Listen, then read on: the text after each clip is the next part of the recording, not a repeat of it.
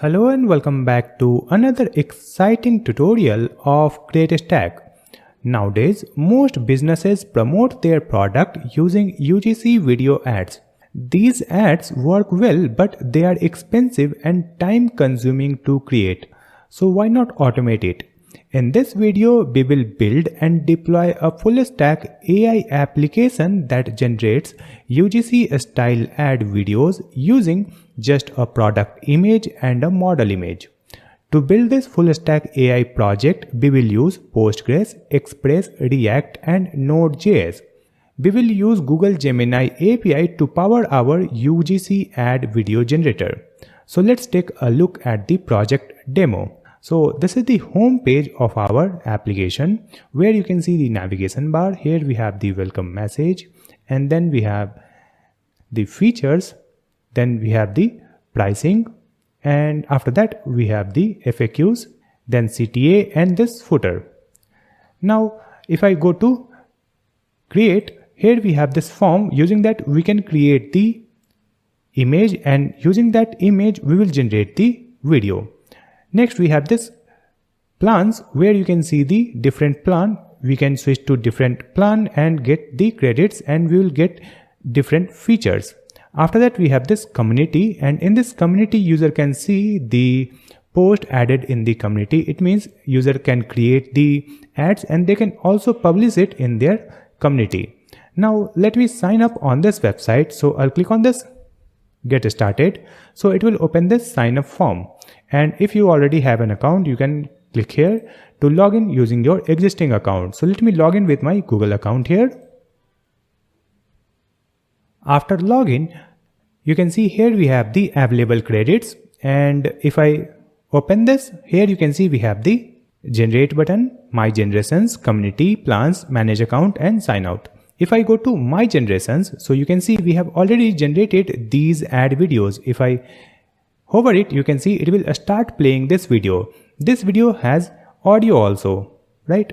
So this is the UGC ad video generated using a sneaker image and model image. Let me move here in the second one. So you can see this is the second video generated using a product which is the handbag or trolley bag, and here we have a same model, right? So you can see the used images also in this circle. We have the suitcase or trolley bag, and here we have the model image which is used to create this video. And here we have other details also like product name, created date, then we have the description, and here we have the prompt also that is used. After that, here we have the option to publish or unpublish this ad. So if it is published, it will be added in the community. So the second one is published. That's why here we are getting the unpublish button. And in the first one, we have the publish button so that we can make it public. It will be added in the community. After that, here we have the view details. If I click here, so here we have this result page. We can play or mute this audio. And in this one, we have the option to download the image and download the generated video. Correct? Now let's create a new ad. I'll click on this create button and here we'll add the product image. So let me add one product. Let me use this handbag image as a product. Now we'll upload the model image. So here I'll choose this model image. After that, here we have to add the project name. So let me write the project name, my new project. Then we will add the product name. So the product name is handbag. After that, here we have to add the product description, which is optional. So let me write the product description, handbag for women. After that, you can also add the prompt. So here we will add this prompt, showcase the handbag in dynamic and fashionable way. This prompt is also optional. So we have added the details here and added the product image and model image. Now click on this generate image. So it will generate the image first. I'll just click here, and after generating it, it will deduct the credits also. You can see right now we have 70 credits. So it will deduct 5 credit for generating this image. And after generating the image, we will deduct the credit to generate the video. So just click here. It will take few seconds to generate the video because it is generating the content using AI. So just wait for that. Now you can see our image has been generated, and now you can see in this model's hand we have this handbag, right? So we have uploaded the separate image for model and bag. So now we have the combined image, and using this image we can generate the video. In the right side you can see we have this download image button so that we can download this image, correct? Now we have this button generate video, so let's click on this one. So it is generating the video, just wait for that. Now you can see the video has been generated.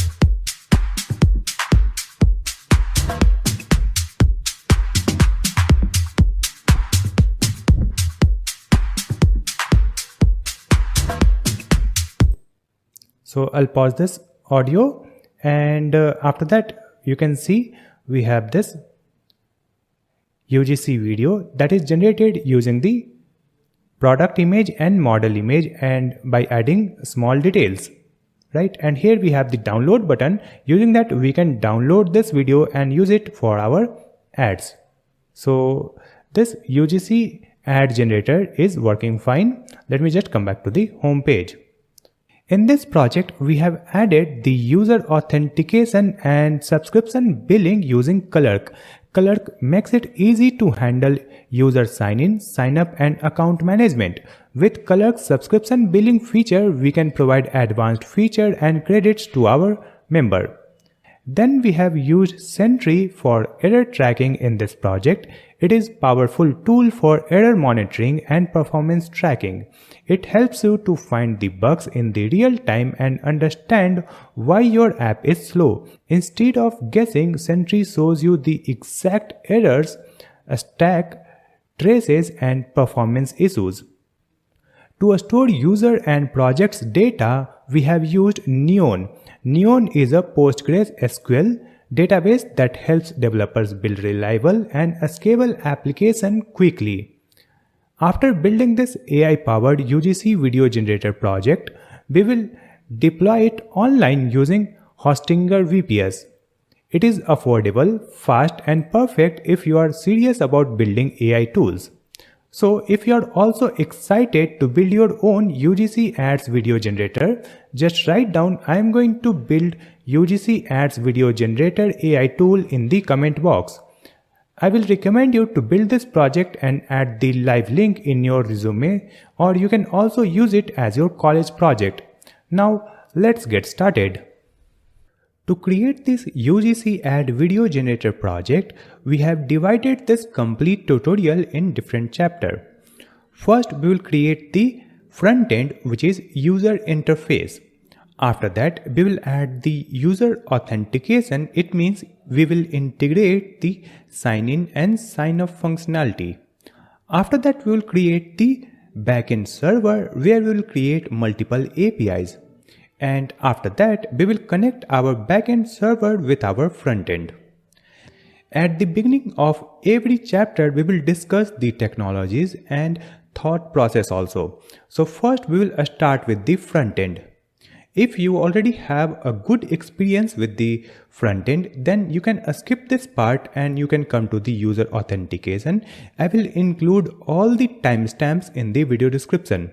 But for creating the front end also, we will not take much time, because instead of creating the front end from scratch, we will use pre-built UI template.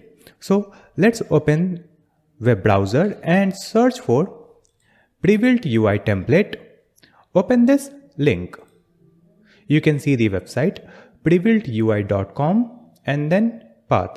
You can also open the home page using this URL prebuiltui.com, and here you can find different components. So you can easily integrate these components in your React project. So let's come here in the templates, and here you will find lots of beautiful templates.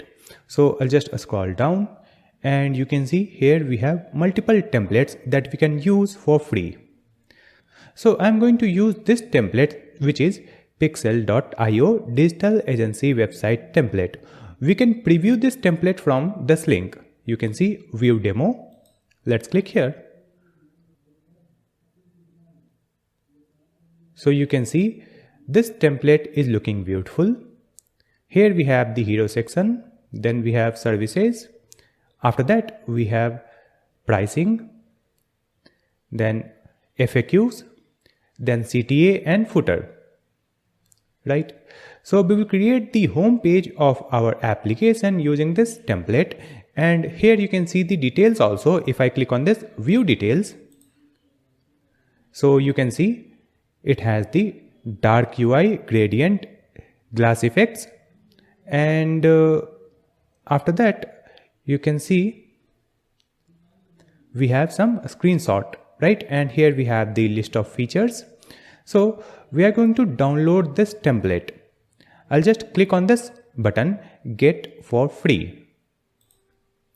Here we have two options. We can download this template for Next.js project and we can download it for React.js also. So I'm going to create the front end in React.js. So I'll just click here.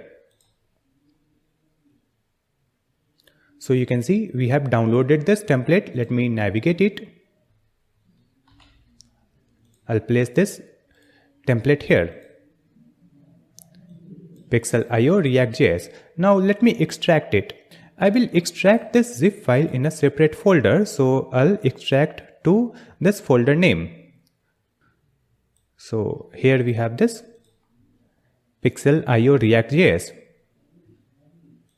like this. Now in this one you can see we have the complete structure for React project. Now we have to start this project. For that we will use VS Code. So first let's create a project folder. I'll create a new folder here and I'll write the folder name UGC project. And after that in this one we will move this downloaded folder. Let's move it here. Now in this one we have this Pixel.io React.js, which is the front end. So let's rename this. I'll rename it as client. We will create a full stack project where we'll create the front end, which is the client project, and we'll also create the backend. So here we have the folder name client, and in this one we have the template that we have downloaded. Now let's right click on our project folder and select open with VS Code. So it will open this project in VS Code, and after that we will start this front-end project. So right click on this client and then select open in integrated terminal.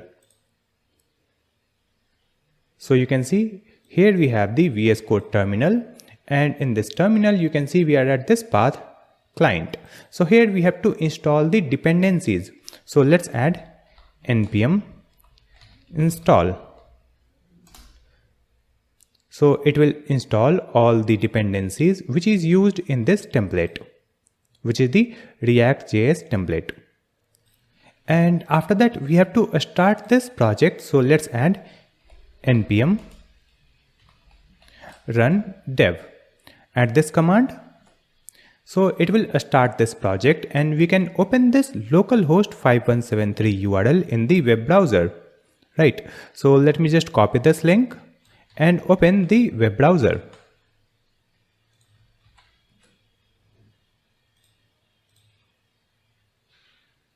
So in this browser you can see we have the same template and it is running at our local host, as you can see here. So we have downloaded the template and it is running on local browser. After that we have to customize this template, and after customization we will also create our custom pages or new pages, right? That will be helpful for our project. So I'll just come here and we'll start with our index.html file. So in this one you can see here we have the title. So in this title I have to add our own title. So let me write UGC AI create AI generated images and videos like this. And after that here you can see we have this link tag, and in this link tag we have the favicon.ico. So if I open the web browser you can see the title has been generated here. It means the title has been updated, but the icon is same. You can see the favicon icon in this tab. So to update this icon we have to insert our own images and icons. So you can download the asset file from the video description. You can see here we have the UGC assets. You will find this link in the video description. So just copy everything from this assets folder that you will find in the video description. Just copy everything and open our project folder. Then go to client and assets. Inside this src you will find assets. And here let's paste everything.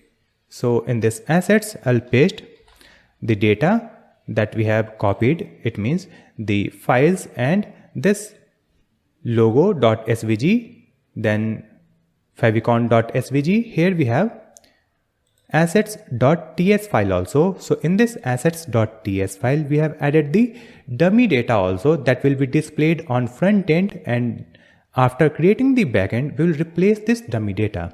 So here we have all the assets. Now we have to place some assets in the public folder also. So I'll just copy this favicon.svg, and after that let me just come here in the client project. In the client we have public, and in this one you can see here, you can see we have the favicon.ico. So I'll paste the file, that is favicon.svg, and remove this ico file like this. So here we have favicon.svg. Now we can use it in our project. So I'll just close it and open the VS Code, and here let's provide favicon.svg. Save the changes and open the web page. So you can see the icon has been updated. Correct? After that, I'll just come here, and in this HTML tag we will add one class. So let's add the class property, and here we'll add the tailwind class name, that is scroll smooth. So it will scroll the web page smoothly, right? After that let's close it, and we will come here in the src. In this src you can see we have the home.tsx, because this project is created using TypeScript. Now in this file you can see we have hero, features, pricing, FAQ and CTA. And after that if I open this main.tsx, in this one you can see we have this app. So first this app component will be loaded, right? And then we will open app.tsx. So in this one you can see we have this soft backdrop that will add some gradient color in the background. Then we have this scroll, and after that we have this navbar, then home and footer. So this navbar will be displayed everywhere. Then we have the home.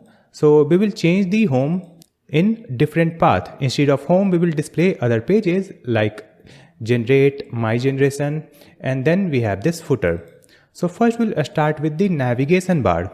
You can see here first we have the navigation bar, and then we have the content that is available in the home page, right? And at the bottom we have this footer. So first we'll start with navbar customization. For that I'll just come back here in the VS Code and open the components, and in this components we have navbar.tsx file, right? Now in this one we have to update the link name, right? So you can see here we have the nav links, which is home, it will be there. After that here we have this features. So let's update it. Here we'll add create. After that we'll add the third one, that is community, and in the next one we'll add the text called plans. Here we'll add the path also. So let's add the path, that is /generate in this create. After that we'll add the path /community, and in the next one we'll add the path called plans. Save the changes and scroll down. So here you can see first we have this div, and in this one we have a logo, right? And here we have the a tag. So instead of this a tag I'm going to use link tag. So let's replace this a. I'll write link. And after that, we have to import the link from the React router DOM. So we are not getting the suggestion here. Let's scroll down. I think React router DOM is not there. Let me open the package.json file. And here let's see the dependencies. So here we have Tailwind, Framer, Linux, Lucid React, React DOM, and Tailwind CSS. So we don't have the React router DOM. So let's install it. I'll just open this terminal, add Ctrl+C to stop the project, and here let's add the package name, that is React router DOM. So simply write npm install React router DOM. And after that, start the project again using npm run dev. So now the project is running again. After that, let's come here, hide this terminal, and open our navbar.tsx file. And here, if I type link, we are getting the suggestion to import the link from React router DOM. So here we have imported the link tag, and after that, here we have href. So remove it and we'll add to. In this to property, simply add the path / so it will open the home page when we will click on the logo.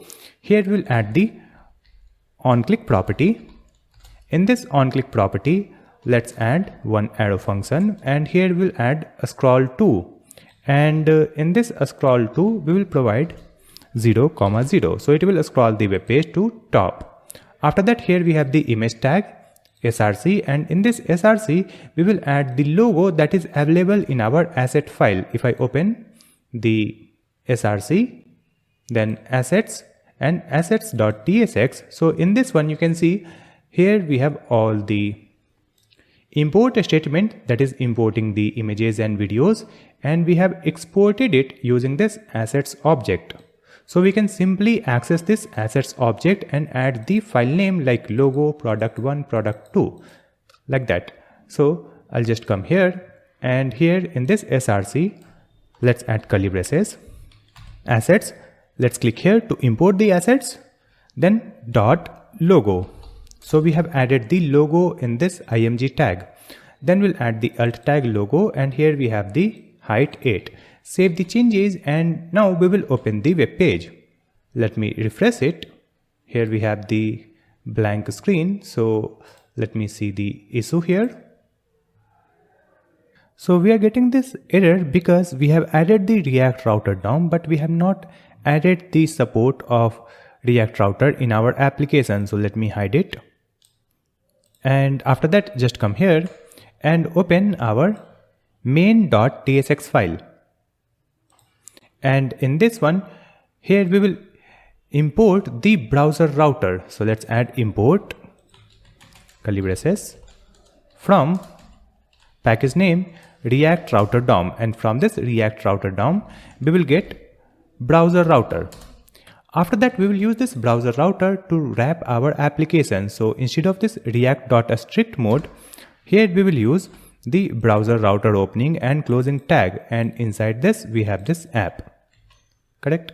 Now we remove this unused import statement from here, save the changes, right? After that, if I open the web page, you can see here we have the updated logo. Then we have the updated text, home, create, community, and plans, which is the menu title or text, right? After that, I'll just come here in the navbar.tsx file. Here you can see we have used the same nav links and map that is displaying all the links.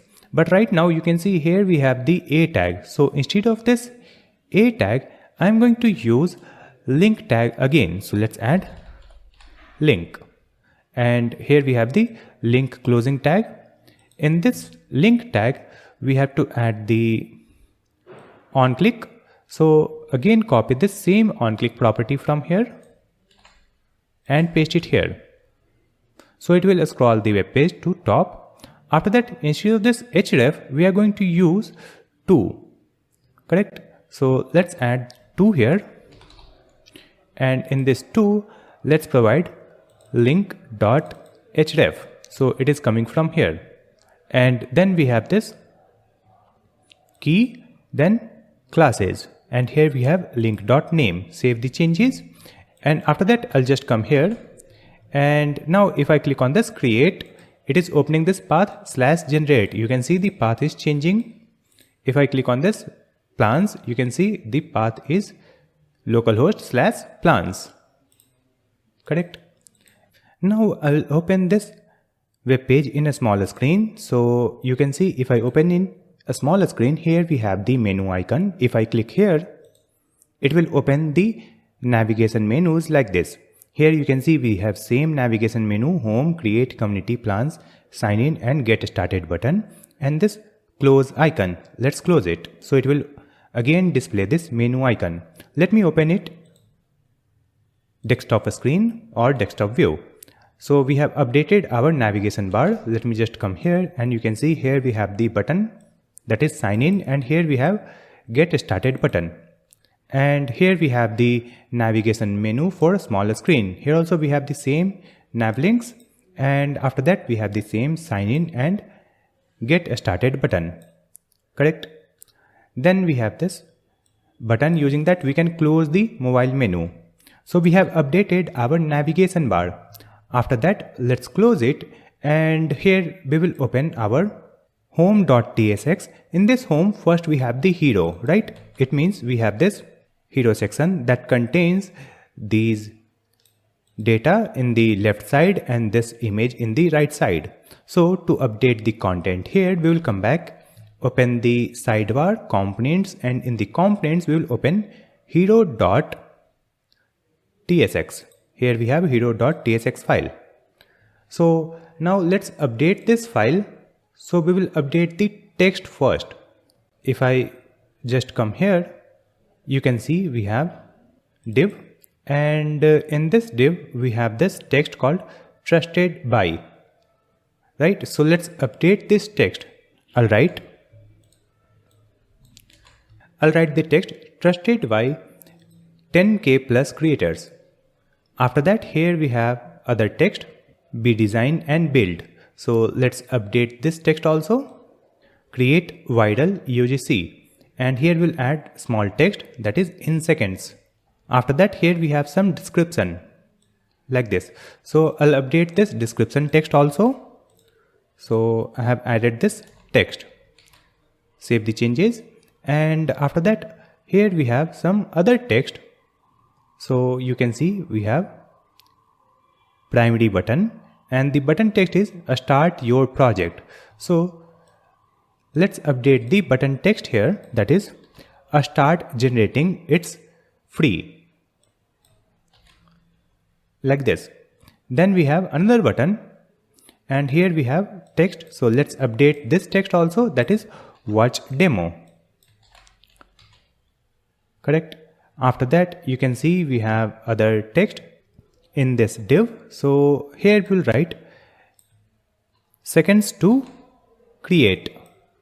Then we'll add another message in this div, that is optimized social formats, right? Scroll down, here we have another div, full service delivery. So let's update it commercial rights. Then we will update the second text, that is use anywhere, like this.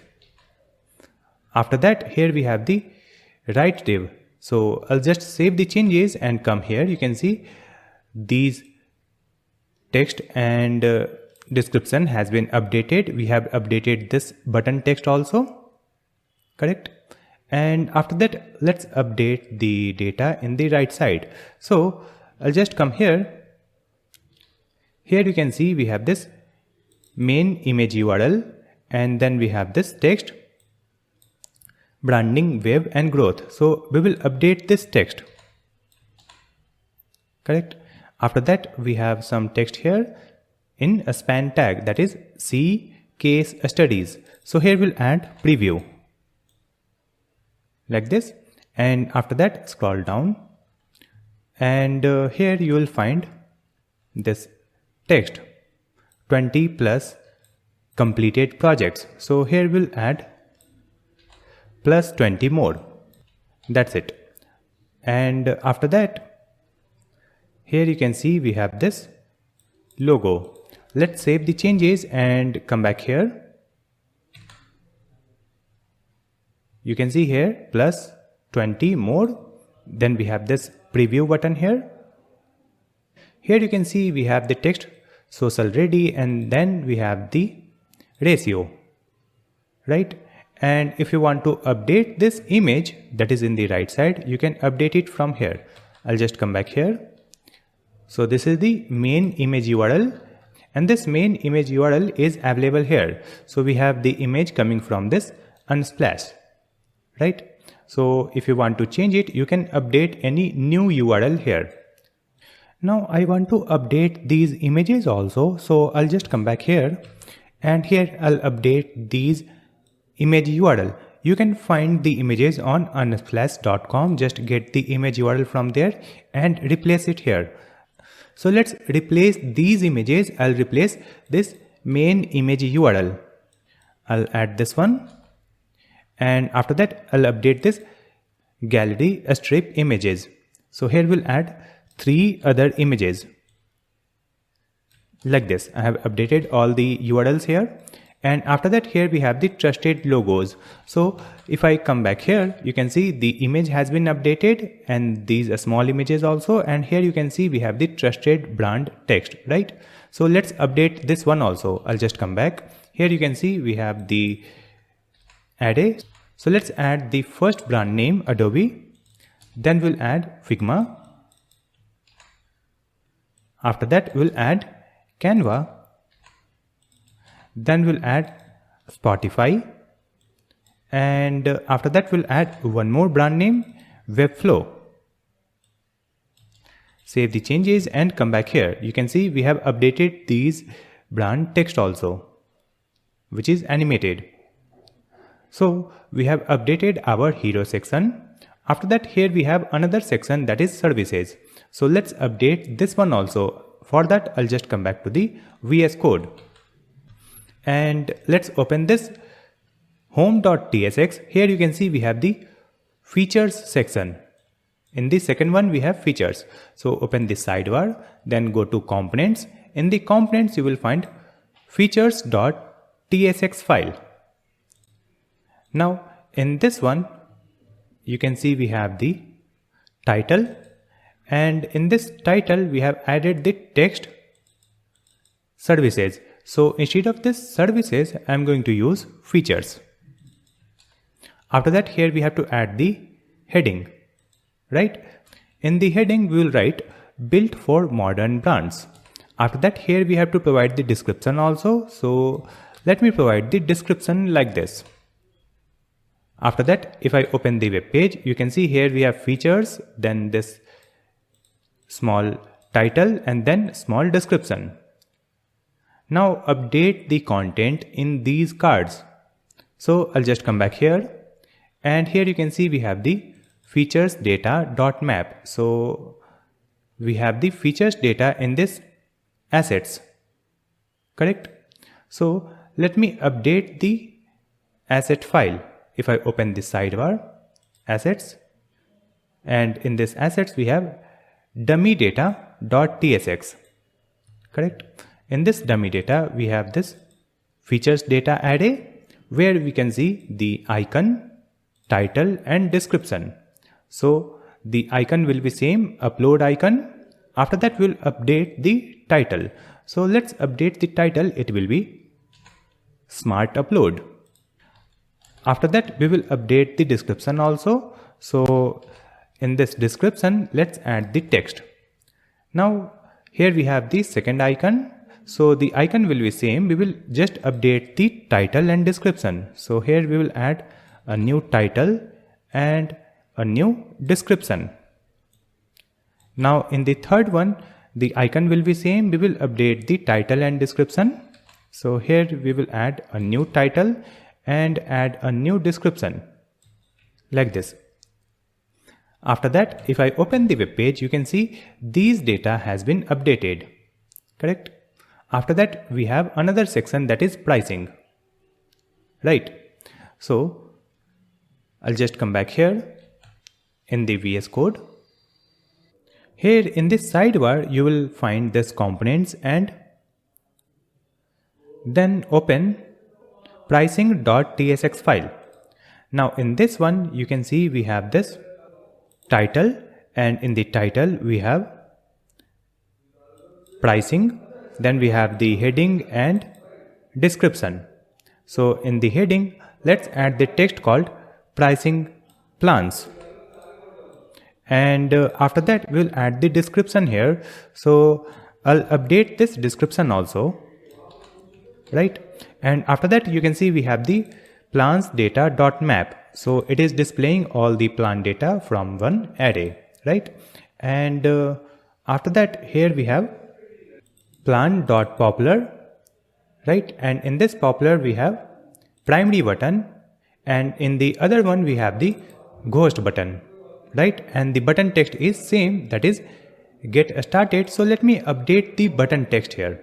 Here we'll add button text called buy now, and in the second one also we'll add the text buy now, correct? And after that I'll just come here in the web browser.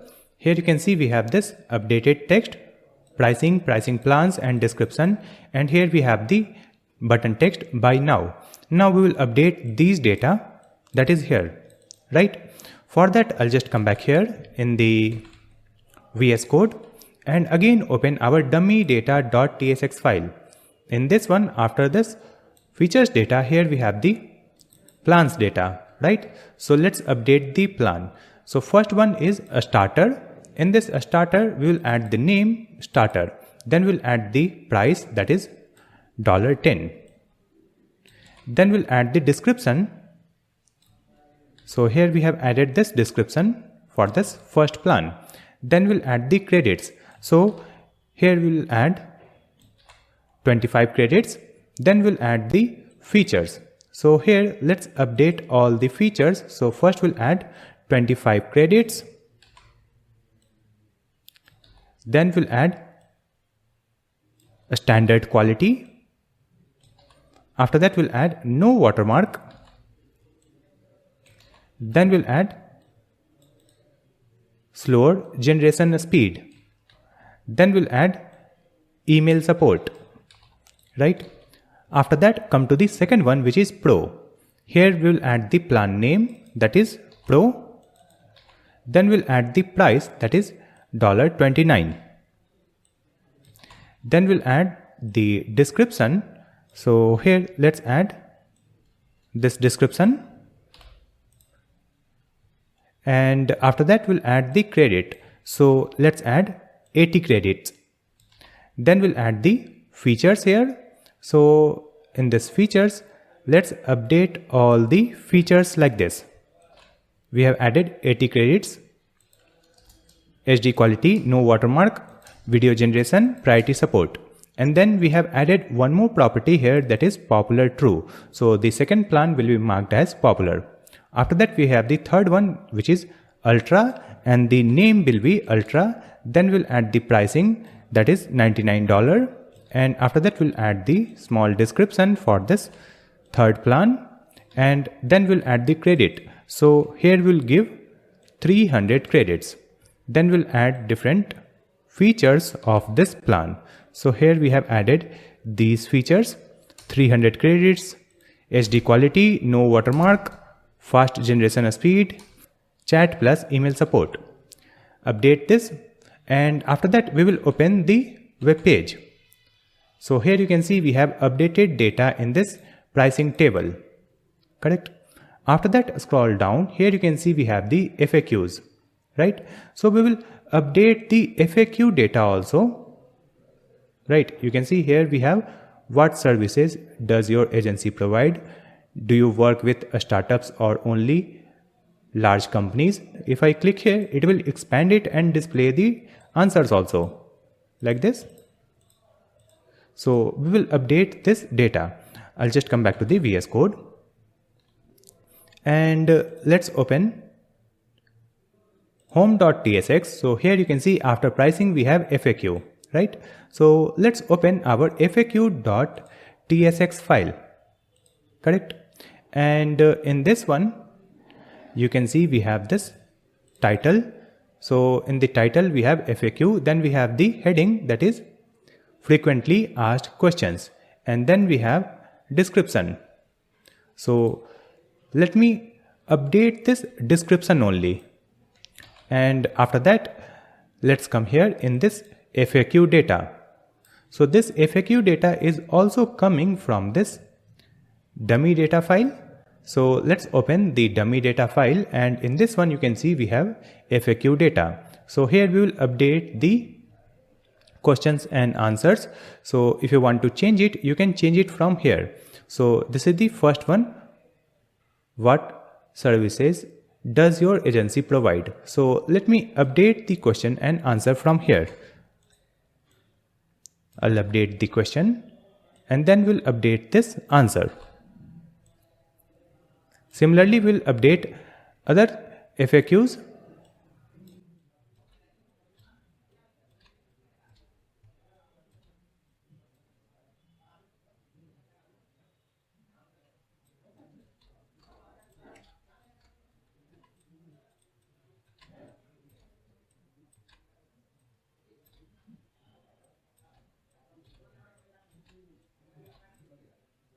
So here I have updated all the data in FAQ, and after that I'll just come here. So you can see these data has been updated, correct?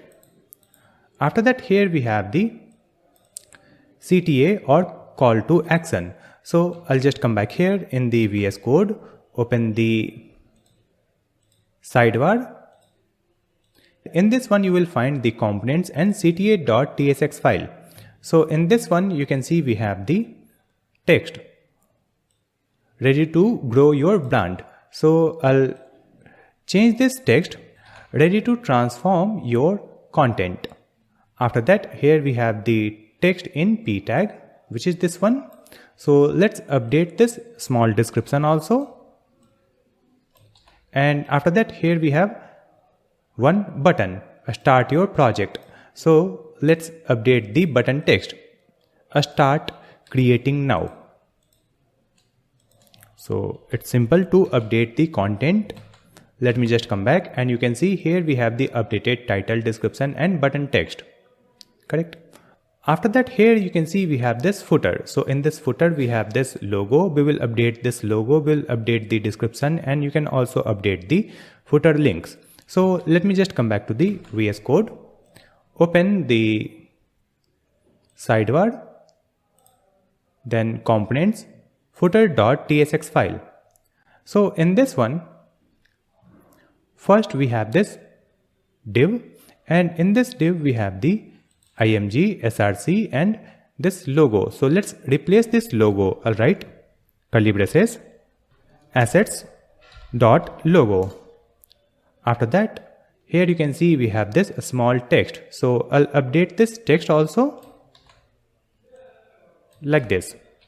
And after that you can see we have footer links, right? We have footer links dot map. So in this one we have data from this footer links array that is imported from another file, and at the bottom we have this copyright message, that is the current year, and then we have this text.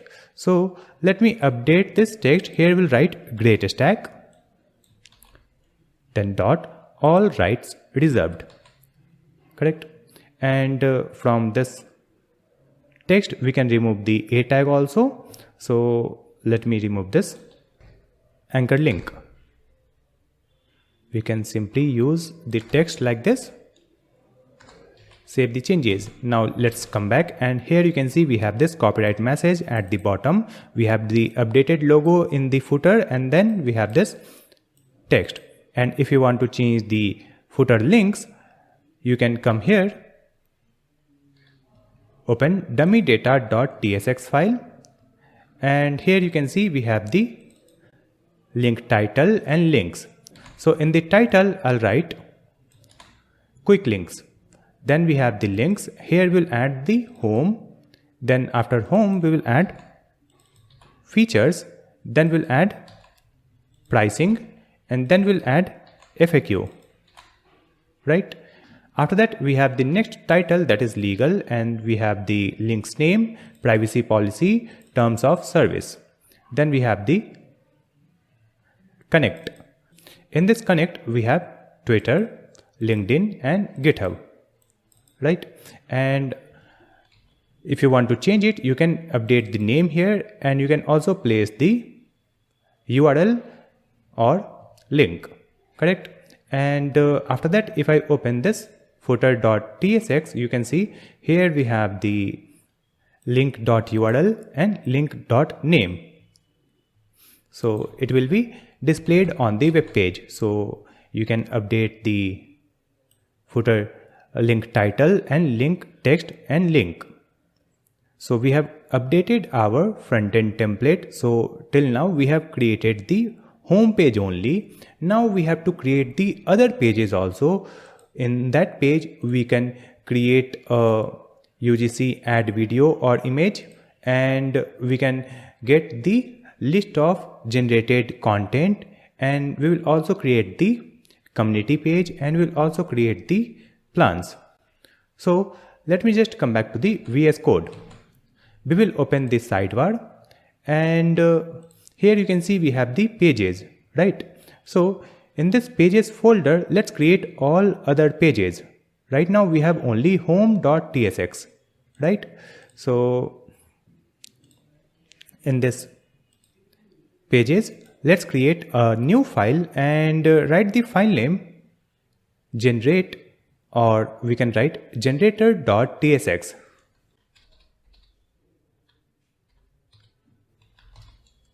Here let's add RAFCE to create the component structure. And let's remove this import statement from here. After that, we'll create the next page, that is community, right? So in this pages, create a new file community.tsx, right? RAFCE, and it will create this component structure. After that, let's create the next page. So here we'll create the loading page also, right? So create a new file loading.tsx and write RAFCE and remove this import statement. After that, we'll create the next page, that is my generation. So here let's create a new file mygenerations.tsx and write RAFCE and remove this import statement.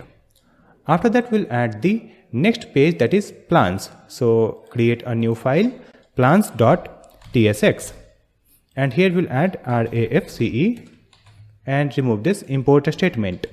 After that, we'll add one more page, that is results, where we'll display the generated content result. So create a new file, that is result.tsx.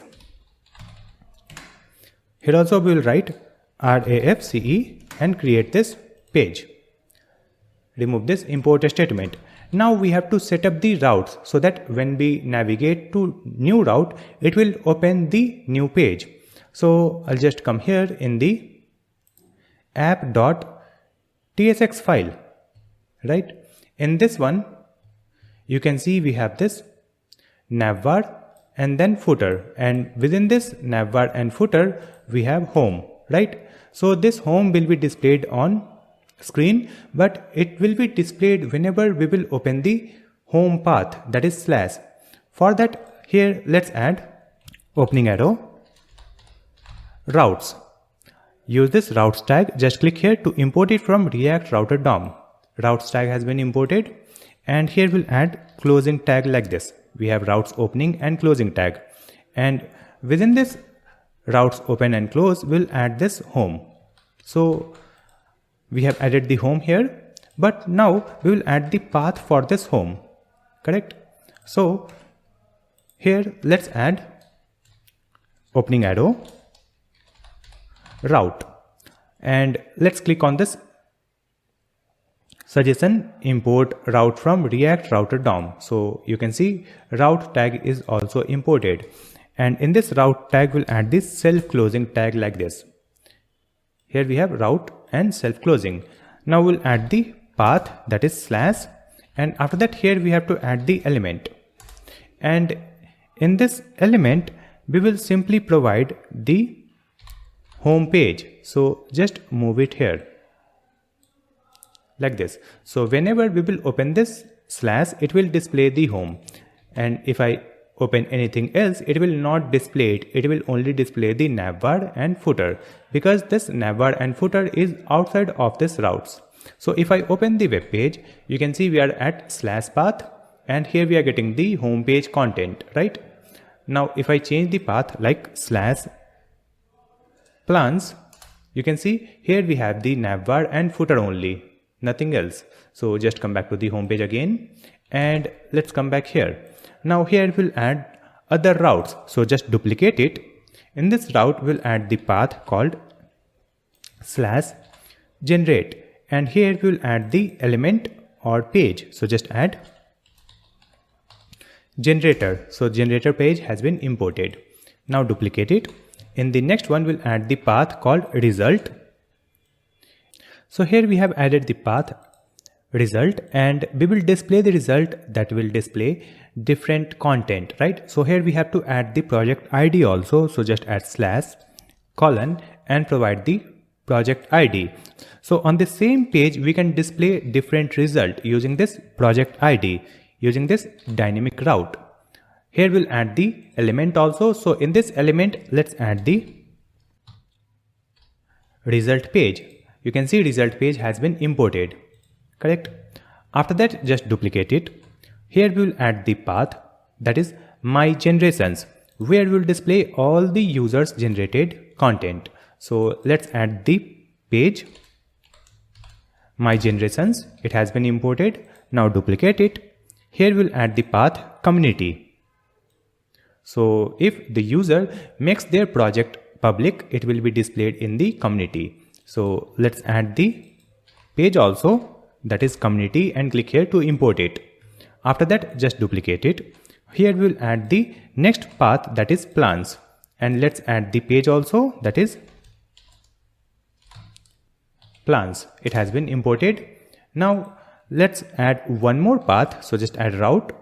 Path is slash loading, and here we have to add the loading page. So in this element let's add loading, and just click on this suggestion. So you can see the loading page has been imported.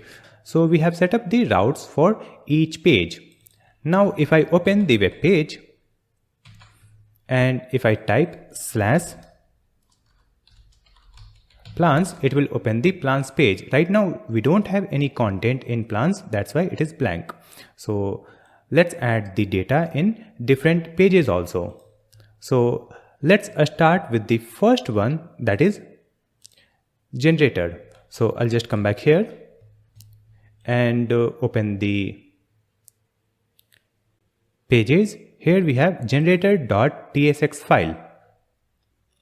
In this generator page we will create the title, and after that we will divide the content in two columns. In the left column we will add the input field.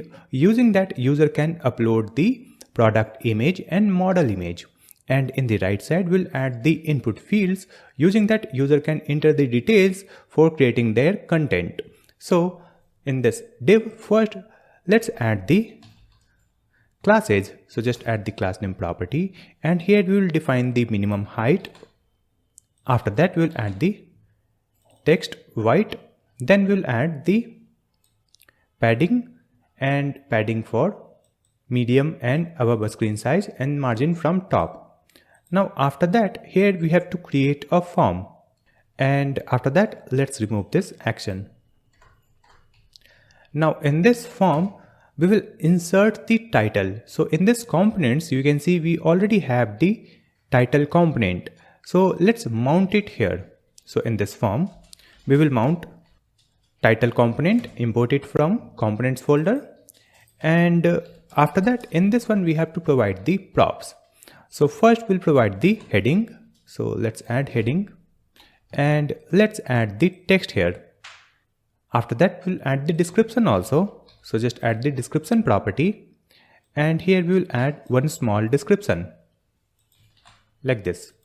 So we have added the title for this generator page where user can create the content. Now in this form tag also we'll add some classes. So here in this form we'll add the class name property and let's add the maximum width. Then we have added the MX auto and margin at bottom. Correct? Now in this form we'll add the div so that we can divide the content in left and right column. But before that, let me open the web page. So I'll just come back here and go to this create. So here you can see we have this title and then small description. Correct? After that, I'll just come back here and here we will add a div like this. And in this one, we will add another div. So in this first one, let me add the text called left call. Duplicate it. Let's duplicate this div only. Here we'll add right call. So if I come back here, you can see here we have left and right call. Now let's add the classes so that it will be displayed side by side. So I'll just come back here and start with this div. Here we'll add the class name and let's provide the flex. Then we will add the gap and after that we have added the flex column, items start, justify between. Now after that here we'll add the comment also. So let's add the comment, left column, and here we'll write the comment, right column. After that I'll just come back here. So you can see here we have the left column in the left side, right column in the right side. Right? Now let's start with the first one, that is left. So just come back here. In this div, we will add some classes. So I'll write class name property here and then provide the flex column width full.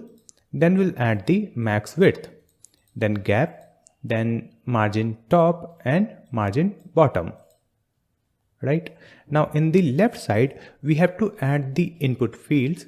Using that, we can upload the images, right? So there will be two input field for uploading product image and model image, right? So for now, I'll write the comment only. Here we will write product image and duplicate it. Here we will add the model image. After that, if I come back here, you can see here we have product image and model image. Now to create both input field, we have to use the same layout. We will create the input field that accept the image file and we'll add some properties here. So let me create a separate component for that one. So I'll just come back here and come to the components folder. In this components folder, let's create a new component and write the file name uploadzone.tsx. Now I'll write RAFCE and remove this import statement. Now in this one, here we have this div. So we'll add the class name property and provide relative and group. Correct? After that, here we'll add another div. And in this one, let's add class name. And here we'll add the dynamic class. So we'll add curly braces, backticks. And here, let's provide these tailwind classes, right? And after that, we will add some dynamic classes based on the state. If the image file is already selected, we will add other classes. And if the image file is not selected or not uploaded, then we'll add the other classes, right? So here, let's add the props. So just add curly braces. We will get the label. After that, we will get the file. After that, we will get on cleared. And then we will get on change. So we will get these data in props. Here we will add the type also. So just add colon. And here let's add type for these data. So let me define the type in separate file. So here you can see we have this src. In this src, I'm going to create a new folder. So let's create a new folder here and write the folder name types, right? Now in this folder we have to create a file. So let's create a file in this types folder and write the file name index.ts. Correct. And after that, here let's add export interface and write the name upload zone props like this. Here first we'll add the label. So the label will be a string. After that we will add file. So in this file just add the file, or we will add null. After that we will add on clear. So here just add the arrow function that is returning void. After that let's duplicate it. Here we'll add on change. And in this on change we have this function where we will add event and colon, and here let's add React, import the React. You can see it has been imported. Import type React from React. Then we'll add dot change event, and here we'll add this angle bracket, and within this we'll add the HTML input element like this. So we have added the interface here. Now I'll just copy this and come here in the upload zone.tsx file, and here after this colon we will provide this upload zone props, and just click on this suggestion to import it. It has been imported. Correct. After that, here let's add the dynamic classes. So just add $, curly braces, and we will use this file question mark. So if the file is available, it means the image file is uploaded. So here we will add different classes, and if it is not available, then we'll add colon and provide different classes in this code. So in the first one we'll add border color, then background, and after that in the second one let me provide different border color, then we'll add the hover effect, and we will change the background also when we hover. Correct. After that I'll just come here and add curly braces, and we'll check the file if the file is uploaded. So in this case we will add this parenthesis and this fragment, and after that here we'll add colon, another parenthesis, and in this one we'll add the fragment like this. So if the file is uploaded, it will be displayed, and if the file is not available, this second fragment will be displayed. So if the file is already available, so in this case we will display the uploaded image file, and if it is not available, then we'll display the upload icon. So let's start here. We'll add one image. Add this image tag. In this image src, let's provide the URL dot create object URL, and after that we will provide our file here. So it will create the URL for our uploaded file, and it will be added as src for this image. Now we'll add the alt text, it will be preview, and after that we'll add some classes also for this uploaded image. So in this one let me provide these tailwind classes. Now after this image we have to add a button also, and using that button we can remove this uploaded image. Correct. So here let's add a div. Within this div we will add the button, and in this button we'll add the cross icon. So just add X icon and import it from Lucid React. Right. Now we have to set the position for these buttons. So let's start with this div. In this one we'll add these classes. After that we have to add the button type. So let's add the type button. After that in this button we will add the on click property. In this on click we will provide this on clear. So it will clear the selected image, and then we'll add the classes also. So we will provide the class name, and here we have added these tailwind classes. Now we will set the width and height for the cross icon. So we'll add class name property and set the width and height. Right. Now after that we will just come here after closing of this div.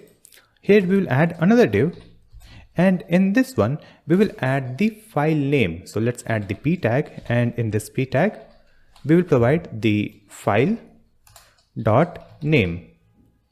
Right.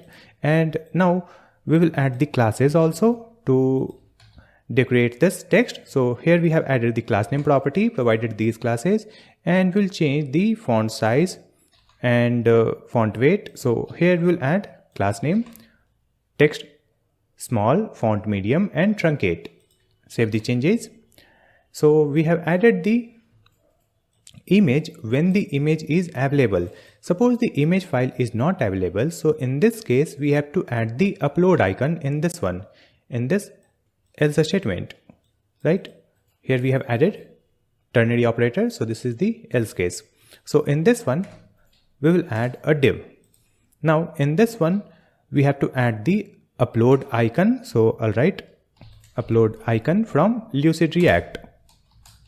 Now for this icon we have to provide some classes. So we'll add the class name property and provide these classes. Now we will add the classes for this div that contains this icon. So let's add these classes for this div. Now after closing of this div, here we have to add the text also. So we will add the text in h3 tag. So in this text just provide the label. Right, so the label will be upload product image or upload model image.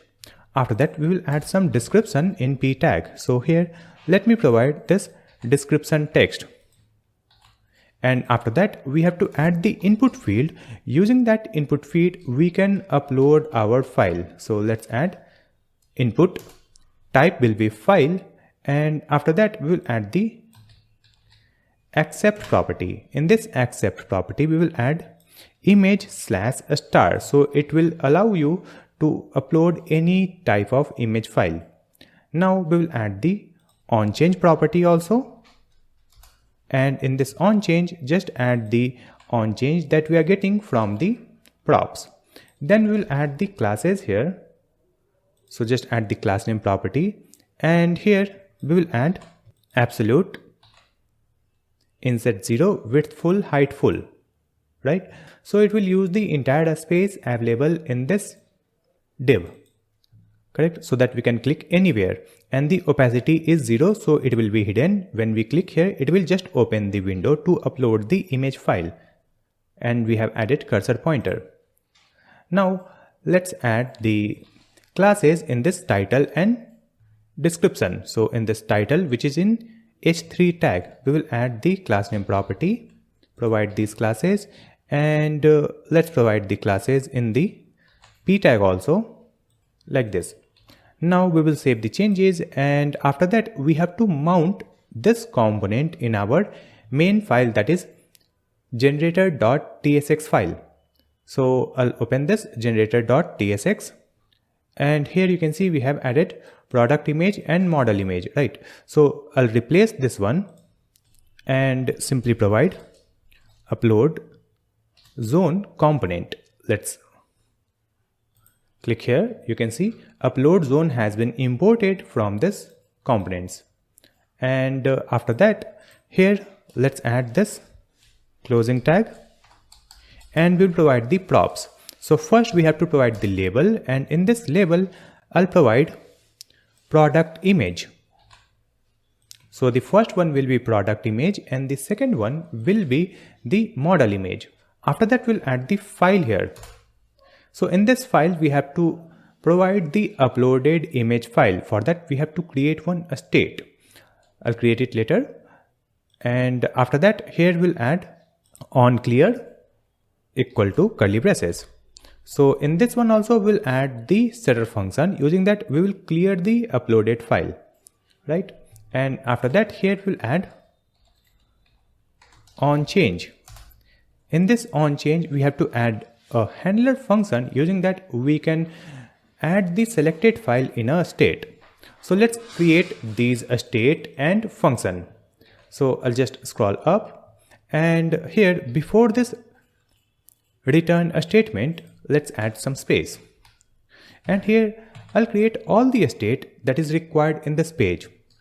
So let's start with the project name. So I'll simply use name, const name, and the setter function name is set name equal to use a state, and let's initialize it using empty string. Now duplicate it.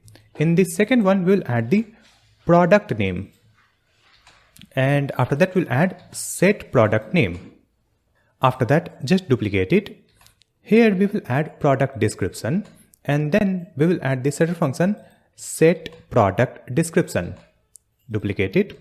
Here we'll add aspect ratio, and then we'll add setter function set aspect ratio. Duplicate it. Here we'll add product image that we are going to use right now, and then we'll add the setter function set product image, and here we will add use state and initialize it using null. And here we have to add the type also, so let's add this angle bracket and provide the file. Let's click here, and after that we'll add or and provide null. So it could be file type or null. And here we have the aspect ratio. So in this aspect ratio also we have to update the initial value. So let's add the initial value 9:16. Correct? And after that let's duplicate this. Here we'll add model image, and the setter function name will be set model image equal to use state, then file, null, and null. Now let's duplicate it, or I'll just duplicate this one. First one, copy and paste it here.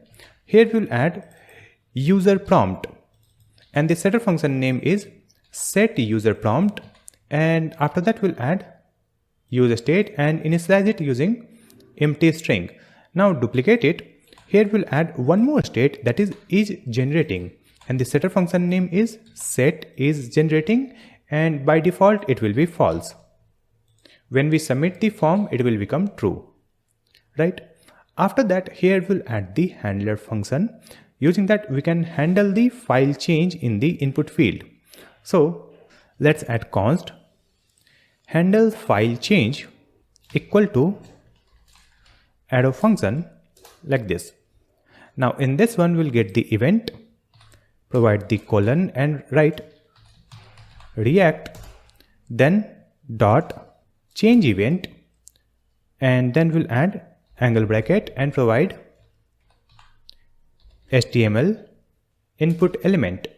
Let me correct it. It will be HTML input element, and after that we'll provide the comma here, and here we'll add the type also. So in the type we will either provide product or model. So let's add a string that is product, or we will provide model like this. Now after adding the type, product or model, let's come here within this curly braces, and here we'll add the if statement. If e.target.files and e.target.files index 0. It means when the file is selected. So in this case we'll add the another if statement and we'll check the type. So I'll write type equal to product. So if the type is equal to product, so in this case we will use the setter function set product image, and let's add e.target.files index 0. So it will store this selected image in this set product image or product image state. Correct? Then we'll add the else statement here. So here let's add else setter function set model image, and in this one also we'll add e.target.files index 0 like this. So here we have added the handler function also, handle file change. Correct? Now we'll add the handler function that will handle the form submission. So let's add const handle generate equal to asynchronous arrow function. And in this parameter, let's use e dot, or we'll add e colon react dot form event and add the angle bracket and provide HTML form element. And here simply provide event dot prevent default. We will complete this function later after creating the backend server. So for now we have just created this handle generate function, and now let's link this function with this form tag. So in this form tag we'll add on submit and provide this function. Now just come here in this upload zone. So in this upload zone you can see we have added file. So here let's add product image. After that here we have on clear. So in this on clear we'll add the arrow function like this, and it will call the setter function set product image and provide null. So it will clear the selected product image. After that here we have the on change. So in this on change just add one arrow function. Here we'll get the event, and after that let's add handle file change function, and in this one provide the event comma and provide the type. So the type will be product like this. Now we will duplicate it, and in the second one we'll add the label. It will be model image. So the first one was product image, this is the model image. After that here we'll add file, it will be model image. After that here we'll use the setter function set model image, it will be null. Then we'll use handle file change, and here in this string simply provide model. Save the changes. After that we will come back to the web page. So here you can see in the left side we have two input field where we can upload the images. You can see we have the hover effect also. So the first one is product image and the second one is model image. Let me upload the image here so that the uploaded image will be displayed at this area, correct? So we can click here to open the window where we can upload the image, or we can also drag the image here. So let me just click here on this product image and let me upload any product image from here. So I'll choose this bag. So you can see the uploaded image is displayed here. And after that, if I hover on this image, it is displaying this cross icon so that we can remove the uploaded image. So if I click here, you can see it has been removed. Now again click here and I'll choose another image. I'll choose this one. So you can see this product image is added here. And here we have the name also for this uploaded image. Now let's upload the model image also. I'll just click here and choose the model image. So I'll choose this model image. You can see it has been added. So we have added the input field. Using that we can upload the product image and model image to generate our content. Next we have to create the form in the right side where we will add the input fields to get the project name, product name, then we'll get the product description, and we will get the aspect ratio, and after that we will collect the user prompt. So let's just come back here in the VS Code and we will come here in the right column, which is this one. So in this right column, first we'll add the class name to set the width of this div. So we'll add class name and width full. Remove this text from here. Here we'll add a div, and in this one we'll add the label tag. In this label tag we'll add HTML for name, and after that we'll add the label text, that is project name, and then we'll add the class name here and provide block, then text small and margin bottom, correct? After that, here we'll add the input field also. So let's add input. Type will be text. And after that, we'll add the ID here. So in this ID, we will use this one, that is name. After that, here we have to add the value. So in the value, we will simply add the name, that is the project name. After that, we'll add onChange property also. In this onChange, add the arrow function like this and get the event here. And after that, here we will use the setter function set name. And in the set name, just add e.target.value. So the available text will be stored in the name state. After that, we have to add the placeholder also. So we'll add the placeholder, and here let's add the text called name your project. Then we have to add one more property, that is required. So this input field is required to submit the form. After that, we will add the classes to decorate this input field. So just add the class name property, and here let's provide these tailwind classes, and we'll add the classes in the div also, which is here. So here we'll add the class name and provide margin bottom 4. That's it. After that, save the changes and let's open the web page. So in this one, you can see here we have project name and this input field. After creating this input field for the project name, let's come back to the VS Code and I'll duplicate this div.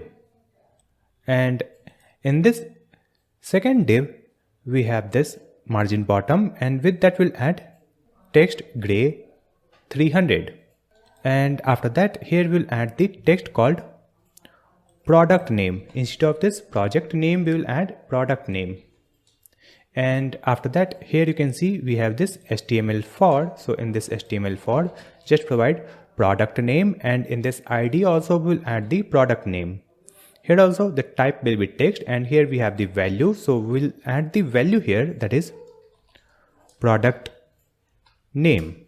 And here let's add set product name, correct? And after that, let's update this placeholder text also. So in the placeholder text, we will provide enter the name of the product. That's it. After that, you can see here we have second input field for the product name. Now just come back, and here let's add another div. So I'll just duplicate it, and in this one you can see we have margin bottom text gray 300, and after that, here you can see we have label tag. In this label tag, we'll add the HTML for product description, right?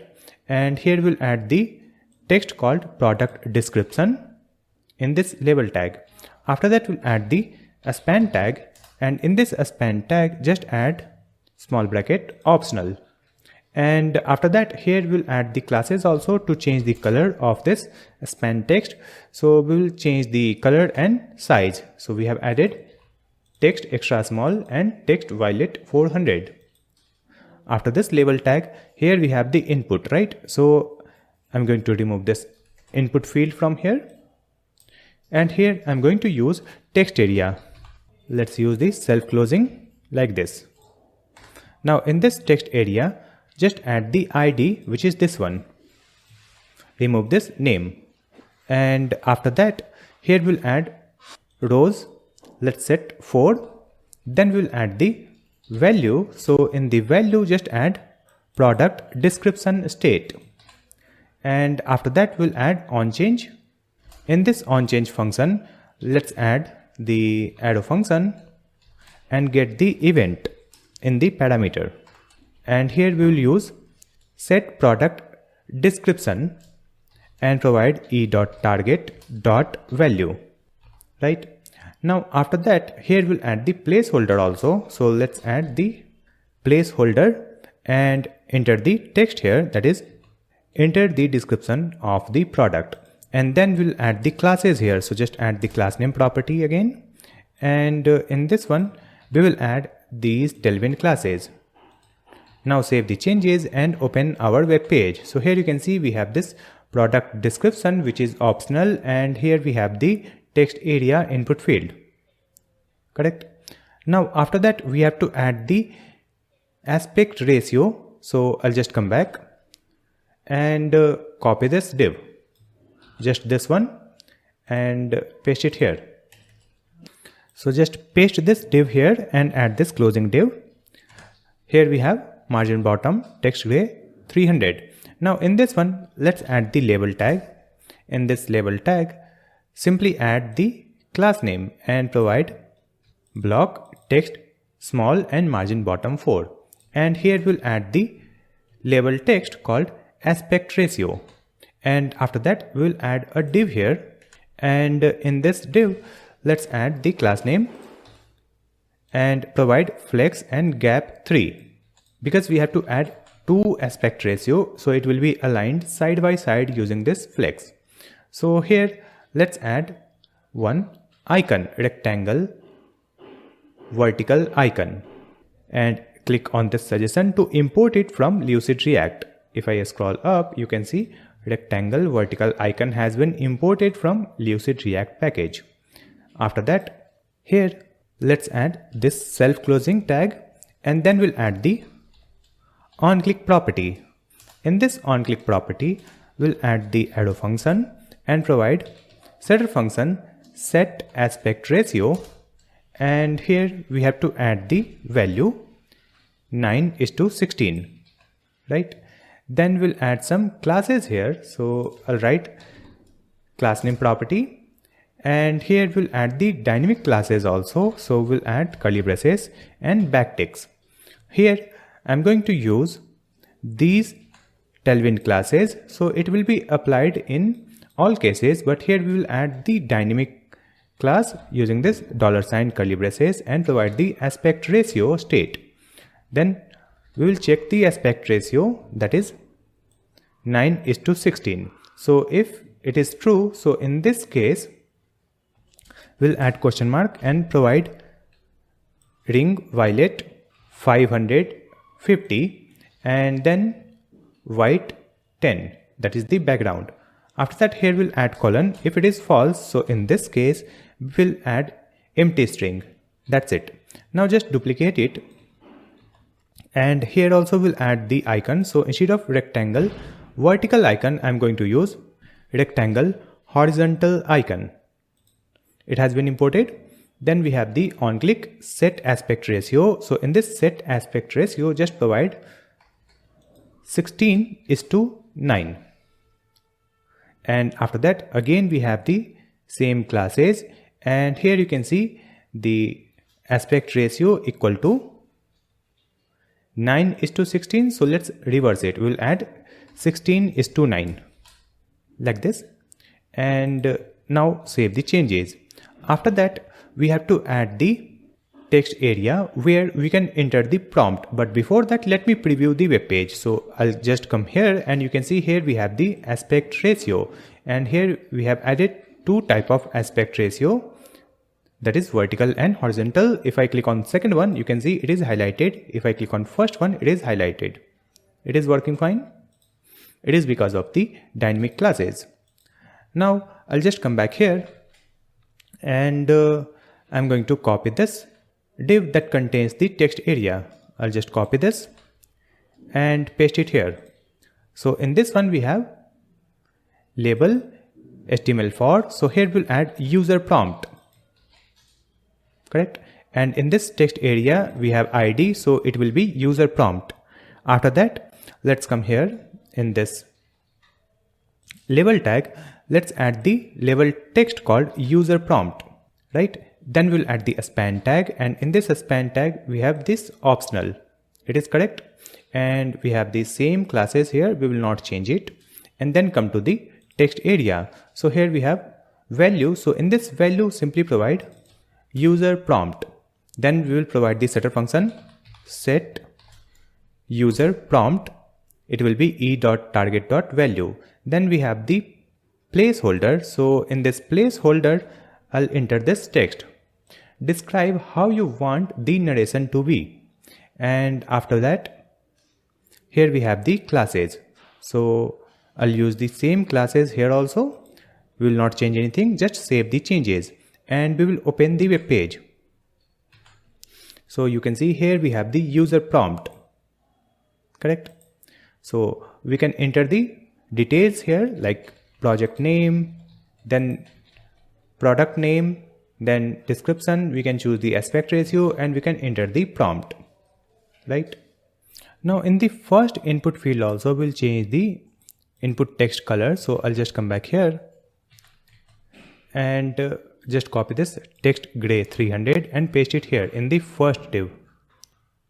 Here we have margin bottom, then we'll add text gray 300.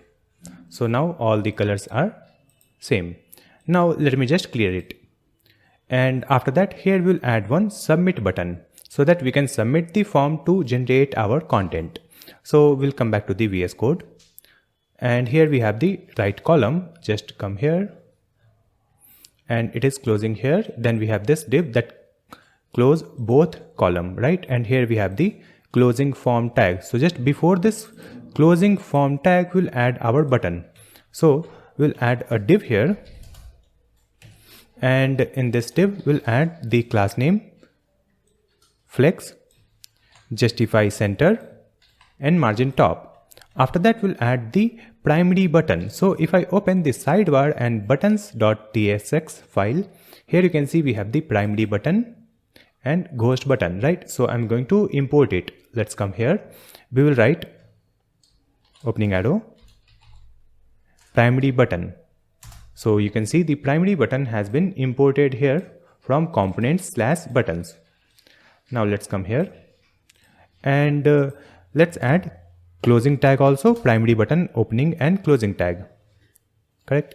Now in this one we have to add the text called generate image, or we will also add generating, right? So here we'll add ternary operator. So just add curly braces, is generating property true.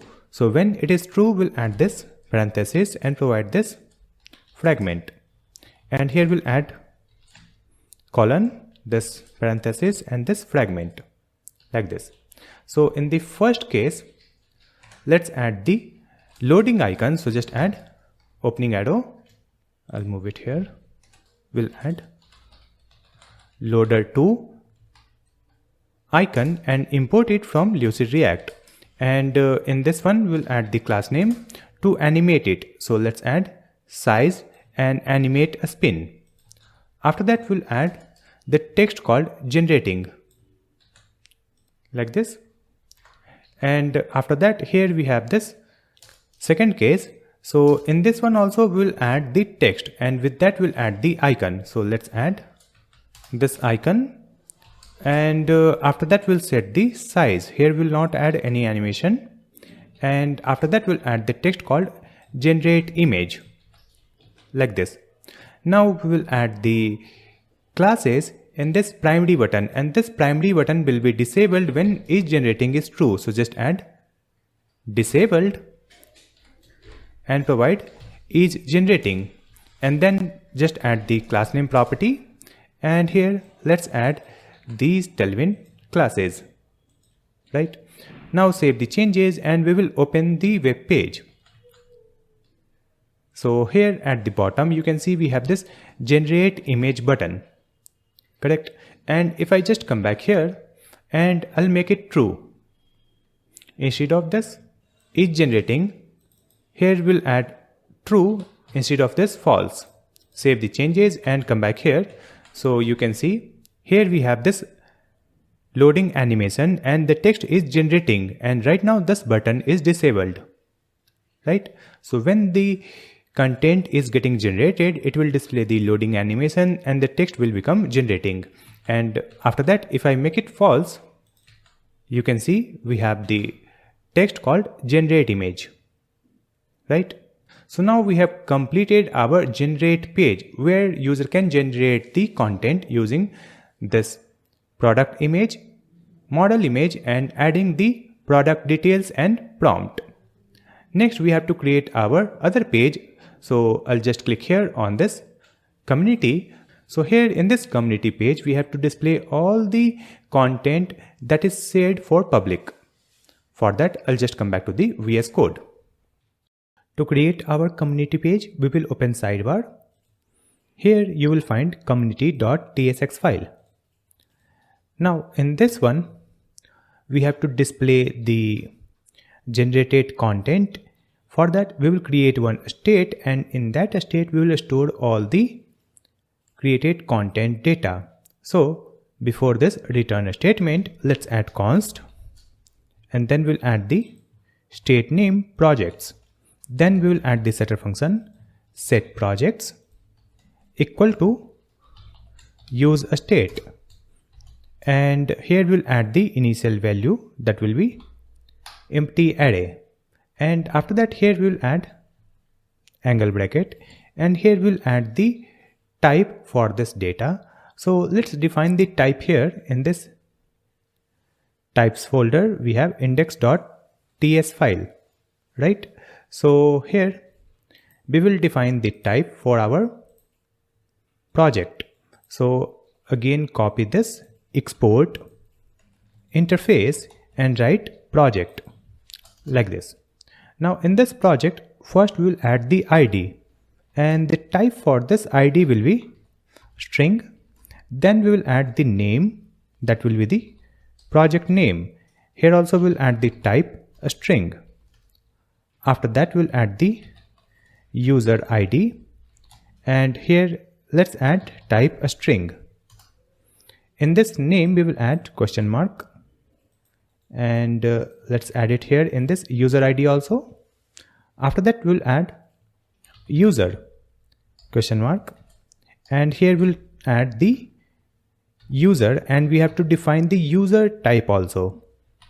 You can see we have added user here, and let's define the user type also. So here we'll add export interface user, and in this one we'll add the ID. So the ID will be a string. Then we'll add the name, and it is a string. After that we'll add the email, and for this email we'll add a string. Here also we'll add this question mark.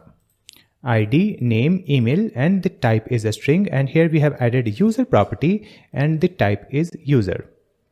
After that let's add product name, and for this product name we'll add the type a string.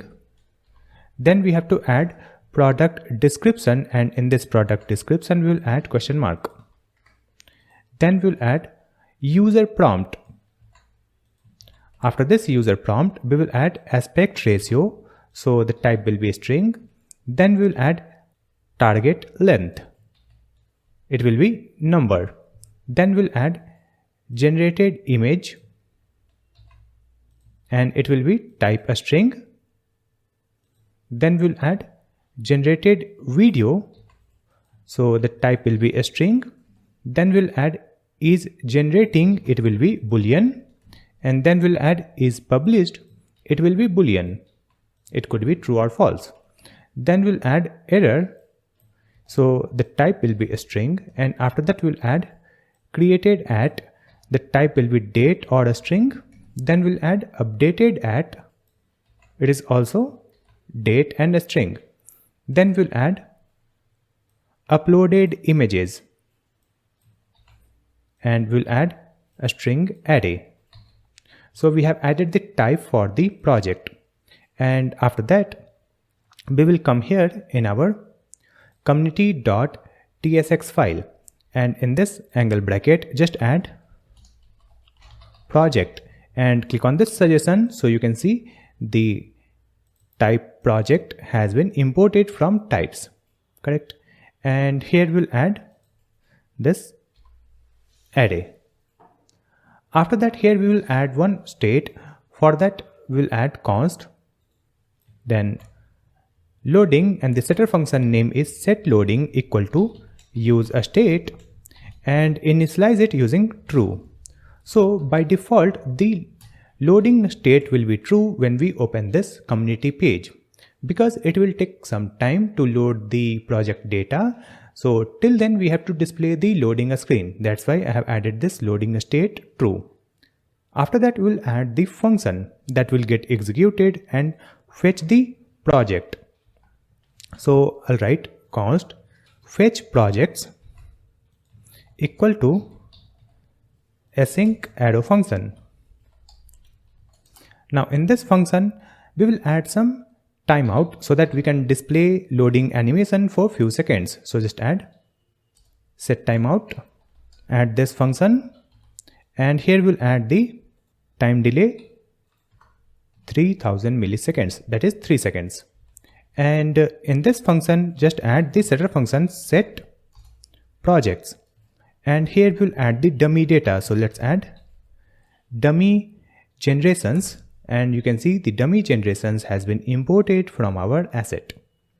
And after loading the dummy data, we will set the loading false. So just add set loading and make it false so that it will hide the loading animation after 3 seconds. Now we will add the use effect so that it will execute this function whenever the component gets loaded. So here we have added this arrow function and dependency array, which is the empty array. And in this function, let's call the fetch projects. That's it. So when we will open this page, it will call this fetch projects function, and it will fetch the projects, and it will wait for 3 seconds. Then it will display the project's detail, and for 3 seconds it will display the loading animation using the loading state. So here you can see we have this return. So in this return, I'll write loading question mark. So when the loading is true, it will return this div, and if it is false, then we'll add colon and then parenthesis, and here we will add another div like this. So in this first div, we will add the class name, and here we will add some classes to set the minimum height and width. We have added flex, item center, justify center, and minimum height is full screen. Then we'll add the loader icon. So let's add loader to icon and import it from Lucid React, and then we'll add the classes for this icon. So here we'll set the size 7, animate a spin, and text indigo 400. You can see loader icon has been imported. After that, if I save the changes and open our web page and refresh this community page, here we have the loading animation, and after 3 seconds this loading animation has been removed because it will fetch the project's data after 3 seconds. Now just come back and we have to display the project's data. So here we have this div. So in this one, again we'll add the classes. So we'll add the class name property here and provide these Tailwind classes. Then we will add another div here, and in this one, let's add class name and provide the maximum width and MX auto. So it will fix the width and it will be aligned in center. It will add equal space from left and right side. After that, here we have to add the title and description, and this title and description will be displayed in the left side. So here we'll add the header tag. Here we have header, opening and closing tag. Now in this one, we'll add h1 and write the text called community. Then we'll add small text in p tag. So here we have added this text. After that, if I save the changes and come back here, you can see here we have community and this small description. So we'll add the classes here. So let's start with the header tag. In this header tag, we'll add margin from the bottom. Then we'll add the classes in the title tag, which is h1. So here we have added these classes, and then we'll change the color in the small description. So here we have added the class name to update the color. If I come back here, you can see the title and description is looking good for this page, that is community page. After that, we have to display the projects list, right? So just come back, and after this header, I'll add comment, that is projects list, correct? Now we'll add a div, and in this one we'll add the class name and provide the classes like this. And after that, here we have to get the projects list from this projects if I come back here, you can see we have the projects state. So let's add curly braces projects dot map, correct? And after that, here we'll add the arrow function and then add this parenthesis, and in this one it will return the individual project data, right? So here let's get the individual project in the parameter, and here it will display the project data in this div. So for now, let me provide the project ID only. Here we'll add curly braces project.id. If I come back to the web page, here you can see we have these project ID, correct? If I change it, if I add name, you can see we have the project name. It is not available here. Let me just come back. Here we are getting the individual generated project, right? So in this one we have the ID, and then we will get product name. Let's add it here and open the web page. So you can see here we are getting all the products name, correct? So now we have to display these data in a card. For that, we'll create a separate component, right? So I'll just come back here in the VS Code, and we will create a new component called project card. So here in the components folder, create a new file, project card.tsx. Here let's add RAFCE to create the component structure, and I'll remove this import statement. Now in this one, we will get some data from props. So just add curly braces, we will get gen, that is the generation. Then we'll use the setter function set generations. Then we'll get for community, it could be true or false. So let's add the default value false, right? Now we have to add the type also. So just add colon and again curly braces. Now in this one, just add Zen, and for this one, just add project and click on this suggestion to import the project type, right? Then we'll add comma, and here we'll add this one set generations, and here we'll add colon provide react dot dispatch, and then we'll add this angle bracket, and in this one we will again add react dot set a state action, and in this one again add this angle bracket and provide project and array. After that, here we will add the comma and provide this for community, and here simply provide boolean, and here let's add question mark. That's it. So we are getting these data as props. After that, here we have to add the functionality so that when we click on the card, it will open the new page, and we will also add some action buttons like delete project, or we can also add the buttons to download the image or video. For that, we will create the menu, and we'll also create the navigate function. So before this return statement, here let's add const navigate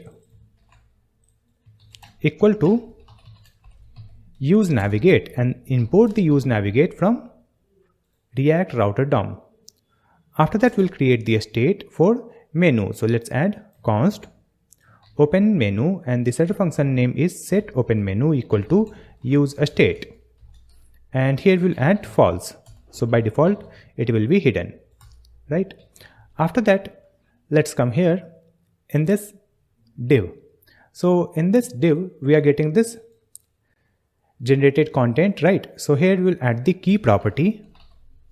In this key property, provide this generated content dot id, so it will be unique.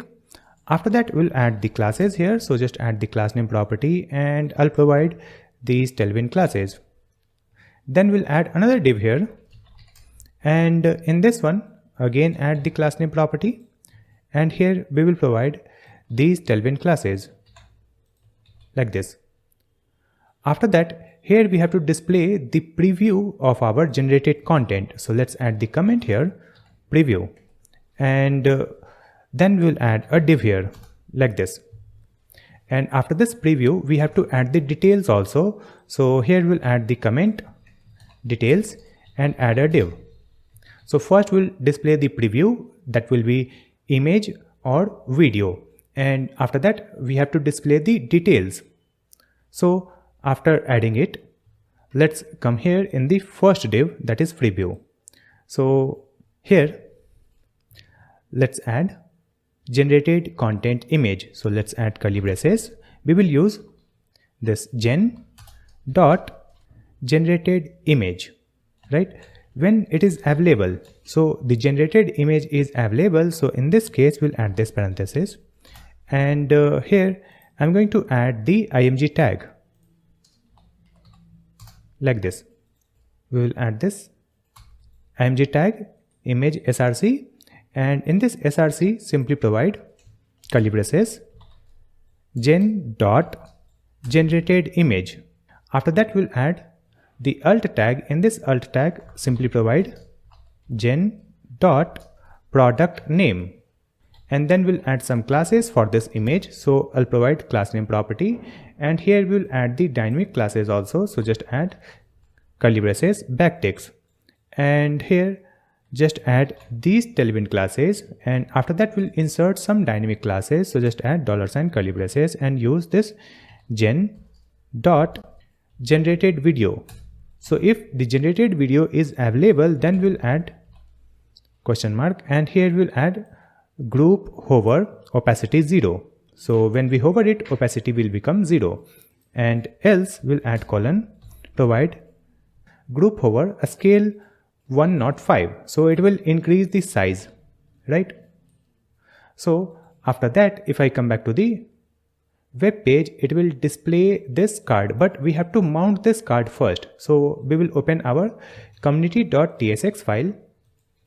Here you can see we have added this div. So instead of this div, let's mount our card, that is project card. It has been mounted here, and here we'll provide the props. So first let's provide the key. In this key just add this project.id. After that we'll add the gen, and here we'll add the project. After that we'll add setter function set generations, and in this one just add set projects, and after that we'll add for community, and here we will provide true. Save the changes and come back here. You can see here we have these images, but it is using the entire space. So I'll just come back here and come to this project card.tsx file, and in this one we will add the classes for this div, right, where we have added the preview.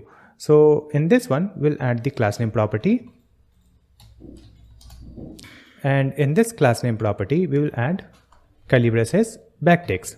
Then we'll add $ curly braces, and here we will add this gen question mark dot aspect ratio. We will check for the aspect ratio equal to 9:16. If it is true, then we'll add question mark, and here we will add the aspect 9/16, right? Then we'll add colon, and here we'll add the other aspect ratio, that is aspect video, right? And after that here we'll add the extra classes like relative, and we'll add overflow hidden. That's it. Save the changes and come back here. So now you can see here we are getting these images, that is generated content, right? And if I hover it, you can see it becomes hidden. It is because the video is also generated, and when the video is generated we will hide the image on hover and we will play the video, correct? So let me just come back here, and here we have added this curly braces. So just after this we'll add another curly braces, and in this one I'm going to check for this video. Let's add it here. We will add gen dot generated video. If it is true, it means the video is also generated. So in this case, here we'll add this parenthesis and provide the video tag. So let me provide opening arrow, video and use this closing tag. Now in this one, we will add the src. In this src, just add curly braces, gen.generated video. Then we'll add the muted. After that, we'll add loop. After that, we'll add plays inline. Then we'll add the classes. So here we'll add the class name property, and I'll provide these tailwind classes. Then we'll add the mouse move event. So here we'll add on mouse enter. Here we'll add the arrow function and provide e, and it will be e dot current target dot play, right? So when we enter the mouse, it will start playing this video, correct? And after that, let's add one more property here, that is on mouse leave. Then add the arrow function and event, and here we'll add e dot current target dot pause. So it will pause the video when we remove the mouse. So after adding it, we will come back to the web page again. So you can see when we move cursor over any image, it is playing the video, right? If I go to other one, you can see it is playing the video. Let's move here. Again, it is playing the video. So initially it will display the image, and when we move cursor over that image, it will remove the image and play the video. Let's see other content also. You can see it is playing the video, correct? Now after that, we have to add the badge here, like it is generating or generated, and we will also add if it is published or unpublished. So just come back to the VS Code, and here after this curly braces, let's add another curly braces, and here we will check for the generated image and generated video. If the image or video is not generated, then we'll display the loader icon, right? So here we'll add parenthesis not of gen dot generated image, and let's copy and paste it here. We'll add generated video. So if the image is not generated and video is also not generated, so in this case we'll add and here we'll add this parenthesis, and here let's add one div, and in this div we'll add the loader icon. So just add loader to icon, import it from Lucid React, and for this icon we'll add the classes and set the size and animate a spin, and we'll add the classes for this div that contains the icon. So here we have added this classes, so it will be displayed when the image and video is not generated, and after that we'll display the badge. So here after this curly braces, here let's add the comment a status badge, and we'll add a div. So in this div, let's add the class name property like this, and within this div we will add the text. So just add the span tag, and the text is generating, right? But this generating text will be displayed if the status is generating. So here let's add curly braces gen dot is generating property and operator, and then we'll add this parenthesis, and in this one we will move this span tag like this, and let's add the classes also for this span tag, right? And after that we'll add another curly braces. So I'll just duplicate this one, and in this second one we'll add the is published property. Gen dot is published is true, then we'll add this span tag, and here we'll change the color. So here we will add the green color. So you can see we have added background green, and here we'll add the text called published like this, and after that here we will display the action buttons, but this action buttons will be displayed in the other pages, not in the community. So for now I'll skip this one. Let me fold it. Here we have the status badge, right? So after this status patch, we'll add the action button later, and after that here we'll add the source images that we have uploaded. So let's add the comment called source images, and here let's add the div. Now in this one we'll add the position absolute, so we'll add the class name and provide absolute right 3 bottom 3, and here we'll add two images that will be product image and model image. So I'll write img tag here, img src, and in this one we'll add curly braces gen dot uploaded images and index 0, right? And after that we'll add the alt, it will be product, and after that we'll add some classes here. So we'll add the class name property, provide these classes, then duplicate it. In the second one we'll add gen uploaded images index 1. Here we'll add alt tag, it will be model. Now we'll update the classes here, so we will use the same classes, but at the end we'll add minus margin left 8. That's it. Save the changes, and after that here we'll add the animation delay also. So in the second one we'll add a style property, and in this style we'll add curly braces. Let's add animation delay, and it will be 3 seconds. Save the changes and come back here. So here you can see we have the product image and model image over this card, right? For other one also you can see the product image and model image, right? So we are getting the same model image and product image for each card. Here we have headphone, here we have the camera, then we have the headphone, here we have shoes and model image. So it is working fine. Here you can see the status published. Here you can see generating, right? Here also generating badge. Here you can see generating badge. Now after that we have to add the details of this generated content, like we will display the title, date, and we'll also add the buttons, but buttons will be displayed on other page, not on the community. To add the generated content details, let's come back to the VS Code and scroll down. Here you can see we have this details and this div, right? Now in this div we will add the class name and provide padding 4. After that here first we have to add the project title, then we'll add the date and aspect ratio. So let's add a div that display all the details. In this one let's add the classes. So we'll add class name property and provide flex item center, justify between, and provide the gap.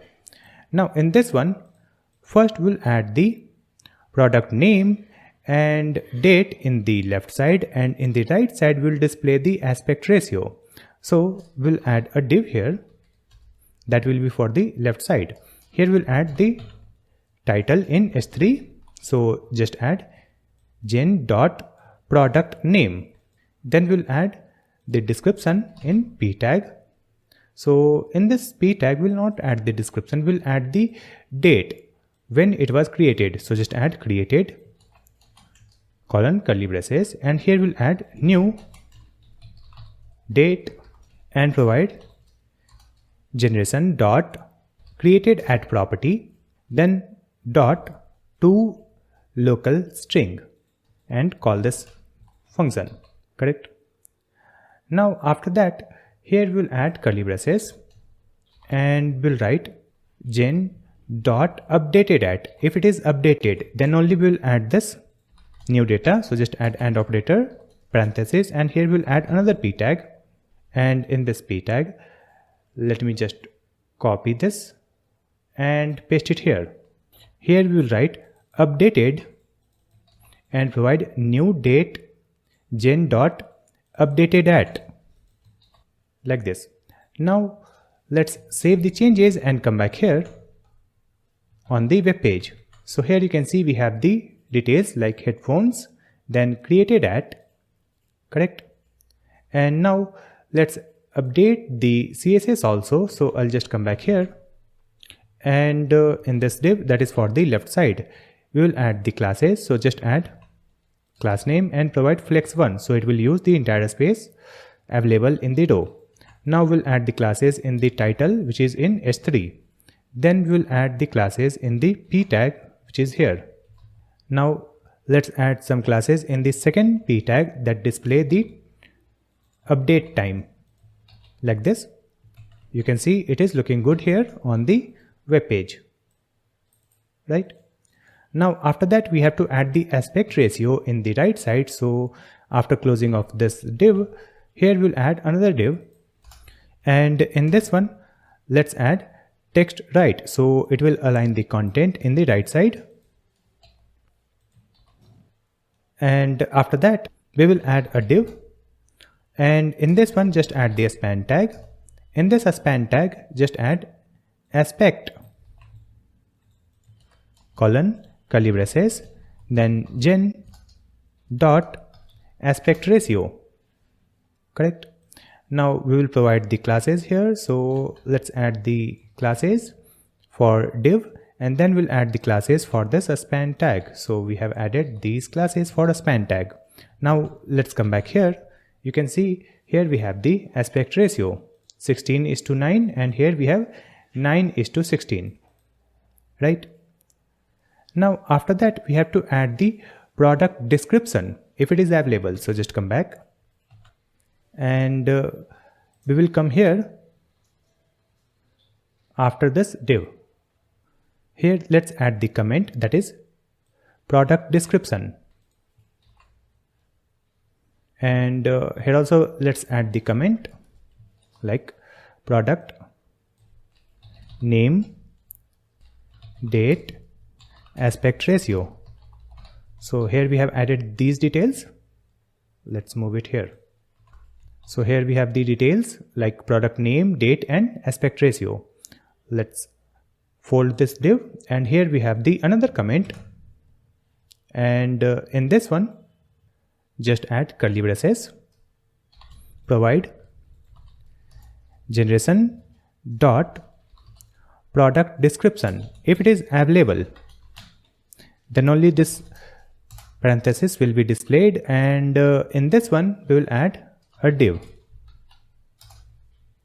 and here we have to add some classes for the div, which is margin top. So we have added the margin top here, and after that we'll add the text in p tag, that is description, and let's display the actual description here. So we'll add a div here, add curly braces, then gen dot product description. Let's come back here, and you can see here we have the description also, right? So we have to change the size and color for this content. So I'll come back here, and we will add the classes in the text, which is the description text. So let's add the classes here, and after that we'll add the classes in this div, like this. Save the changes and come back here. So you can see this description is looking good. After that we'll display the user prompt also if it is available. So I'll come back here, and here we'll add the comment, that is user prompt, and copy this curly braces, paste it here. Now in this one we will check gen dot user prompt. When it is true, then we'll add a div, and in this one simply add this div that display gen dot user prompt, and here we'll add the text size, that is extra small, and text color, this one. Save the changes, and after that come back here. So here you can see we have the prompt also, right? So we have completed our community page. In this community, anyone can see the generated content image and see the video also, and then they can see the product name, date, aspect ratio, then description and user prompt. Next we have to add the similar card in the my generation, but in the my generations we will also add some features like we can download or delete these data, and we will also add the feature to go to view page so that we can view individual project. To create the my generation page, we will open that page first. So if I open the VS Code and go to app.tsx, you can see the path /my generations. So let's open it here. In this browser, we'll write localhost :5173/my generations. So this is the my generations page. Right now we have the navigation bar and footer. So here also we'll display the same card with added features. So just come back here in the VS Code and let's come here in the pages and my generations.tsx file. Right, and in this one we will add the similar content. So I'll just copy the data from here. In this community.tsx we have this state and functions. So just copy this and paste it here. Paste it here before this return. So here you can see we have the projects and set projects. So let's rename it. I'll write generations and the setter function name is set generations equal to user state, and import the user state. Then we will add the project. So import the project type from the interface like this. And after that, here we have the loading. So we have added loading, set loading, user state true. By default, it will be true. And after that, we will fetch the generations. So just change the function name here, const fetch generations equal to async arrow function set timeout. And here I'm going to use this setter function set generations and provide the dummy generations here. So just get the dummy generations from asset. After that, set the loading false after 3 seconds, and after that this use effect will be executed. So let's import the use effect and it will call this fetch my generations function like this. Correct.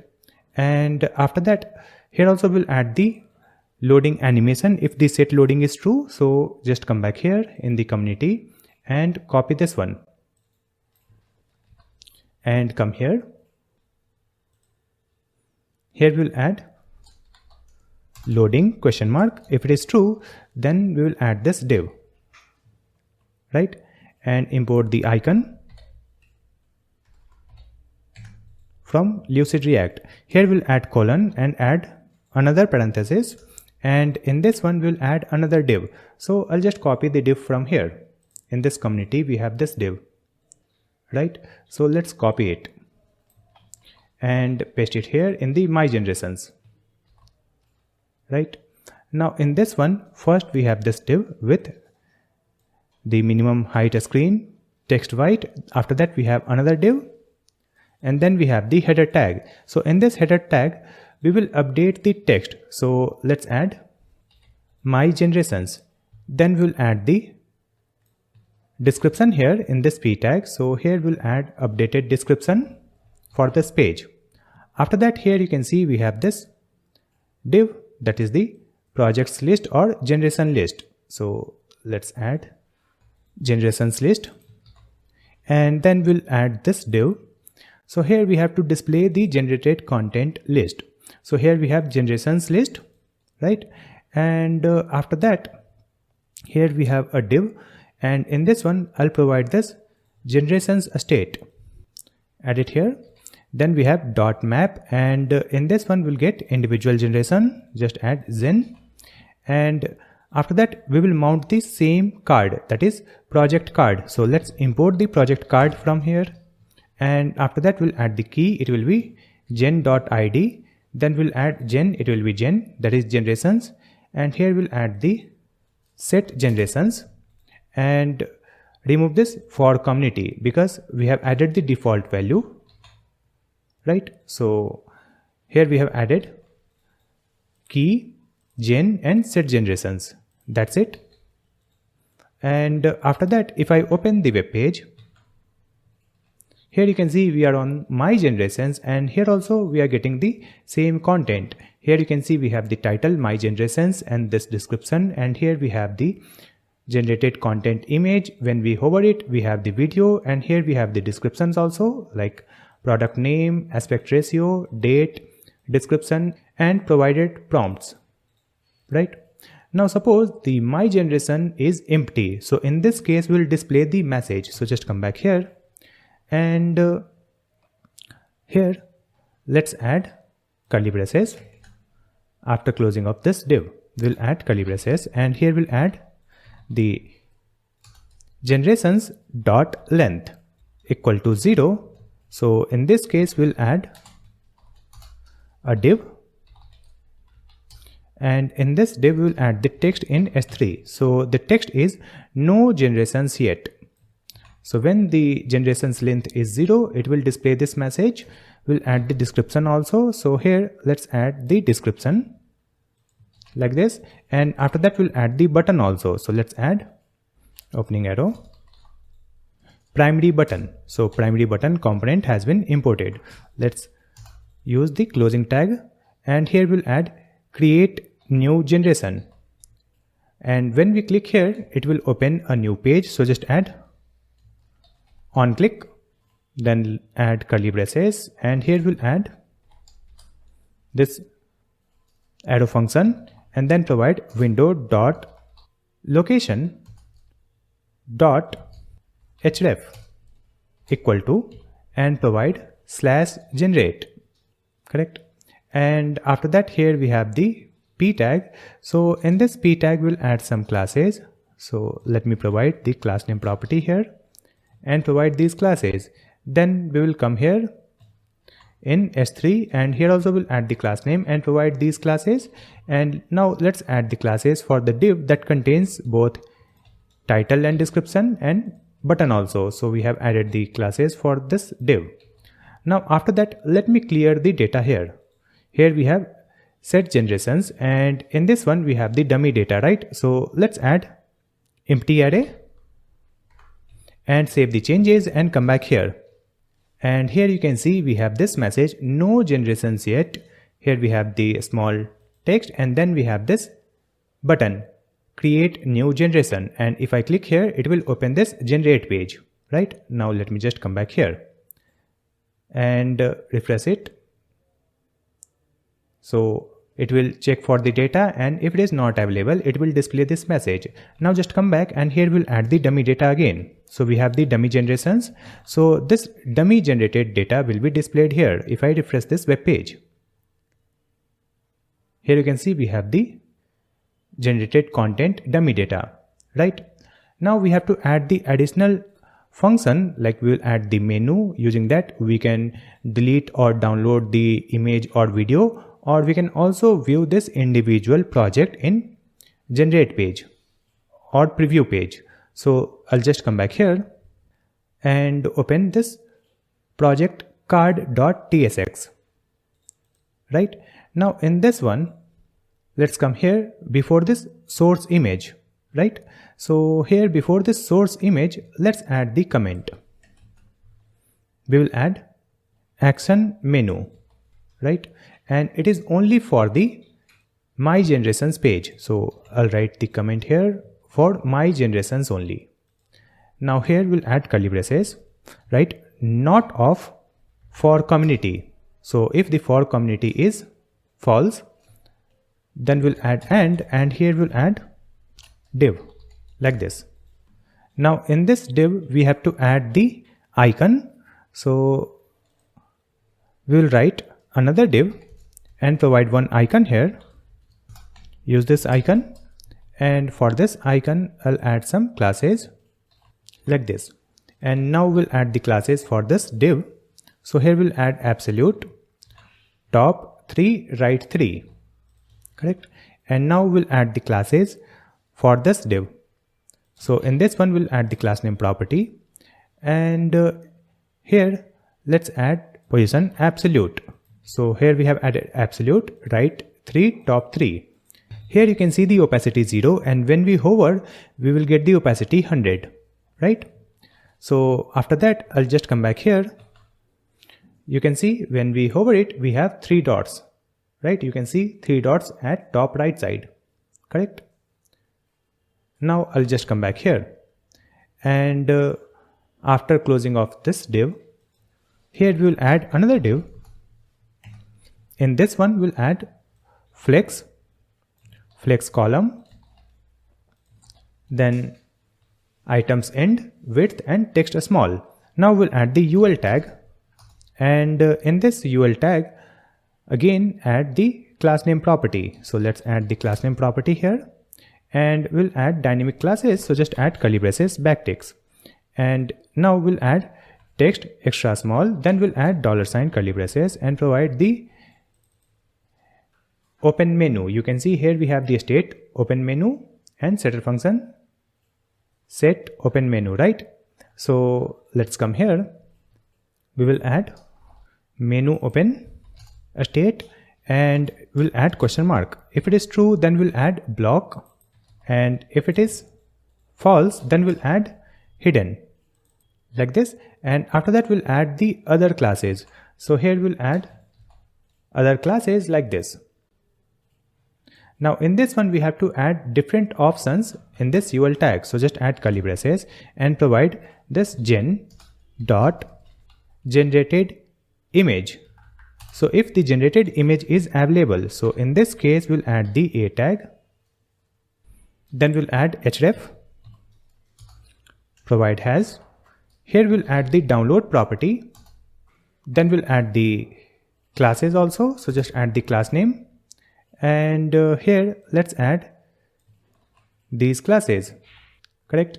And here you can see we have added self closing A tag, so instead of this self closing we'll add closing A tag, like this. And here we'll add the text called download image, and before this text we'll add the icon also. So here we'll add image icon. Let me move it in the new line, so you can see we have the A tag and then we have the image icon, and for this image icon we will set the size. So let's add the size 14 and then text download image, right? And after that let me just come back to the web page. When we hover it, you can see we have 3 dots, but it is not displaying our menu items, that is download image. For that I'll just come back here, and you can see here we have added this div for not of community. So in this div we will add other properties. So let's add a space here, and here we'll add on mouse down capture. And in this one let's add the arrow function and provide curly braces, set menu open and true. And after that let's add one more property, that is on mouse leave. And here let's add curly braces and provide set menu open and make it false, like this. After that, if I come back to the web page, so when we hover it, you can see here we have 3 dots, and now when we click on 3 dot we have this button download image, right? Let me move the cursor so it will be hidden. If I move cursor here we have 3 dots, and if I click on 3 dots we have download image. Similarly we will add other links also. So I'll just come back to the VS Code and I'll duplicate this one.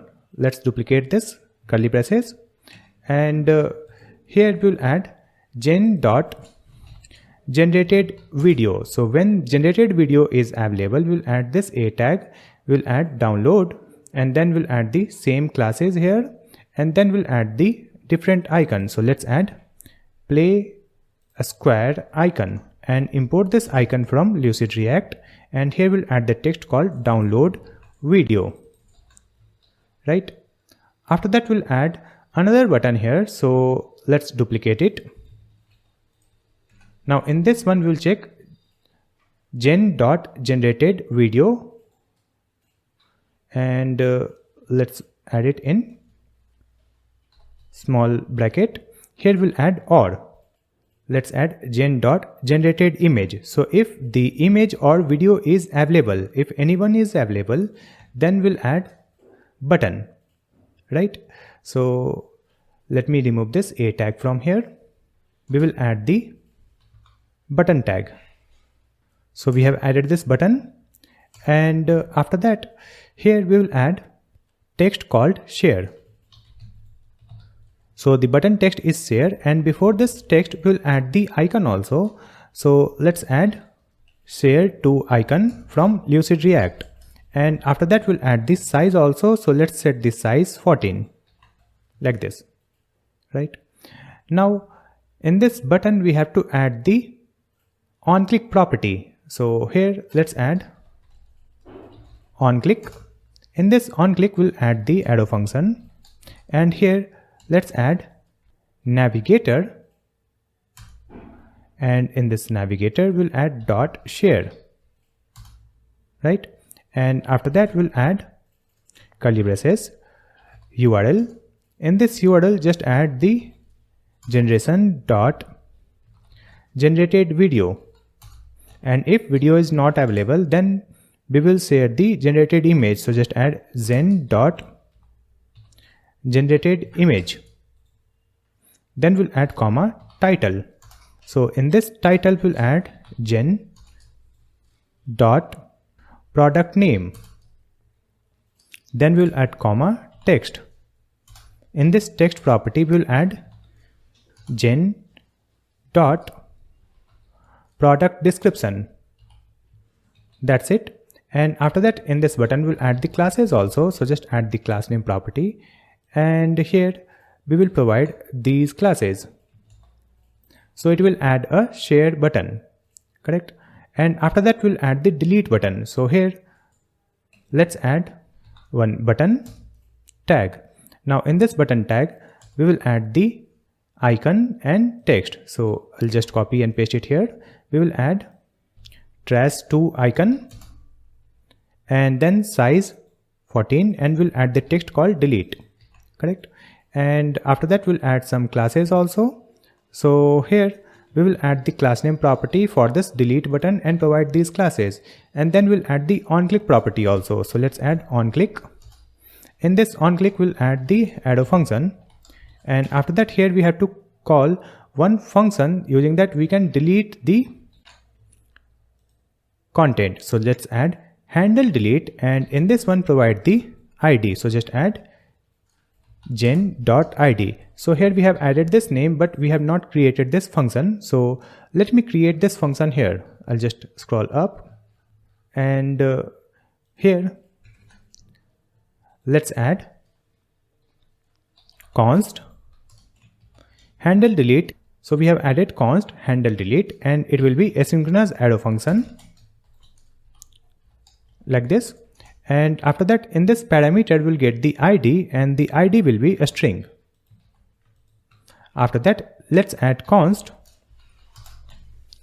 confirm equal to window dot confirm, and we'll add one message here. Are you sure you want to delete this project, right? And after that let's add if statement if not of confirm. So in this case just add return, and suppose the confirm is true, in this case we'll add console log, and we will provide the ID in console.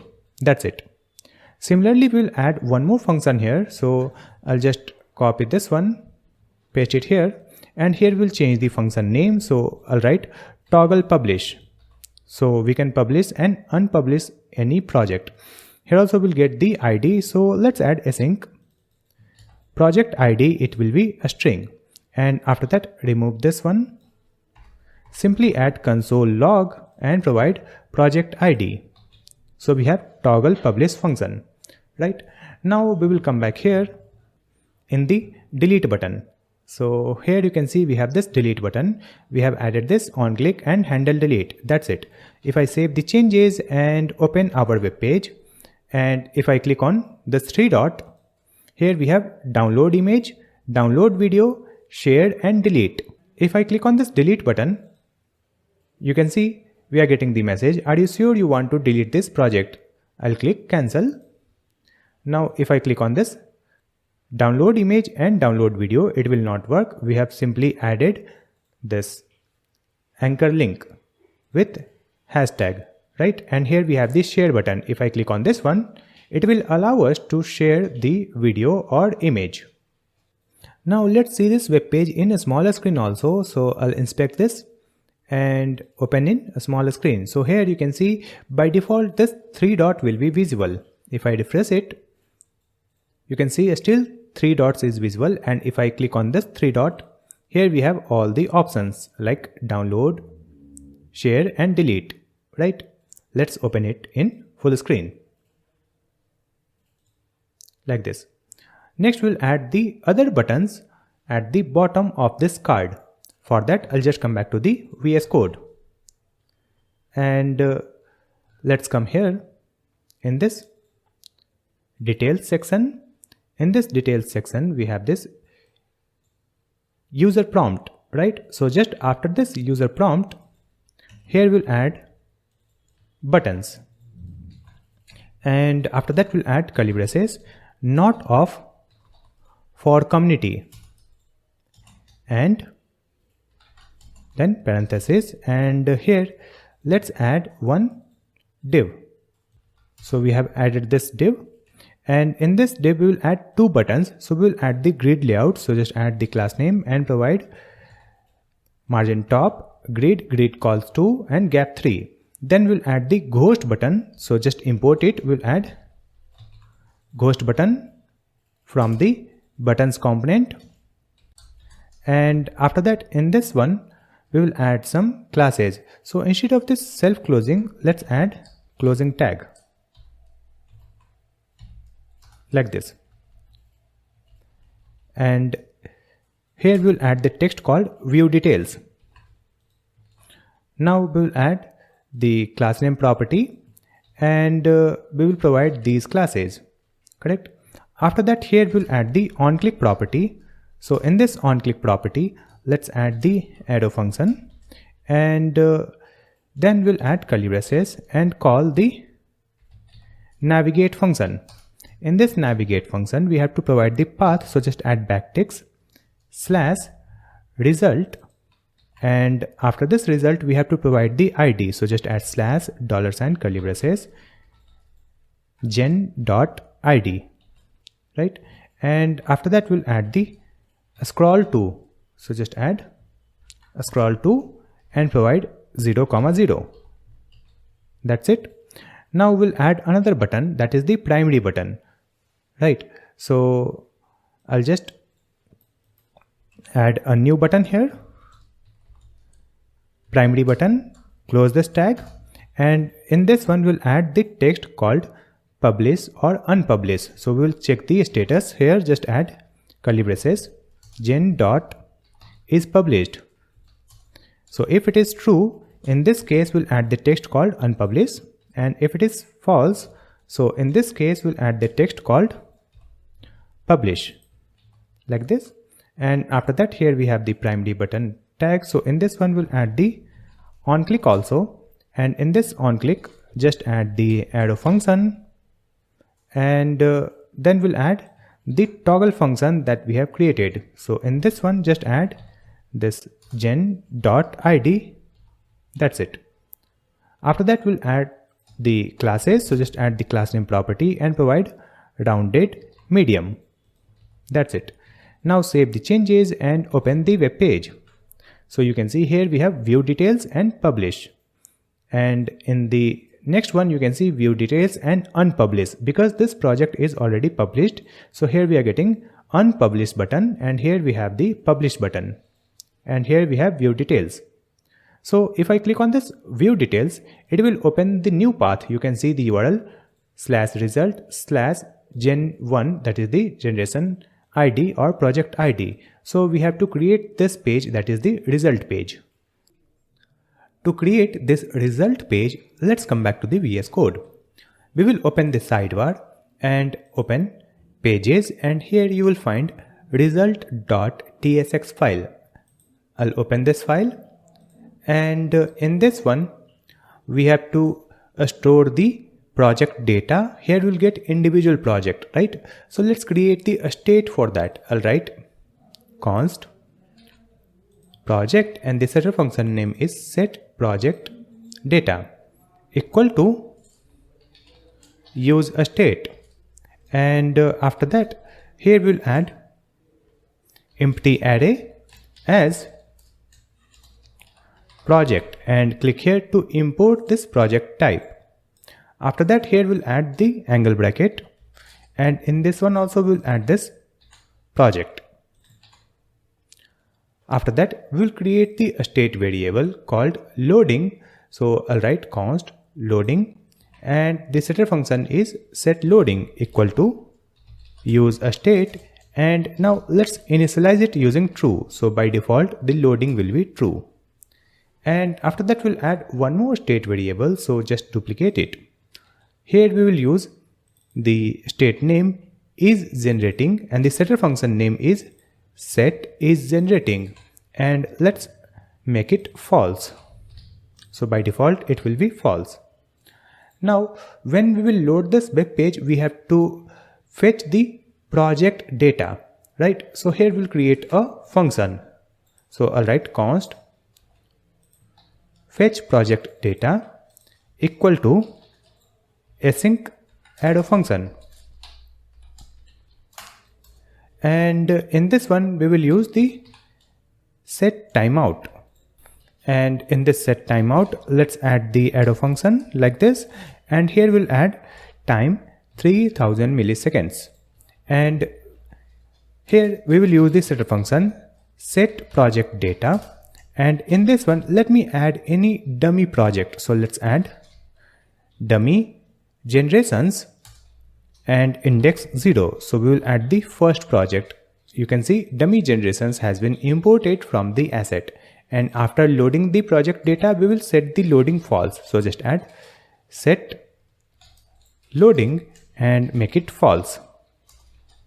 Next, we have to execute this function whenever component gets loaded. For that, let's add the use effect also. So I'll write use effect, and here we'll add the dependency array, and let's call this fetch project data function. Correct. After that, let's come here, and after this return, we'll add the loading. Then add question mark, we are getting the ternary operator. So if the loading is true, it will display this div, right? And after that, we'll add colon parenthesis, and here we'll add another div like this. Now in the first one, we will add the loading animation. So first, let's set the height of this div. We will add the height flex item center justify center. Then we'll add the loader icon. So let's import the loader to icon from Lucid React, and then we'll add the animate class, and we'll set the size and color. So we have added this classes. Correct. Now after that, if I save the changes and open our web page, let me refresh it. Here you can see the loading animation for 3 seconds. After 3 seconds, it is disappeared. Let me refresh it again. Here you can see the loading animation. So after 3 seconds, it will fetch the project data, and then we have to display the project data. Correct. So let's come here in this second div. In this one also we'll set the screen height. So I'll set min height a screen, then text white, then padding and margin. And after that, here we'll add another div. So in this one, we will add the maximum width and MX auto, so that it will fix the width of this layout, and it will add equal space from left and right side. After that, here we have to add some title, and in the right side we'll add the button. So here I'm going to use the header tag. Now in this header tag, we'll add the title in H1. So the title is generation result. And after that, we have to add a link in the right side. So just add the link tag. import the link from React Router DOM. And in this link, we will add the text. So I'll write the text in p tag. So the text is new generation. And with that, we'll add the icon also. So here, let's add the icon. We will use this icon.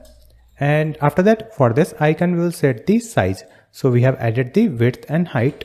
And now we'll add the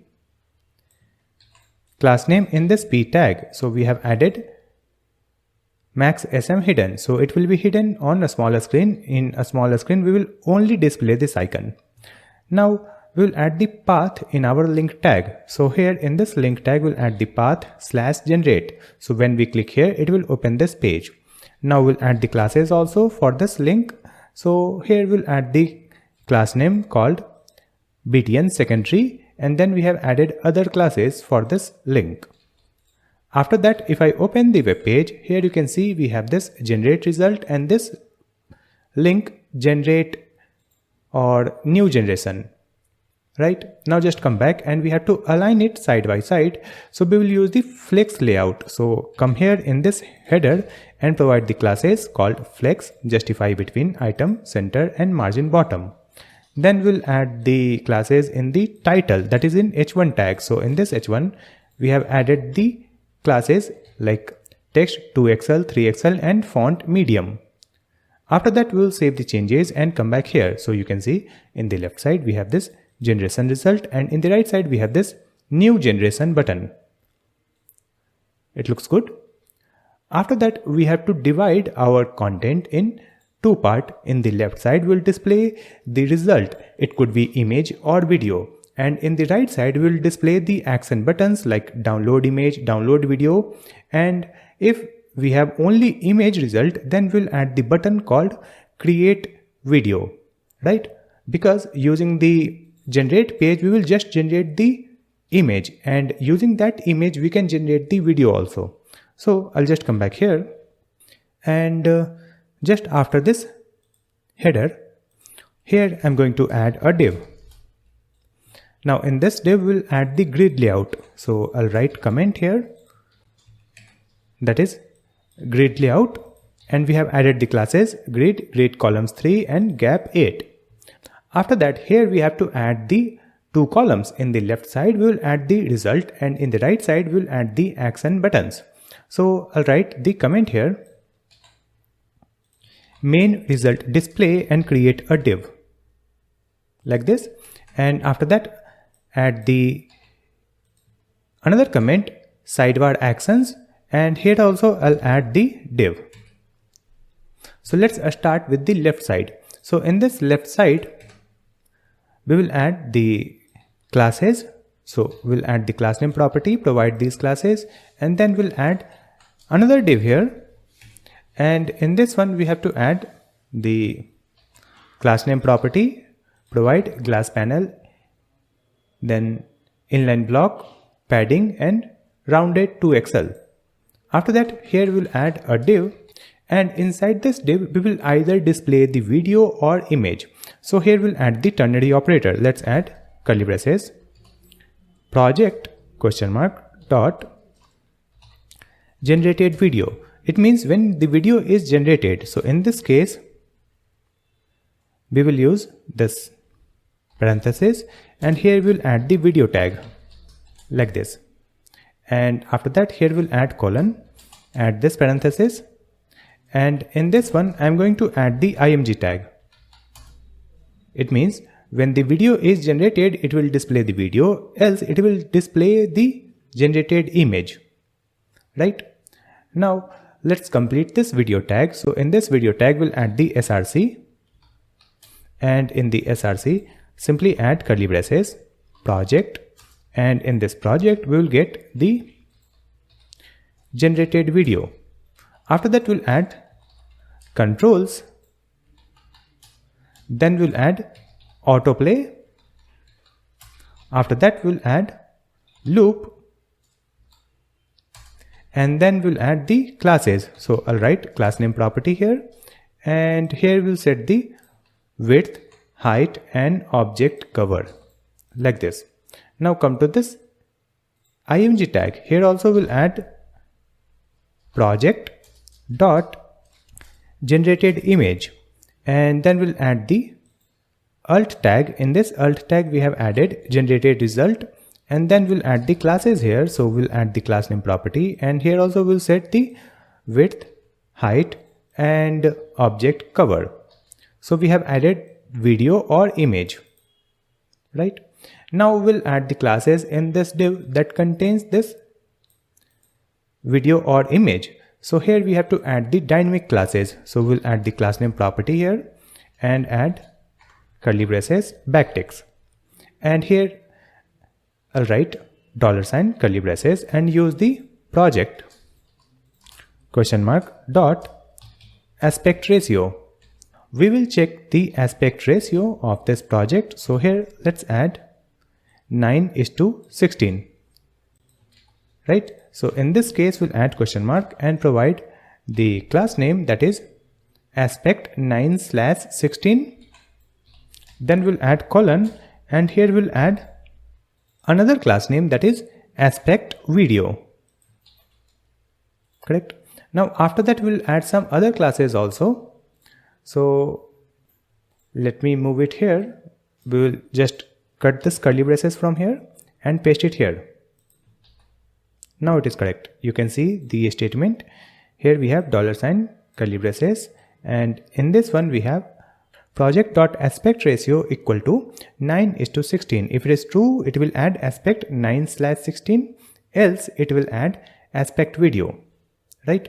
Now after that let's add the other fixed classes. So here we have added these other classes, right? Now save the changes and we will open the web page. So here you can see in the left side we have the video, right? Because the video is already generated for this project.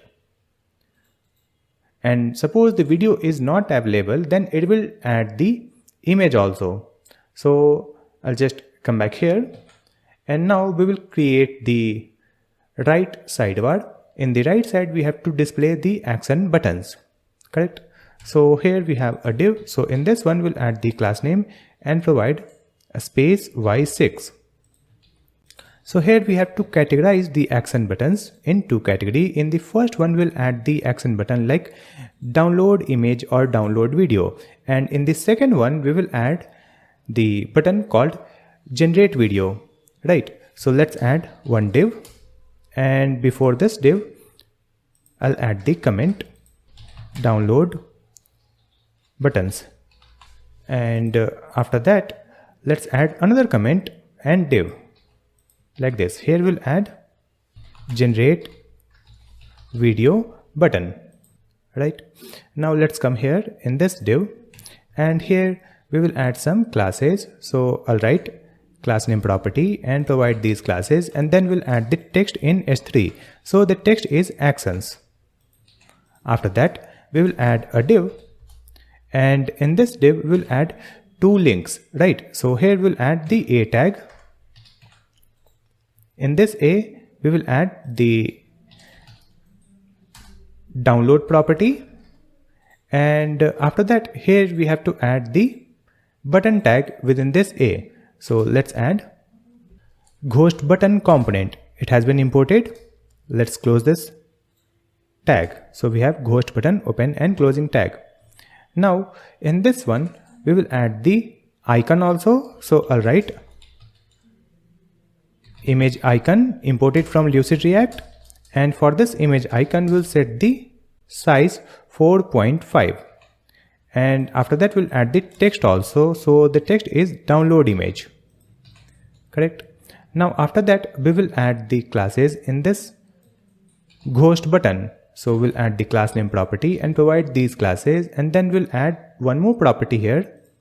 So let's add a new property called disabled and equal to not of project dot generated image. So if the generated image is not available, then it will be disabled, correct? Now let's come here in this href. So in this href I'll add curly braces project dot generated image. So it will download this image, right? Now after that we will add the classes in this div that contains the A tag. So here we will add the class name property, provide flex column gap 3, and now we will set the font size and font weight in this text. So here we have added text XL font semi bold and margin bottom 4. Correct. Now let's duplicate this A tag. So I'll just duplicate this one, and in the second one we'll add project dot generated video, and after that here we will use the same classes, and we have the disabled property. In this one we'll add not of project dot generated video. So if the generated video is not available, it will be disabled, right? And after that here we have the image icon, so let's change it. I'm going to use video icon, and then we'll add the text called download video. It is correct. Now we will save the changes and open the web page. So here you can see in the right side we have the actions called download image and download video. And if I click on first one, you can see the image has been downloaded. Let's open this image in new tab. You can see we can download the image that is used to create the video, right? After that I'll click on this button download video. So you can see the video is also downloaded, right? You can click here to play this video. Now we'll add the other action button like generate video. Suppose the video is not generated, so we can use this button to generate the video. So I'll just come back to the VS Code and come here in this second div. Now in this one, first we'll add some classes. So let's add the class name property and provide these classes. Then we'll add a div here, and in this div we'll add the video icon, and for this one we will set the size 24 like this. And after that here we'll add the position absolute for this div. So we'll add the class name absolute top 0 right 0 and padding and opacity 10. Then we'll add the title and a small description. So we'll add the title in S3 tag, and the title text is video magic. Then we'll add the description in P tag. So the description is this one, right? Next we will add the classes also for the title and description. So in this title we have added these classes, and for this description we will change the text color, text size and margin bottom. Now we'll open the web page. Here you can see we have this video magic title and this description and this video icon in the right side, which is having opacity 10% only, right? After that I'll just come back here, and just after this P tag I'm going to add curly braces not of project dot generated video. So when the generated video is not available, so in this case we'll add this parenthesis and provide one button. So let's add primary button component like this, and in this one we'll add the button text called generate video, right? And suppose the generated video is available, so here we'll add colon, provide second parenthesis, and in this one we will add a div, and in this div we will simply add a message. So here let's add the message called video generated successfully. Now if I save the changes, open the web page, so here you can see the text video generated successfully, because you can see the video is playing in the left side, right? And suppose the video is not available, it will display the button called generate video, and with that generate video button we'll add the icon also. So here let's add the icon also. So we'll add a sparkle icon, it has been imported, and here we'll add the size 4, correct? Now after that let's add the classes here. So I start with this one. In this last div we will add the class name property and provide these Tailwind classes. Save the changes and come back here. You can see it is displayed in green text, right? So you can see the message video generated successfully. After that, just come back here, and now we will add the functionality in this primary button. So when we click on this button, it should generate the video, and for that we have to create a function also. So let's create a function here. I'll scroll up, and before this use effect, we'll add const handle generate video equal to asynchronous arrow function, right? And after that, in this one, we will simply use setter function set is generating, and let's make it true. So when we click here, it will start creating the video and it will set the generating true. And after that, I'll just come back here in this primary button. In this primary button, we will add the onClick property. So let's add onClick and provide handle generate video function, correct? After that, here we have to add the disabled property. So let's add disabled equal to, and then we'll add is generating. So when the is generating is true, it will be disabled.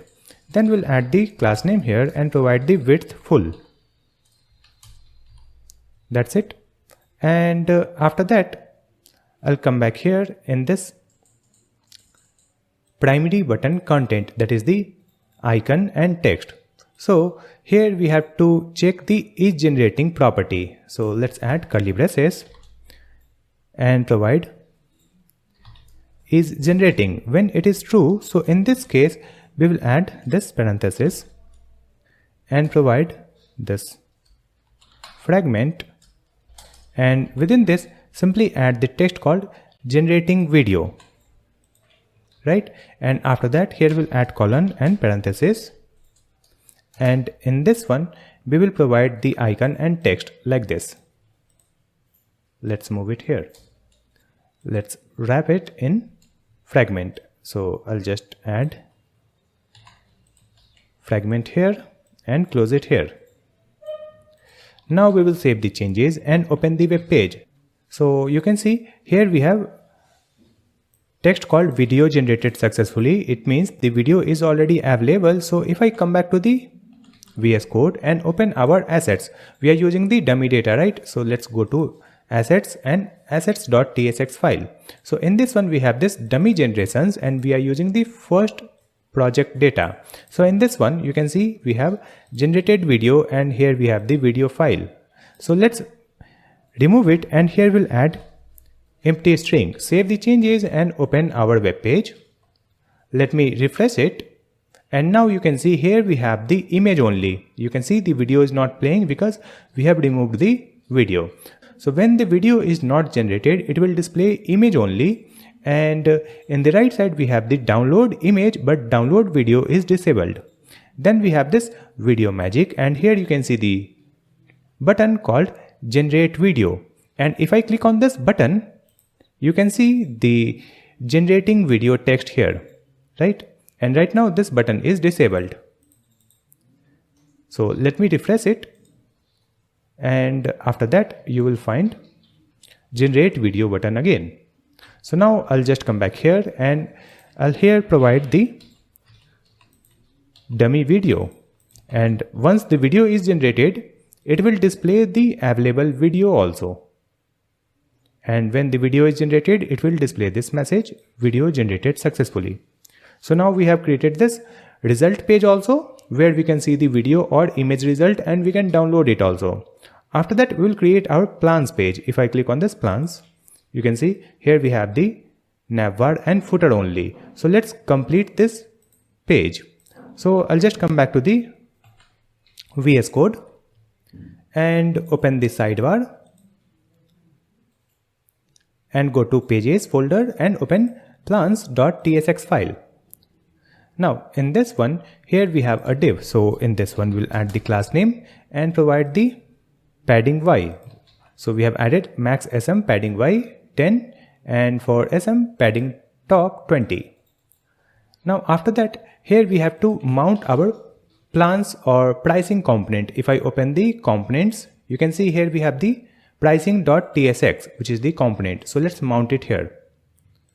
So let's add pricing component like this. And you can see the pricing component has been imported. After that, if I save the changes and open our web page, here you can see we have this complete title and price table. Correct? Now after that, we will add some text at the bottom. So I'll just come back here, and after this pricing component, we will add the text in p tag. So in this p tag, let's add text called create a stunning images for just 5 credits. Then we'll add and generate impressive videos for 10 credits. So we have added this message, correct? Now after that, here we have to change the color and font weight of selected text, like this one, 5 credits and 10 credits, right? For that, we will wrap this in span tag. But before that, let me move this one inside this p. Here we have this p tag, and in this p we will add the classes and provide text center. Then we will provide text gray 400, then maximum width, then text small, and then margin by and mx auto and padding x. If I come back here, you can see here we have this text at the bottom, right? Now we'll add the different color here in this 5 credits and 10 credits. So just come back and let's add the span tag before this 5 credits. Let's add a span opening and closing tag and move it here. Similarly, we'll add the span here and move it here, right? Now we'll add the classes here in the span tag. So we will provide class name text indigo 400 and font medium, and in the second span also we'll add the same thing. Here we have added text indigo 400 font medium. Save the changes and come back here. So you can see the color has been updated for 5 credits and 10 credits, correct? Now we have completed our plans page also. After that, if I come back here in the VS Code, and you will find we have the pages folder, and in this pages folder we have loading.tsx file. So let's complete this file also, and here let's add the height. For this div, we'll add the class name, provide height screen, flex and flex column, and after that here we'll add a div. In this one we'll set the flex layout. So I'll write class name flex item center, justify center and flex 1. Then we'll add the loader icon. So let's add loader to icon, and it has been imported, right? Now for this icon we'll set the size and animation. So we have added these classes to set the size and animation, correct? Now we will display this loading for few seconds, and after that we will redirect the users on home page. For that, here before this return statement, let's add the use effect. In this use effect, we will add the dependency array, which is empty array, and after that in this function let's use the set timeout. So we have the set timeout and provide the time 6000 milliseconds, and in this function simply add window dot location dot href, and here we will add path, that will be slash. That's it. Save the changes and I'll come back to the web page, but before that you can see we have this app.tsx and you can see the path is loading. So just copy this loading and open the web page, and if I type the localhost 5173/loading, it will display this loading animation, and after 6 seconds we will be redirected to home page.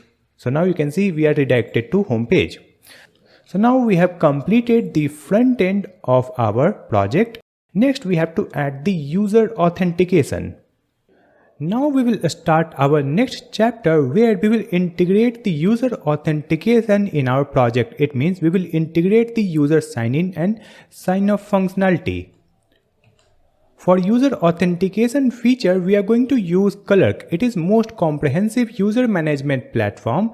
It also provides subscription billing feature that allow us to create pricing plan so that we can offer advanced feature to our premium members.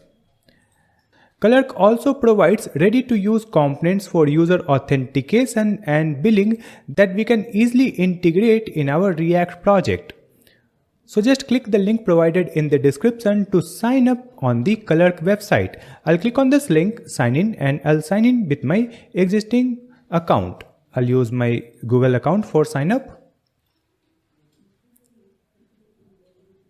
And after that, you will come to the Clerk dashboard. Here, you need to click on this button, create application, and enter the application name. So here, let me write the application name, UGC ads. And after that, here you can enable the sign-in options. So I'll enable this email sign-in and Google sign-in. You can see the preview in the right side. Here we have continue with Google and enter email address. Now just click on this button, create application. You can enable multiple sign-up options from this list. I'll click here, create application. So now we are in this Clerk dashboard, and after that we have to integrate it in our front-end project. So we have created the front-end using React. So just click on this React icon. So here we have the steps to integrate the Clerk authentication in React project. So you can see the first step, create React application using Vite. So we have already completed this step. Now you can see the next step, install Clerk, right? So just copy this command from this icon. Let's click here and copy it. And after that we will open the VS Code. In this VS Code, we will open the terminal, and you can see we are in the client project and the project is running. So let's stop it using Ctrl C. And after that we will paste this command npm install at Clerk React. Press enter, so it will install this package. It is installing this package. So let's see the next step. So you can see the next step is to add the environment variable, right? And after that, let's create the env file, that is .env file. We will come back here in the VS Code. We will hide this terminal, open this sidebar, and here we have the client project, right? So in this client, let's create a new file and write the file name .env. And in this one, we will paste this environment variable. So let's click here to copy it and paste it here. So you can see we have provided Vite Clerk publishable key. And here we have the key also, right? And if this key is not available here, you can get it from the dashboard. And after that, we'll see the next step. So you can see the next step is to open this main.tsx file. And in this one, we have to add this configuration, right? So let's just copy this and come back here in the VS Code. We will open src main.tsx. And in this one, here, let's add this const publishable key and import the publishable key from the environment variable, that is .env file. And here we have added if not publishable key, then we will throw error, missing publishable key, correct? And after that we have to wrap our application. If I just come back here, you can see here we have this next code where we have to import the Clerk provider, and from this Clerk provider we will wrap our application, correct? So let's copy this statement, import Clerk provider. I'll copy this line and come back here in the VS Code. Let's add this statement here, import Clerk provider from @Clerk/Clerk React. and come here, and you can see we have this browser router. So before this browser router, let's add Clerk provider and close this Clerk provider tag like this. Now let's close it here at the end. So you can see the structure here. We have the Clerk provider, in this one we have the browser router, and in this one we have the app. Now in this Clerk provider we have to provide one more thing. As you can see in this document, we have to provide the publishable key, correct? So let me just copy this and paste it here. We have added publishable key and it will be added from here, correct? Now in this one we will add the one more property, that is appearance, so that we can change the theme. So let's add one property here, or I'll add some space here, and then we'll add appearance. In this appearance we'll add curly braces and provide theme. In this theme property, let's add dark, then add comma and provide variables, and in this variables we'll add curly braces and provide color primary and provide our primary color code like this, then add comma, and here we'll add color text on primary background, and here we will add the white color. You can see we are getting the warning here for this dark, so we have to import this dark theme. So let's come here, we'll add import curly braces from at Clerk/themes, and from this themes we will get dark, and here we are using this package Clerk/themes, so we have to install it. So let's open the terminal again, and here we'll add npm install at Clerk/themes. So it has been installed. After that we can start the project using npm run dev. So the project is running. Let's hide this terminal, and you can see we have added this theme dark and then variables. In this one we have provided the color primary and color text on primary background, which is white. After that, let's see the next step. So you can see now we can use the color components, like we can use the sign in component, sign out component, user button, user sign in button, right? So we can simply use the components on any part of our application, right? So let me just come back to the VS Code, and now we will open our navbar. Here we have the components. In this components we have navbar.tsx file, right? So in this one we have to add the functionality so that when we click on the login button, it will open the login or sign up form.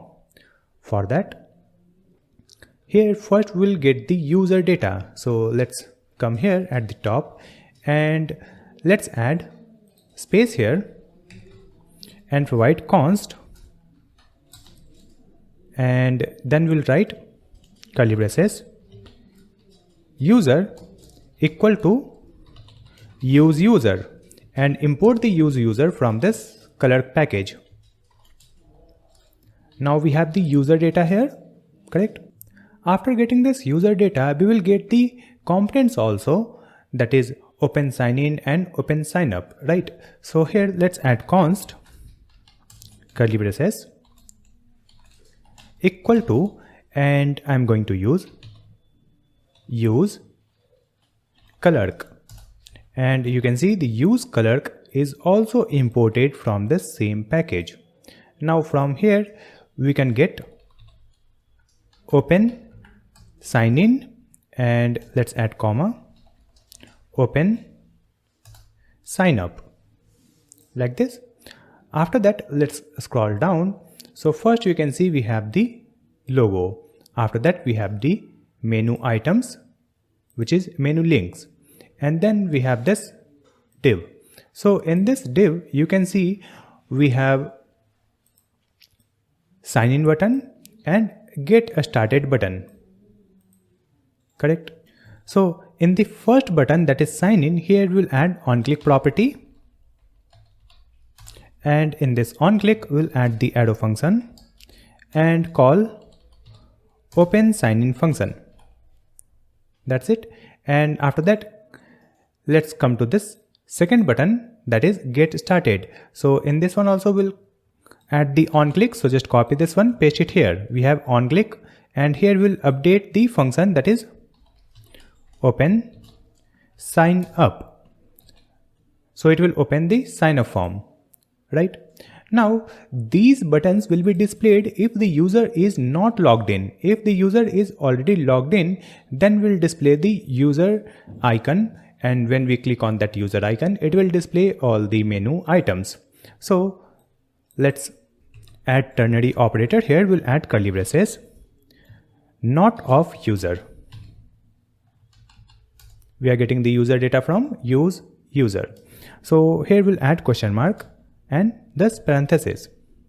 So when the user is not logged in, it will display other content, and if the user is logged in, then we'll add colon and this another parenthesis. And in this one, let's add a div. And let's add div here in the first one also. So in this first one, we'll paste this one. Just copy or cut this div and paste it here. So now you can see the structure. Here we have this ternary operator. If user is not logged in, it will display the sign in button and get started button. And if the user is logged in, it will display another div, which is here.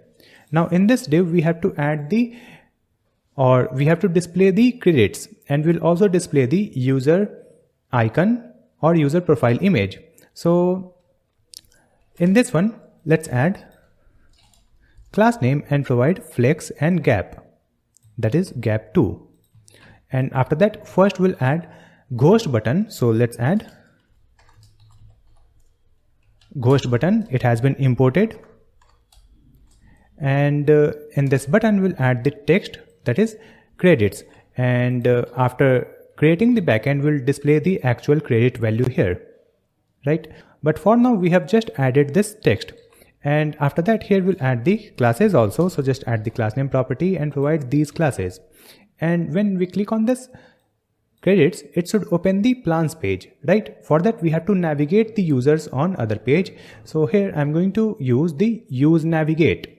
So let's come here and provide const navigate equal to use navigate, and the use navigate has been imported from React Router DOM.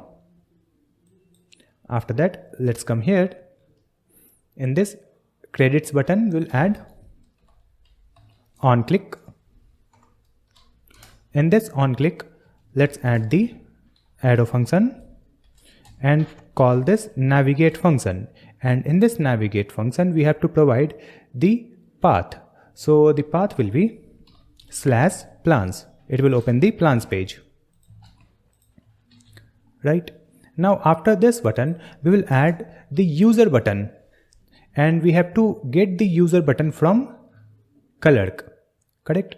So let's come here, and you can see here we have this use Clerk, use user. So here only we will get the user button component, right? And after that, let's come here and provide this component user button like this.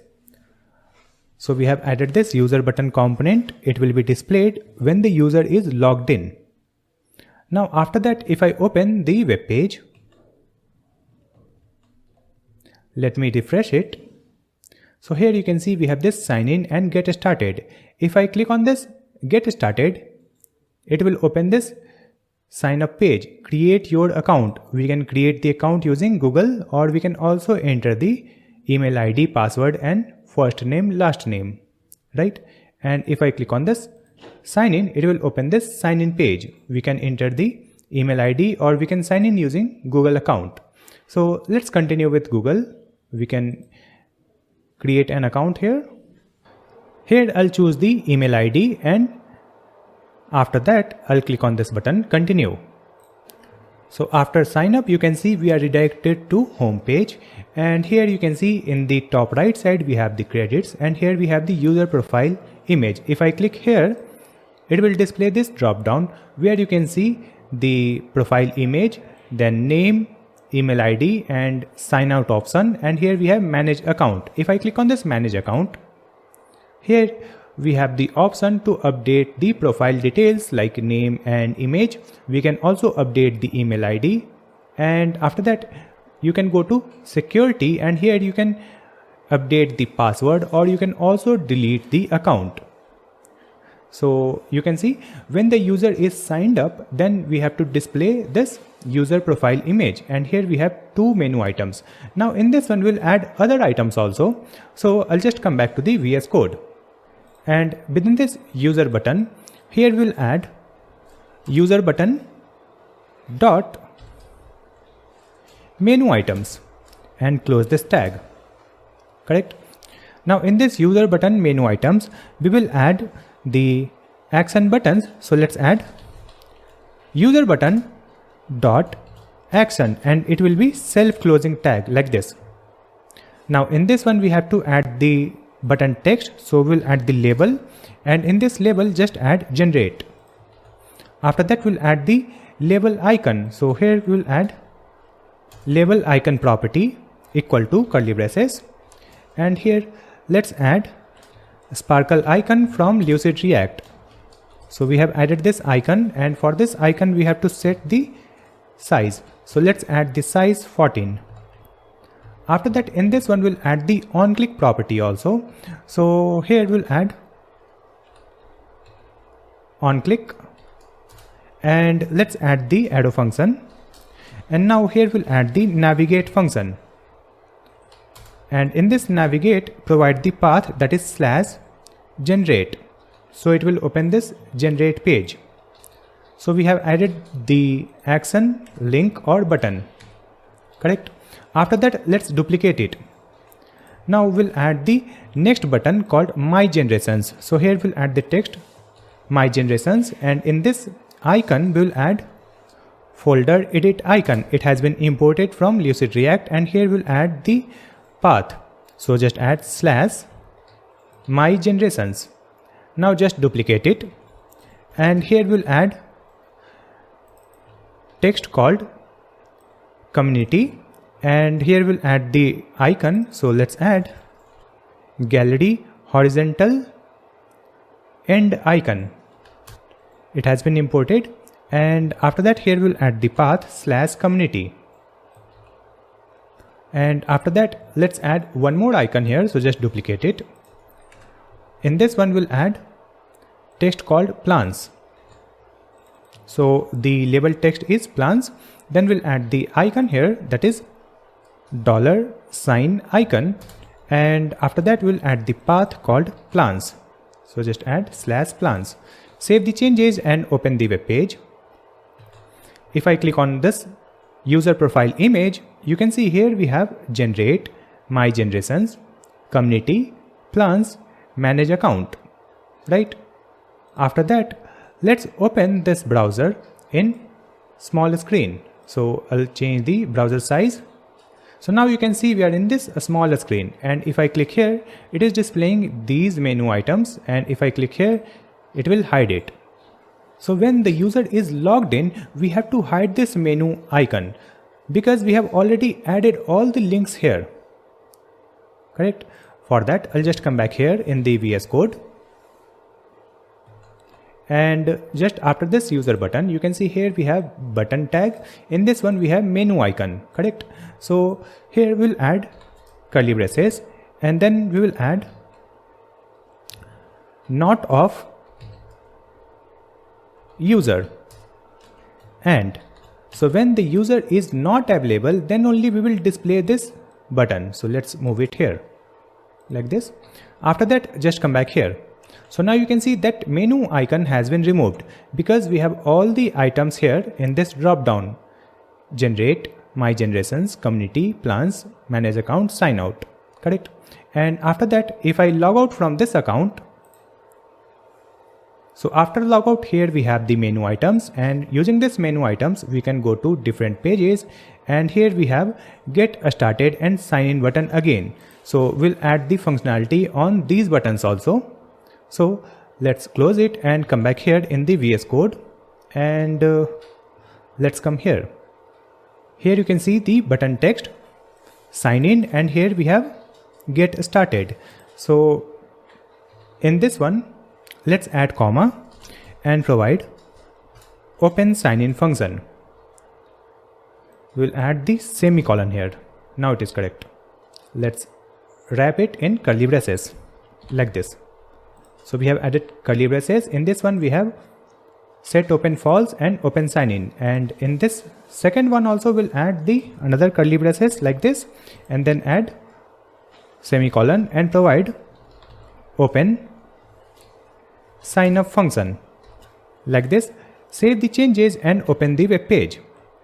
Now if I open this mobile menu and click on sign in, it will open this sign in form. Let's close it and click here on get started, so it will open this sign up form, right? And we can also open the sign in and sign up from same component. If I click on this sign in, and here we are getting this sign up link. If I click here, so it will display the sign up form, and we can switch from here, click here to sign in. So we have added the user authentication in our project. Next we have to display the plans also. So right now you can see here we have the plans like this. So instead of using this static plan data, we will get the plans data from the Clerk, right? So that we can enable the Clerk billings also. So we will come back here in the Clerk dashboard. Let's go to configure. In this configure, scroll down, here we have billings. Then go to settings, and here you can see we have this option enable user billing. So let's click on this toggle button, click on save. So we have enabled the user billing, and after that we have to create the plans, right? So you can see in the left side we have subscription plans. So just click here, and here we can create different plans. So by default you can see here we have a free plan. So in this one we have to add the features also. So let's click on this one. So you can see we are in this free plan, and you can see the key free user. After that here we have to add the features. So just click on this add feature button, and here we'll add the feature name. So let's add 20 free credits. After that we'll add new feature. Let's click on create feature, and we'll add new one. Click on add feature and write the feature name, a standard quality, create. Then we'll add next feature, that is no watermark, create. Then we'll add new feature, slow generation speed, and after that we'll add email support. So we have added total 5 features. Click on save. It is saved. Now just come back here in the plans, and now we'll create the next plan. So click on this button create plan, and we'll write the plan name Pro like this. And after that here we will add the features also, and we have to add the price also. You can see we have monthly base price. So let's add $9. You can also add the discounted price when the user subscribe for annual plan. So you can see we have the option to enable the annual discount, and here we can offer the discounted price. So I'll disable it. I'll keep the monthly price only. And you can also enable the free trial. If I enable it and provide the days like 7 days, so user can explore this plan for 7 days without making the payment. So let's disable it. I will not provide this free trial. If you want, you can enable it. So let's click on save, and after that here we'll add the new features. So I'll click here, and here we'll add the new feature, that is 80 monthly credits. So let's add new one. After that we'll add HD quality, in the next one. After that we'll add no watermark. So I think no watermark is already there. Let's use it. After that we'll add video generation.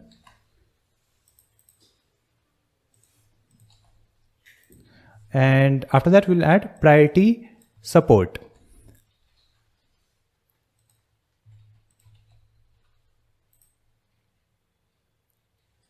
So here we have no watermark, video generation and priority support. Let's add it again. Here we'll add 80 monthly credits. Create. It already exists, so let's close it. And let me save the changes and refresh it. So let me just click here again, and here we have this 80 monthly credits. I'll choose this one, and I'll choose this one also, HD quality, and click on apply feature to plan. So now we have this one also. Let's drag it. I'll drag this here and this one here at second position. Click on save. And after that we'll create the third plan.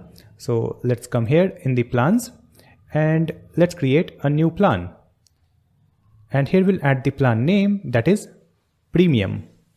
And after that click on save, and here we have to add the price also, that is $29, and click on save. It is created. Now go to add feature. Here we'll add 240 monthly credits. So go to new feature, add this feature. Create.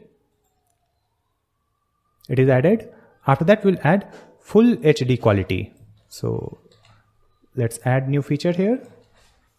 After that we'll add no watermark here. So from this list we'll use no watermark.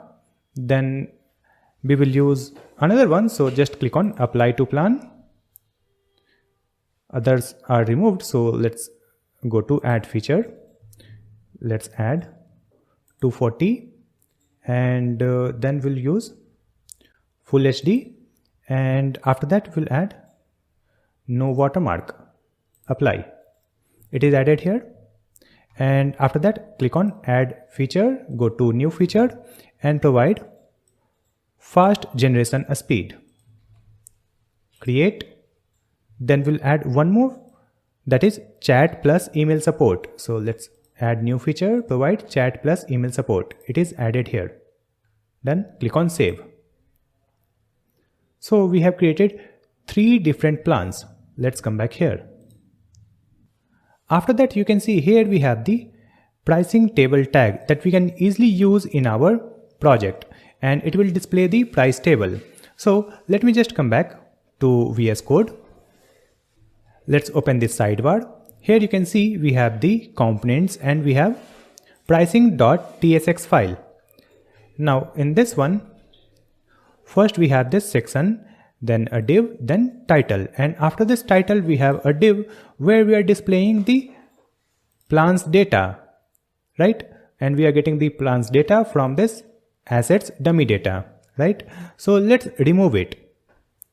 I'll just clear this div. So here we have this div with grid layout, correct?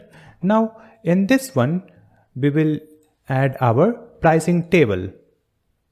Before mounting the pricing table component, let me change the classes also. Instead of grade we will use flex. So here let me remove it, and we will provide flex, flex wrap, item center, justify center, and then we have maximum width 5XL and MX auto. And now let's mount the pricing table component. So just add pricing table, just click on this suggestion. You can see pricing table has been imported from Clerk, and here we have the unused imports. So let's remove it like this, and after that let me remove this one also and remove this one also. So here we have title and pricing table, and after that let's close this pricing table tag like this. It will be self-closing, and now we will open our web page. Let's refresh it, and here you can see we are getting the pricing details like free plan, pro plan and premium plan. and here we have price, and it is always free, only billed monthly and only billed monthly. And here we have the features also. So next we have to update the theme color. For that we will come back here, and in this one let's add the appearance, and in this appearance let's add curly braces and provide the variables. Now in this variables let's add the color background and provide none.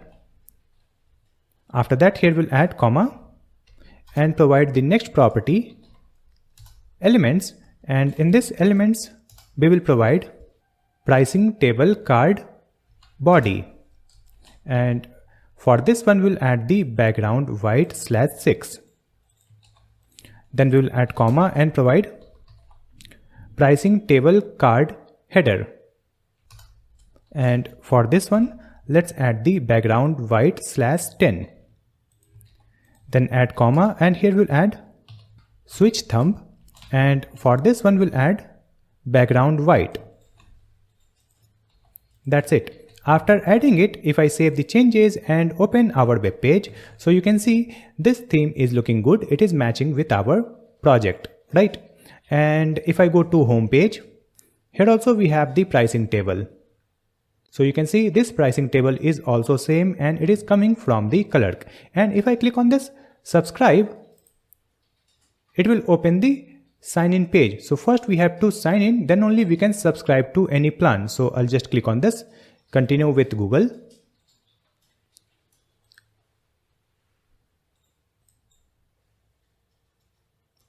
And after that, if I scroll down, here we have the pricing plan, and you can see this free plan is active by default. So we have not subscribed any plan. This free one is active, right? If I go to manage account, and here also you can see this billing, and here also you can see we have the subscription, which is the free plan, $0. And from here we can switch different plan like this, or we can also subscribe to another one using this button. I'll click on subscribe, and here we have the option to choose another plan. So we can make the test payment using this pay with test card. So I'll just click here, and now you can see the badge here. Let's click on continue, and you can see this pro plan is active in this pricing. If I go to manage account, here also you can see billing, and in this billing you can see we have pro plan, right? And after that, if I open the Clerk dashboard and go to users, and I'll open this user details. After opening this user details, let's go to subscriptions. So here you can see this plan is active, that is pro plan. So we are getting the subscription details in the Clerk dashboard also, and user can also see the subscription details in the pricing table and manage account section like this.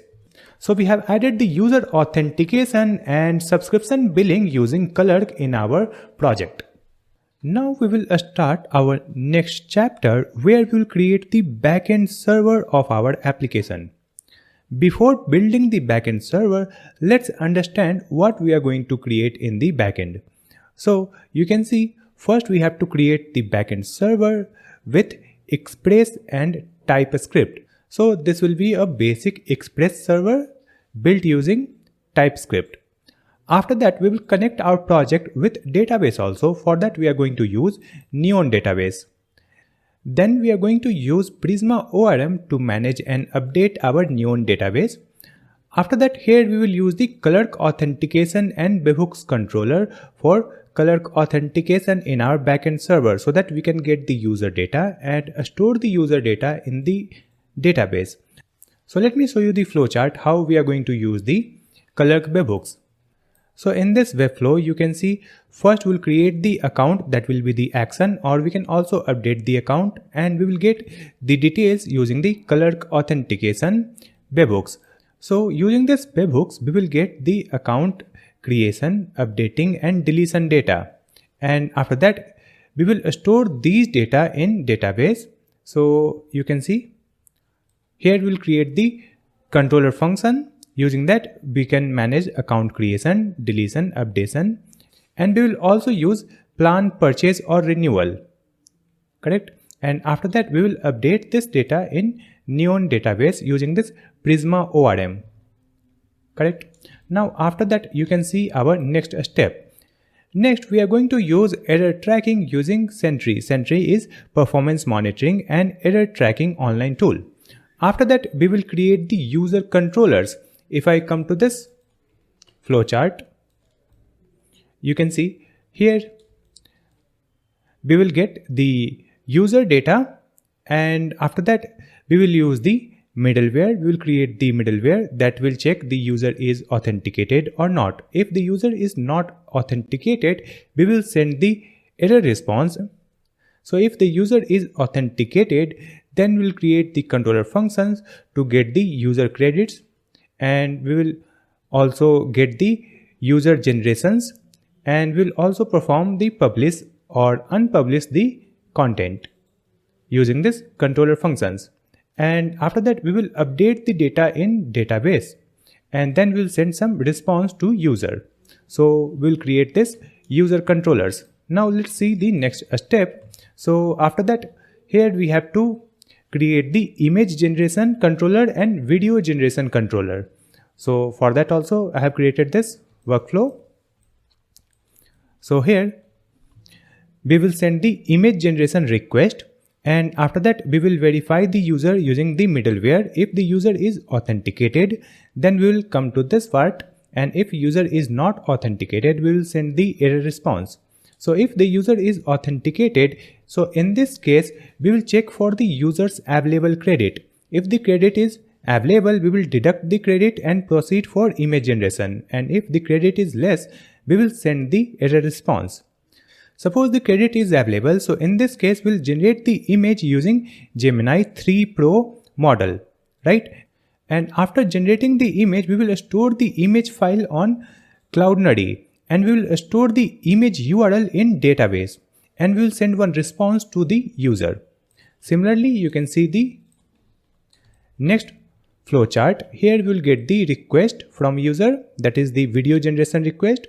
Then we will verify the user using middleware, and if the user is authenticated, then we will check for the credits, and when the credit is available, we will deduct the credit and generate the video using the VO3 model. After generating this video, we will store our video on Cloudnode and store the video URL in database, and we will send one response to the user. So let's see the next step here. So you can see we will create the image and video and store our media on Cloudnode, and then we will deploy our project using Hostinger VPS. So let's start with the first point, that is creating a backend server with Express and TypeScript. And to create the backend server, we have already created one nodes. If I open the web browser and open github.com/GreatStackDev, which is the GreatStack Dev GitHub repository, here you will find this nodes. Just open it, and in this one you will find basic Express with TypeScript. Let's open it. Now in this one we have the step-by-step guide to create a Express server using TypeScript. So first we have to create a folder like this. So we'll create the folder with the name server. So let me create it here in the VS Code. I'll just come back here in the VS Code, and let me close all these files. So right click and select close saved. Then let's fold this one, which is the client folder, and after that here we have the UGC project folder. So in this one, create a new folder called server. So now we have client and server, two folders are there. In the client we have the front end, and in this server we will create the backend. Now after that, let's right click on this server and select open in integrated terminal. After that we'll open the nodes here. Here you can see we have to go to the server directory in the terminal, and after that we will use this command npm init-y. So let's copy and paste it here. After that, I'll come back here and you can see the next command npm install express. So just copy it, paste it here in this terminal. We have added npm install express. After that, let's see the documentation again. And in this one, we have these commands that will install the TypeScript and TS node, then nodemon, and type of this express and type of node. So just copy this one and come back here. In this terminal, just paste this and press enter. It is installing this package. After that, we'll see the next step. So next we have to create this tsconfig.json file. So I'll copy the file name tsconfig.json, or instead of creating this file, we can also use this command. It will create that. So just copy this command only and come back here. Let's paste it.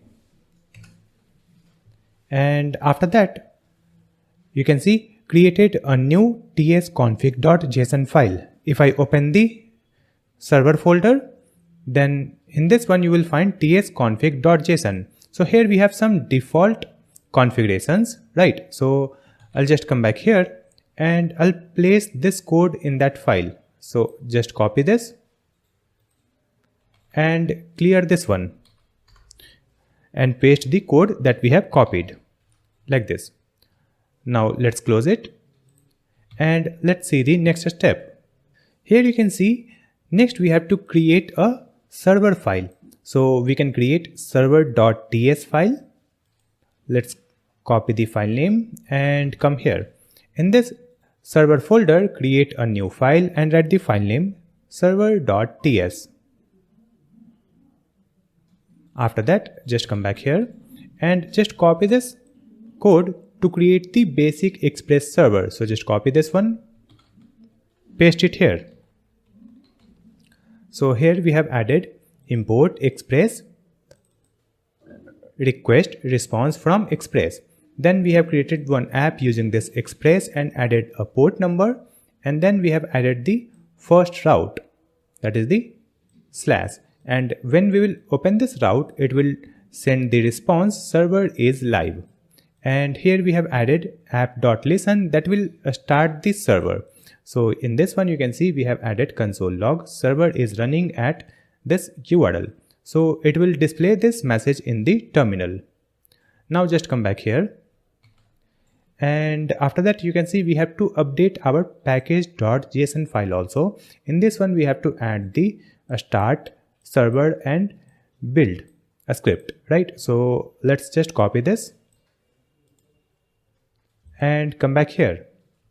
Open this package.json file. In this one we have test a script. So let's remove it and here we will add this start, server and build. In this one we have added nodemon, so it will start the project using nodemon. Now let's come back here. You can see we have to add the type module also. So just copy this type module and let's add it here. Add a comma here. That's it. Now just come back, and after that we can start our project using npm run server. So it will start the backend server on port 3000. So just come back here, open the terminal. In this terminal, let's provide npm run server. So you can see the message server is running at localhost 3000. And here you can see we have another terminal also where the front end is running. Correct. So here we have the first terminal where the front end is running, and this is the second terminal where backend server is running at 3000. So now I'll open the web browser, and here if I type localhost 3000, so you can see the message server is live. Correct. So we have created the basic express server. Now we will come back to the VS Code, and here we will change the port number. So if I open this server.ts file, instead of 3000 I'm going to use 5000, right? For this port, I'll write it in uppercase like this. And let's write it here also, port and port. After that, here we will add the middleware like this. If I add a space here, and we'll add the comment like middleware. And here we can use the app.use method, and in this one simply provide cors, but we have to add the cors package also, right?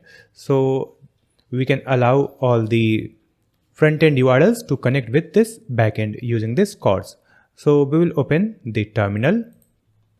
You can see the backend is running, so just add Ctrl C, and after that we can use the command cors. So let's add npm install cors, and after that we'll add at using this -d. We'll add -d. So we have added npm install cors -d and provide at types /cors like this and press enter. After that we'll add the .env also. So let's add npm install .env. That's it. Now we can start the project again using npm run server. So now the server is running. Let's hide this terminal, and in this app.use we can write cors, and let's call this cors, and we have to import it. So here at the top we'll write import cors from cors package, and after that here we'll add import, and let's add .env/config so that we can use the environment variables. And just after this cors, let's add app.use, and in this one we'll add the express.json. So all the requests will be parsed using this JSON method, right? And after that, here we'll add the environment variable file also. So in this server, we'll create a new file and write the file name .env. So in this one, we'll store all the secret variables or keys. So after creating this file, we can come here in the server.ts file, and here you can see we have the port. So here let's add process.env.port. Then we'll add OR operator. So if the port number is available in the environment variable, that will be used, else it will start the project on 5000 port number, right? Next, we have to connect our project with database. Before connecting the project with database, let me open this package.json file, and in this one you can see we have added this cors in dev dependencies by mistake. So let me move it. Let's cut it from here and we will add it in this dependencies. So here we'll add this cors. That's it. Save the changes and remove this space. We have added both cors and at type of cors in same command. That's why both added in this dev dependencies. So we have moved it in the dependencies, right? Now after that, we have to connect this project with database. To store our data, we are going to use Neon database. Neon is a fully managed serverless Postgres database built for modern application. Neon helps developers to build a scalable and reliable apps faster. It comes with powerful features like branching and auto scaling that simplifies the development and management. With Neon free plan, you can create up to 100 projects and store 0.5 GB of data per project. So just click on the link given in the description to sign up and start using Neon for free. So I'll just click on this sign up button and I'll sign up with my Google account. After sign up, you need to create a project on Neon database. So here we'll add the project name. So we have added the project name UGC ads, and after that Here you can choose the cloud service provider and choose the nearest region, and after that just click on this create button. So let's click on this button, create. Now it is asking to choose any of this. What are you working on? So I'll choose the first one, building a new app, and click on create. Now after that you can see connect to your database, and here we have this button connect. So just click here, and here you can see the connection string that we can use in our project to connect with this database. To manage this Neon database, I'm going to use the Prisma ORM. So I'll search for Prisma. Open this website prisma.io. So after opening this prisma.io, just open the docs from here. After that, let's click on this ORM, and in the left side you will find quick start. Just click here. Then in the left side you will find this PostgreSQL. Let's click here. And after that, here we have the steps. So here you can see the first step, create new project. So we have already created our project. After that, come to this second step, install required dependencies. So we have to install the Prisma, and we have to install the Prisma client adapter, right? So let's copy the first command and open the VS Code. We will open the terminal, and project is running, so just add Ctrl C and paste this command. Press enter. So it will install the Prisma, type node, type PG, and it is installing this package so that we can see the next command. So I'll copy the next one also and come here. So after completing this first command, we'll paste the second one. So it is executed. Now let's paste the second command and press enter. It is also completed. Now we will see the next step. So I'll come back here, and after that you can see the third step, configure EMS support. So this configure ESM is not required. It is already added in the project. Let's see the next step. So the next step is to initialize Prisma ORM.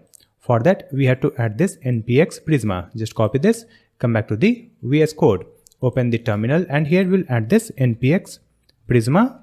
Press enter. It is done. Now see the next one. Here we have this command. Just copy this. So you can see this command will create a Prisma directory, and in this one it will create a Prisma file, that is a schema.prisma file. It will also create .env file if it is not available, and it will create prisma.config.ts file. So just copy this command and come here in the terminal, paste this command, press enter. After executing it, you will see the new files in the left side. You can see here we have the prisma config.ts file. It looks like this, right? And after that, you can see here we have the Prisma folder, and in this Prisma folder we have a schema.prisma file like this. Now just come back. So after executing this, we have this prisma config.ts file, and we have a schema.prisma file. And after that, we have to update our env, that is .env file. We have to add the database URL. So let's add it from the Neon. I'll just come back here. In this Neon, you can see we have the PSQL. So just click here on this. It will open the drop down menu, and in this one you will find Node.js. Just click here and then go to .env. Just click on this .env and you will find this database underscore URL. Let's copy it and come back here in the VS Code, open .env file, and in this one, this is already added, right? So we can replace it. This is the database URL that we have copied from Neon. Let's remove this dummy URL. So let me remove this dummy data from here. So after adding this database URL, again come back to the documentation. In this quick start, So we have completed this part to add the database URL. After that, you can see define your data model. So we have schema.prisma file. In this one, we have to create the models to store our data, right? So we have already created the model. You will find the file in asset folder. So just open the asset folder that you have downloaded from the video description, and in this one you will find a schema.prisma file, correct? So I'll open this file. So in this file you can see we have the generator client, then database source DB, and after that we have two models, that is user model and project model. So just copy this one.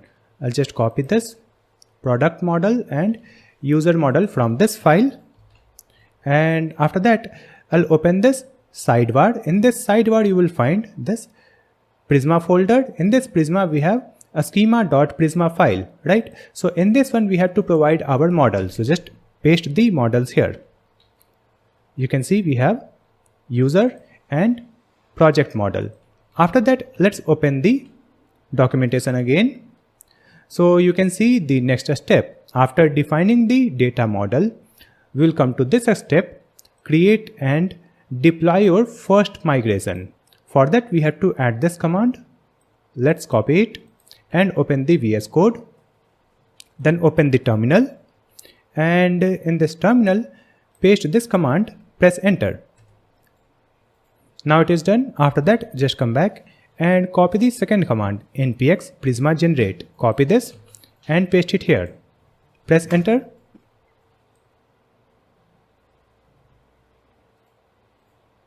It is also done. Now just come back here, and after that we have to create the instance of Prisma client.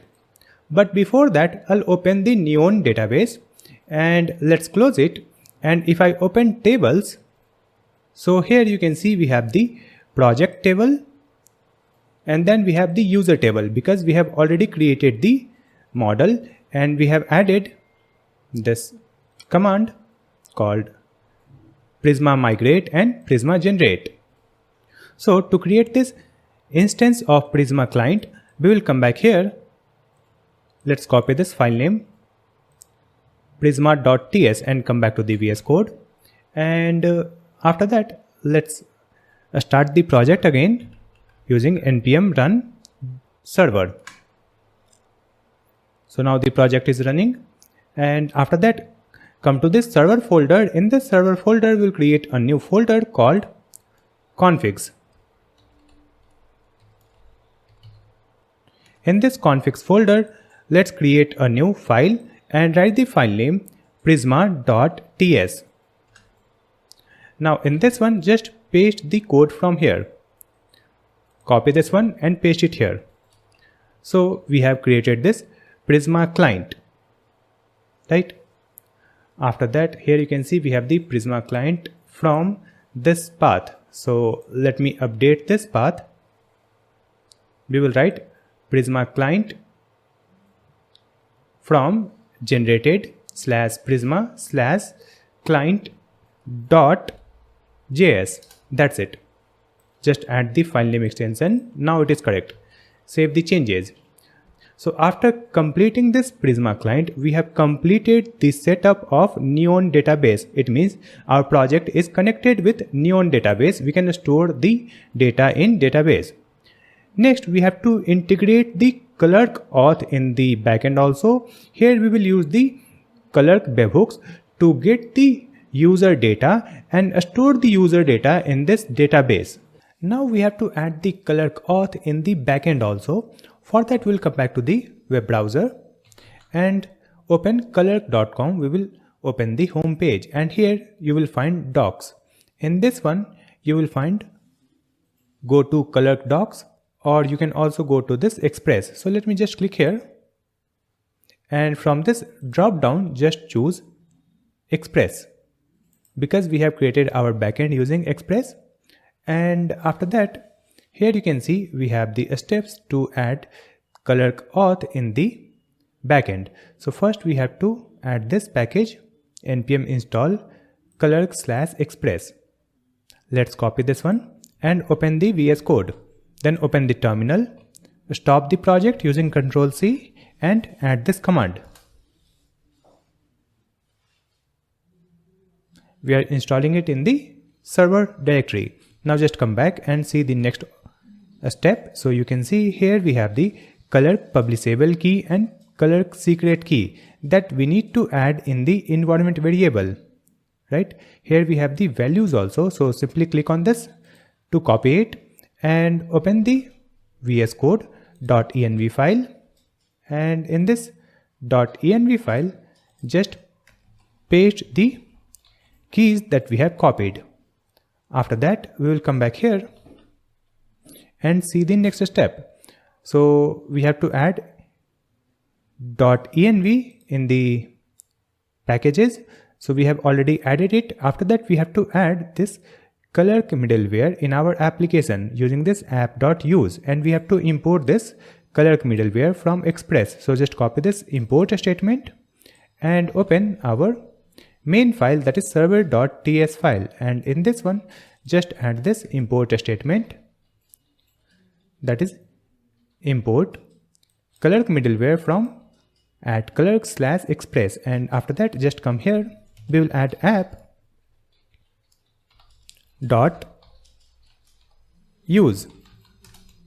and here let's add the Clerk middleware and call it. That's it. Now after that we will come back here in this document and see the next step. So we can protect any route using this require auth. So we will not use it. Let's see the next step. This is also optional. So we have added the Clerk auth in the backend server. Now we will create a middleware that will protect our route. So I'll just come back and open this server folder. In this server folder we will create a new file, or first we'll create a new folder. So in this one create a new folder called middlewares, and in this middlewares folder create a new file and write the file name auth.ts. And here we have to create a function. So let's add export const protect equal to asynchronous arrow function. We have created a function called protect. Now in this one we'll get the request and response and next function. So let's import it from Express. We will import request, response and next function from the Express package. And here let's add request, comma, response and provide next, like this. And after that here we'll add try catch statement, and in this try block we'll add const curly braces equal to this request dot auth. So this auth will be added using Clerk because we have added it here. You can see we have added Clerk middleware. So it will add this auth property. So from this request.auth we will get the user ID, right? We will extract the user ID from here, and here let's add the if statement if not of user ID. If the user ID is not available in this request.auth, so in this case we will add return and provide response.status and provide the status 401 and then .json, and here we'll add the message. So let's add the message called unauthorized, right? And suppose the user ID is available, then we will simply call the next function like this. Now we will add the code in the catch block. So here we'll add error colon any, and then we'll add response. So just copy this, paste it here. We will add response status 401 JSON, and here we'll add the message property. In this message property let's add error.code, or we will provide error.message. That's it. So we have created this protect function. Using that we can protect our route, and it will check for the user ID. If the user ID is available, it will execute the next function. It means it will execute the controller functions, and if it is not available, then it will send the response with message unauthorized. Here we are getting this warning in this auth because the type is not defined here. So let's open this sidebar. In this server, we will create a new folder and write the folder name types. Right? And after that, in this one, we will create a file. So create a new file here and write the file name express.d.ts. So here we are defining the express data types. So here let's add import request from express. After that, let's add declared global. So in this global, we'll add the namespace, and then we will add this express. Then add this curly braces, and here we'll add the interface. In this interface, we'll add request, and for this request, we'll add the auth property. It will be one arrow function like this, and in this one we have to add the user ID property. It will be a string. Then we'll add the hash property. It will be arrow function, and it will return boolean. And in this parameter we'll get the permission any. And after that, here we'll add the plan question mark dot, or we'll add colon, and it will be a string type. After that, we'll add the file. So the type will be any, like this. The server is stopped right now, so let's start it using npm run server at this terminal. So we have added the auth property here, and after that, if I open the auth.ts file, you can see it is fixed. So we have created the middleware. Using that, we can protect our route. Next, we have to create the controllers. Using that, we can store the user data in the database whenever user creates an account or update the account details through Frontend. So for that, we'll create a new file here. But before that, let me set up the webhooks. So I'll open the web browser and open Clerk dashboard and go to configure. And in this one, here we have developers. In this one, you will find webhooks. Just click here. Here you can see this button, add endpoint. So I'll just click here. And after that, I'll use this one with SFix play. I'll click here. And after that, here we have the list of events. So from here, we will subscribe the user events. I'll scroll down. Here you can see we have one more event called payment attempt. So from this payment attempt, we will use this one updated. Subscribe this payment attempt updated and scroll down. Here we have the user.created, deleted, updated. So subscribe all 3 events here. So we have total 4 events, and after that, click on this button, create. So now we have created this. And in the right side, you can see we have this signing secret, which is the webhooks signing secret. Let me reveal it. So here we have the signing secret. And after that, we have to set up the webhooks in our project. So we will open the docs page of this Clerk. And here in this search box, we'll search for webhooks. Let's click here, webhooks overview. So in the left side, you will find webhooks overview, billing webhooks, and then syncing data with webhooks. Just click here. Scroll down. So here you can see we have the code that we can use to create the Clerk webhooks in our project. So for that, we'll come back to the VS Code. Let's open the sidebar, and here you can see we have this server folder. In this server folder, we'll create a new folder called controllers.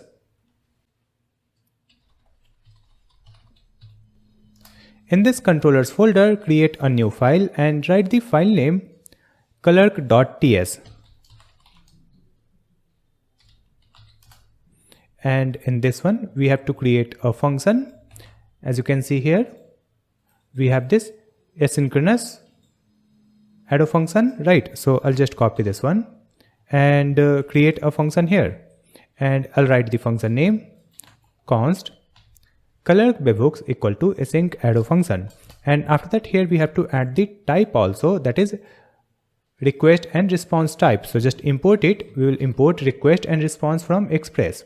And after that, here we'll add colon request colon response, right? After that, here we'll add try catch block, and then let's come here. And here you can see we have to add this one in the try block. So just copy this and paste it here.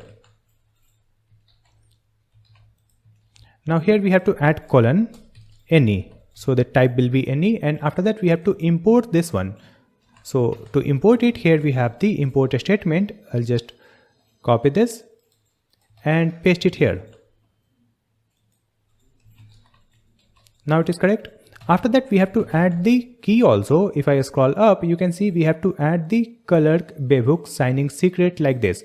So just copy this environment variable name and open our .env file. In this one, just add this Clerk bebook signing secret equal to, and paste the value from here. Copy this and paste it here. So we have added Clerk bebook signing secret. Now after that, we will come back here in the clerk.ts file, and here we are getting the event, correct?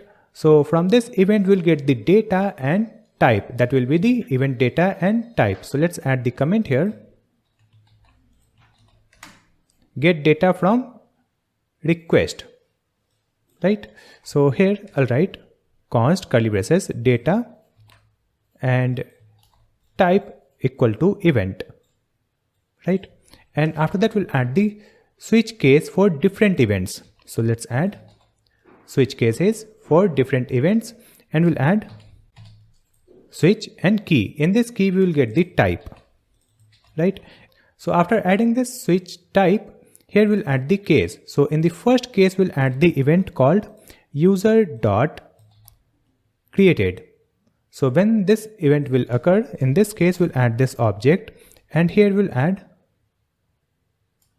await, and then we'll use the Prisma client. So just click here to import the Prisma from this file configs prisma.js. After that, from here we'll use the user model. So just add user, then dot create. So it will create the user data in the Neon database. So here we'll add the data property, and in this data property we will add the ID. So the ID will be data.id like this. After that, we'll add email. We will store the email also. So let's add the data question mark dot email underscore addresses index 0. Then we'll add question mark dot email address like this. After this email, here we will store the name. So let's add the name property.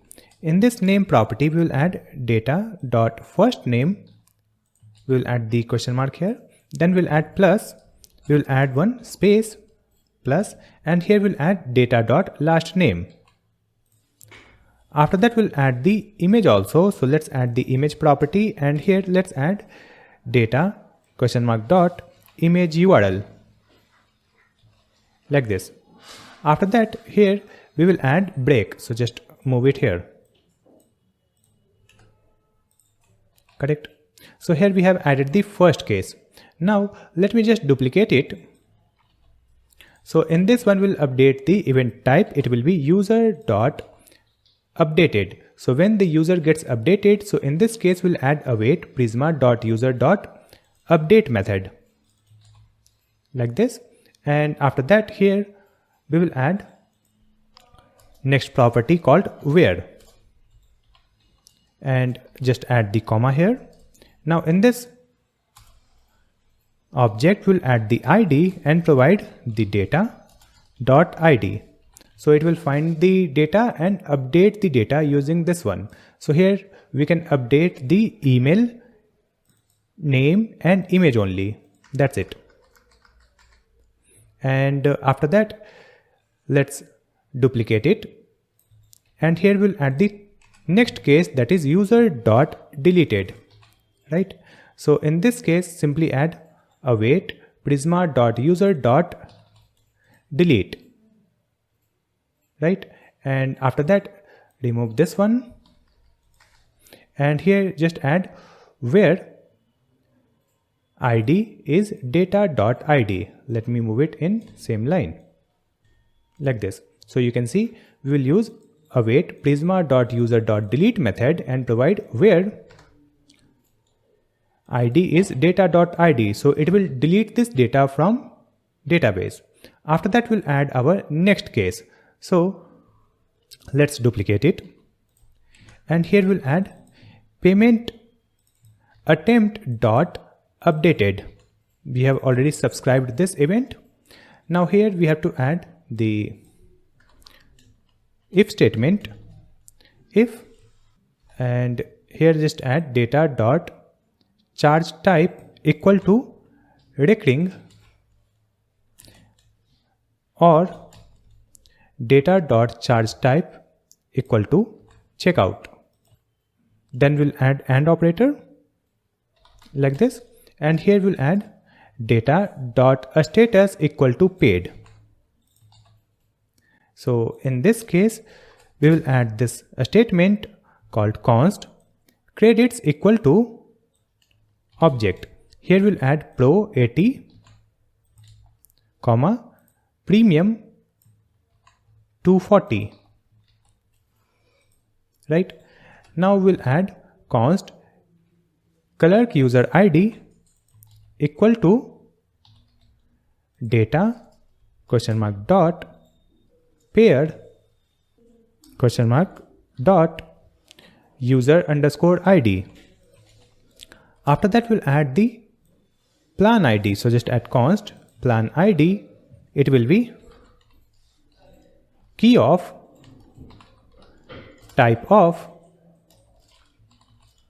credits equal to data dot subscription items dot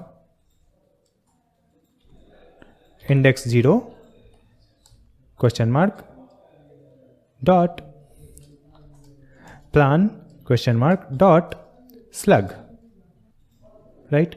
Now after that here we'll add the if statement again, and in this if statement we'll add the plan ID not equal to pro and just add plan ID not equal to premium. In this case just add return response.status 400.json, and here we have to add the message. So just add the message invalid plan, right? And after that we'll add console.log, and here just add the plan ID. After that we'll add await and provide prisma.user.update. We will update the data in database after making the payment, right? So here we'll add where, and in this where just add the ID. So the ID will be Clerk user ID, and after that here we'll add comma and provide data that we need to update. So in this data just add credits, and we'll update the credits property. Here we'll add increment and provide credits and provide the plan ID. That's it. So it will update the data in database also, and here we have the default case. After that, just come here just before this catch block and we'll write response.json, and here we'll add the message. So just add the message webhook received, and then we'll add the type. And after that, come here in the catch block. So in this catch block, just get the error in the parameter, and here we'll add the type any, and after that here we'll add response.status 500. Then we'll add .json and provide the message. So the message will be error.message. So we have created this webhooks controller. So just export this function from here. So here just add export default Clerk webhooks, right? And after that we have to create the endpoint for this webhooks. For that you can see the code here. In this document you can see we have to use the API path. Then we'll add express.raw type application JSON and provide our controller function. Similarly, we will add the endpoint. So just come back to the VS Code, open our server.ts file, and in this one, here we have the first route, correct? So after that, we'll add app.post, and after that, we'll add path that will be /API/Clerk.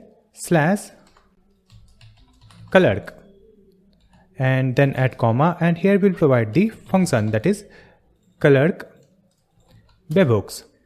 So you can see the Clerk webhooks function has been imported from the controllers folder and clerk.js file. So we have created the Clerk webhooks handler endpoint, and after that we have to add this endpoint in our Clerk dashboard. But instead of adding this endpoint here, we will add it here just before this express.json, because here we will use express.raw. So we have added it here, and here we will add one more thing. So just come here in this documentation, and you can see after this endpoint we have to add express.raw and provide this type application JSON. Copy this one and paste it here just after this comma, and add the comma here. Now it is correct. Now we will save the changes and we will add the endpoint in our dashboard. So to get the endpoint locally, we will use this terminal. We will open the terminal here and go to ports. Let's click here.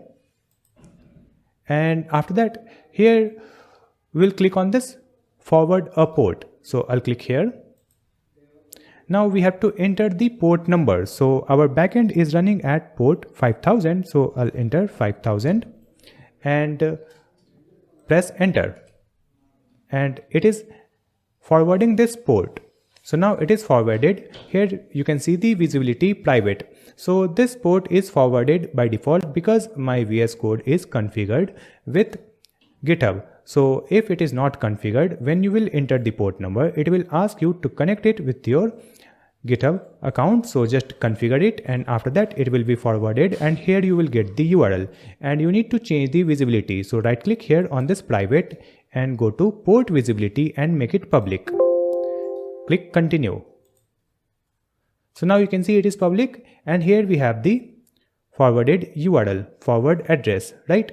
So just copy it. So I'll click here.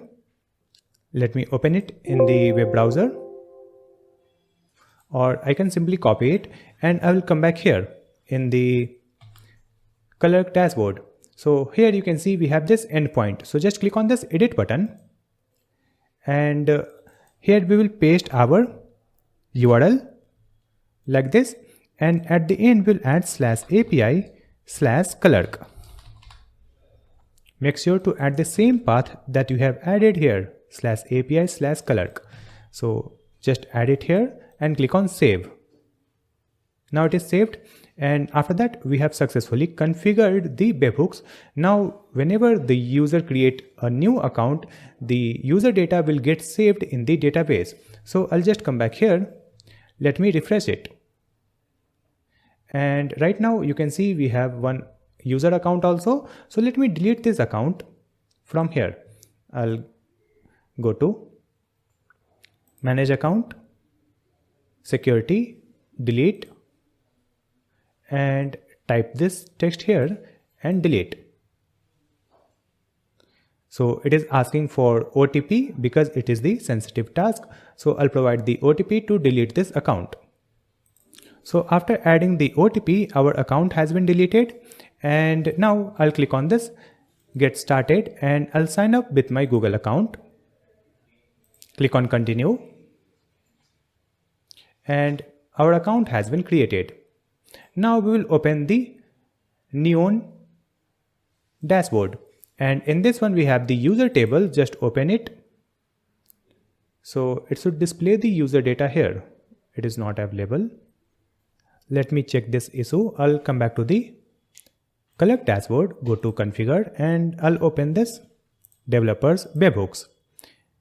And after that, I'll click on this link. So here you can see these events are failed. So just click here, user.created. Scroll down, and if I open it, here we have one error message, cannot read properties of undefined, reading 0. So let me just come back to the VS Code, and here you can see we have this controller function. In this one we have added email. It will be data.email addresses. So by mistake we have added emails 2 times. So let's update it. I'll correct this one, email underscore addresses. Now it is correct, and I think I have added it in the second case also. Let's scroll down. Here you can see we have the second case. So here also we'll add email underscore addresses. Save the changes, and after that I'll delete the account and create another one. So let me open the manage account, security, delete,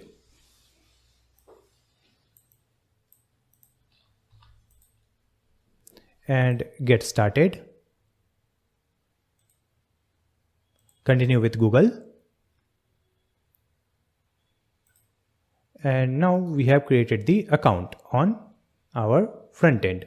And after creating the account, I'll check the database again. Let's come back here, go to user, and now you can see here we have the user data like user ID, email, name, and image URL, and here we have 20 credits, right? And here we have the timestamps, and here we have the projects, and we don't have any projects right now. So when we create the user or when we update the user data will get saved in the database using Clerk webhooks. But right now you can see we are using a local URL using this VS Code. So whenever we will restart the VS Code, this URL will get updated. If I open the terminal port, so you can see here we have this URL. So this URL will get updated whenever we will restart the VS Code. So in this case, we have to update the URL here in this webhook section. Then only it will work. So for development purpose, we are using this URL. So when we will deploy it online, we will get a permanent backend URL. So we will add the permanent backend URL here after deployment, and it will work at any time. So finally, we have completed the Clerk webhook setup, and we can save the user data in database. So after completing the Clerk authentication and webhook controller, now we will add the error tracking in our backend project. For that, we will use Sentry. Sentry is a tool that helps developers find and fix bugs and performance problems in their app. It watches your code in real time, shows you exactly where error happens, and tells you why they happened so you can fix them faster. Developers use Sentry to catch crashes, track slow code and improve app quality before user notice it. So just click on the link given in the description and sign up on Sentry for error monitoring. So I'll click on this Get Started button and I'll continue with Google. I'll create a new account here. And after sign up, it will ask you some onboarding questions, and after that you will see this screen. And here you will find this option, Create Project. So just click on this button, Create Project. And here you need to choose the platform. So we are creating our backend using Express.js. So just click on this icon, Express.js. And after that, here you can see we have this, set your alert frequency. I'll keep it default. Alert me on high priority issue.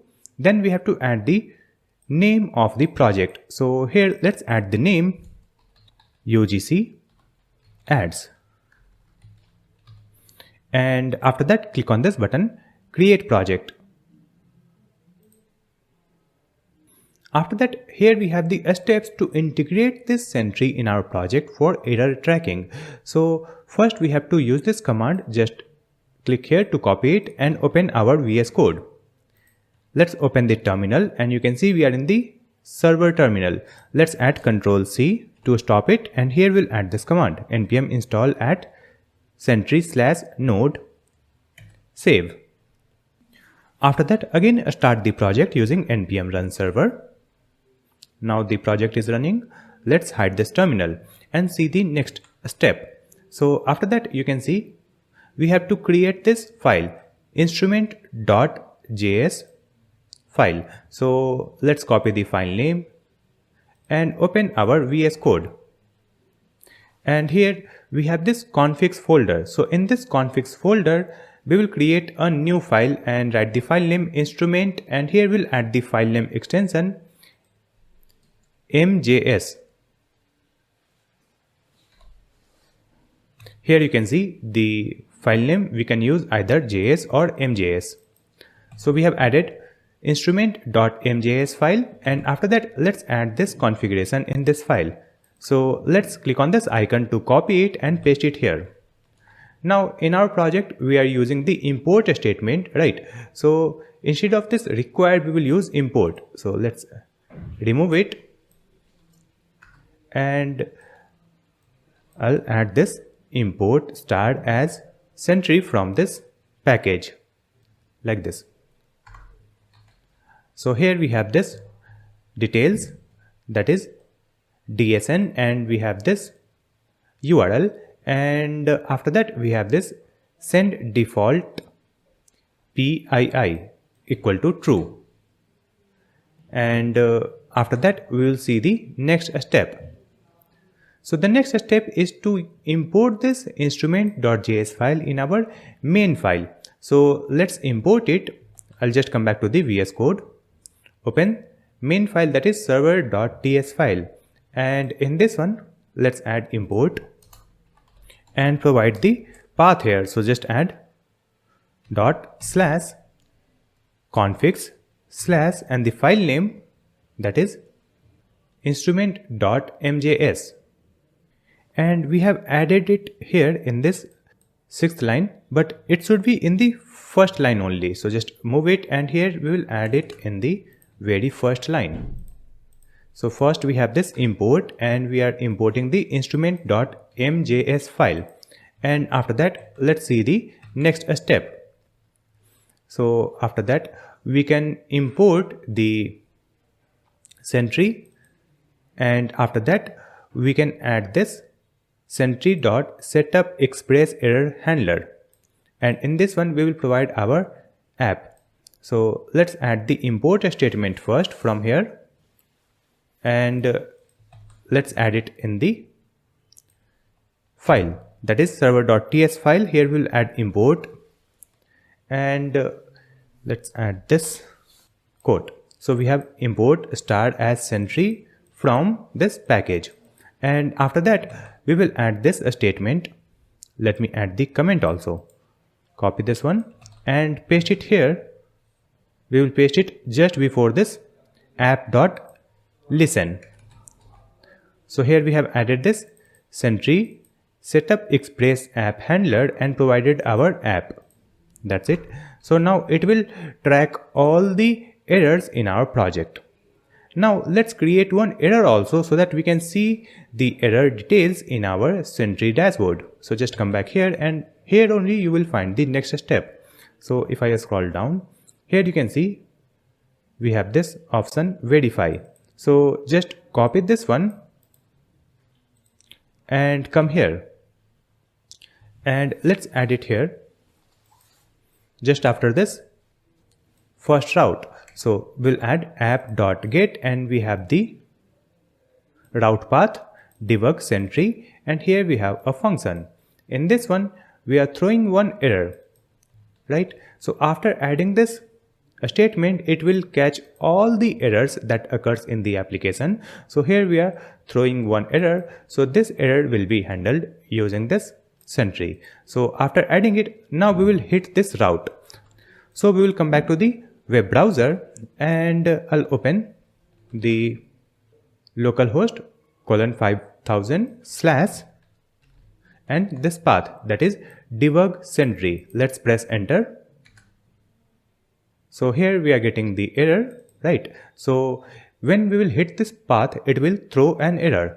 Now let's verify this error in the Sentry dashboard. So I'll just open the dashboard here. Let's click on this button, take me to issue, or you can also click here on this left sidebar, issues. So I'll just click here. So again it is displaying the steps, that is installing the package. I'll click on next. Then configured SDK, it is also done. So I'll click on next. And after that we have also added this code, and then click on this button. Still this button is not enabled, so let me refresh this page. I'll just come here, refresh it. So when we refreshed this URL, you can see we are getting the error like this, my first Sentry error, right? So it throw an error. After that we will come back here in the Sentry dashboard, and you can see this button is enabled, take me to my error. So here you can see we have the complete details where this error occurs and what was the issue. So if I scroll down, here you can see we have this exact URL, trace ID, and after that you can see handled no, label is error. After that you can see here we have the details, like this error occurred in this line. So we have the code structure also, and I'll scroll down. Here we have breadcrumbs where you can see the error message, and here we have the console info. After that here we have trace preview. Then we have the HTTP request. So we made the request on this route using get method, and here we have the headers details, and then we have the user details also, like we have the user's IP address, then browser details, runtime details, operating system, and other details. And in the right side we have the time zone, device information, and trace ID. And let's come here in the sidebar. So in this one you can see we have this button, fix with seed. So this is an AI feature of Sentry. If I click on this button, and here you can see seed is Sentry's AI agent that helps you troubleshoot and fix problems with your applications, including bugs and performance issues. It includes issue triage, root cause analysis, and solutions and code changes. So to use this AI feature, you need to purchase the plan, and you can also go for the 14 days free trial. And after that, it will help you to fix the issue. You can connect with your GitHub and it will automatically fix the issue on your GitHub repository also. So I'll just skip this one. So you can see using this Sentry dashboard, you can manage all the errors. Whenever error occurs in your project, it will display the entire details. I'll just come back here in the VS Code, and now let's add the same error tracking in other routes also. So we have created one function called protect, right, in this auth.ts file. So in this one also we'll add the error tracking. So let's add the import statement that we have added here. So I'll just copy this import and paste it here. And after that, let's catch the error in this catch block using Sentry. So here just add Sentry dot capture exception, and in this one just add the error. So whenever error occurs in this page, it will display the error details in the Sentry dashboard. Similarly, we have created the controller file. So we have this Clerk.ts file, right? So in this one also we'll add the same import statement. We will import the Sentry from this package, and after that let's come here in the catch block. Here we have the catch block. So in this catch block again use Sentry dot capture exception and provide the error. So all the error will be captured and managed by Sentry. So now we have added the error management and performance optimization in our project using Sentry. Now we will add the controllers for user features. For that, let me just come back to the VS Code. Here you can see we have this controllers folder. So in this one, let's create a new file and write the file name usercontrollers.ts. Alright, usercontroller.ts file. And after that, here we have to create the controller function so that we can get the credits of any user. So I'll add the comment here, get user credits, and we will create the function and export from this file. So just add export const, and the function name is get user credits equal to async arrow function. And after that, here we will get the request and response.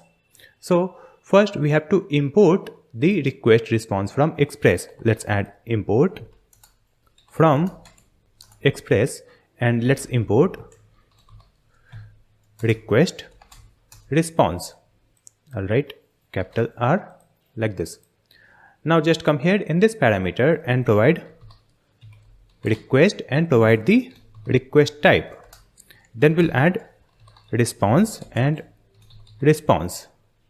Now after that, in this one we'll add the try catch statement, and in this try block we'll add the logic to get the user's credit, and in this catch block just add colon any. We have provided the type any, and here we will use the error tracking using Sentry. So again use the same import statement, import Sentry, and after that here we'll add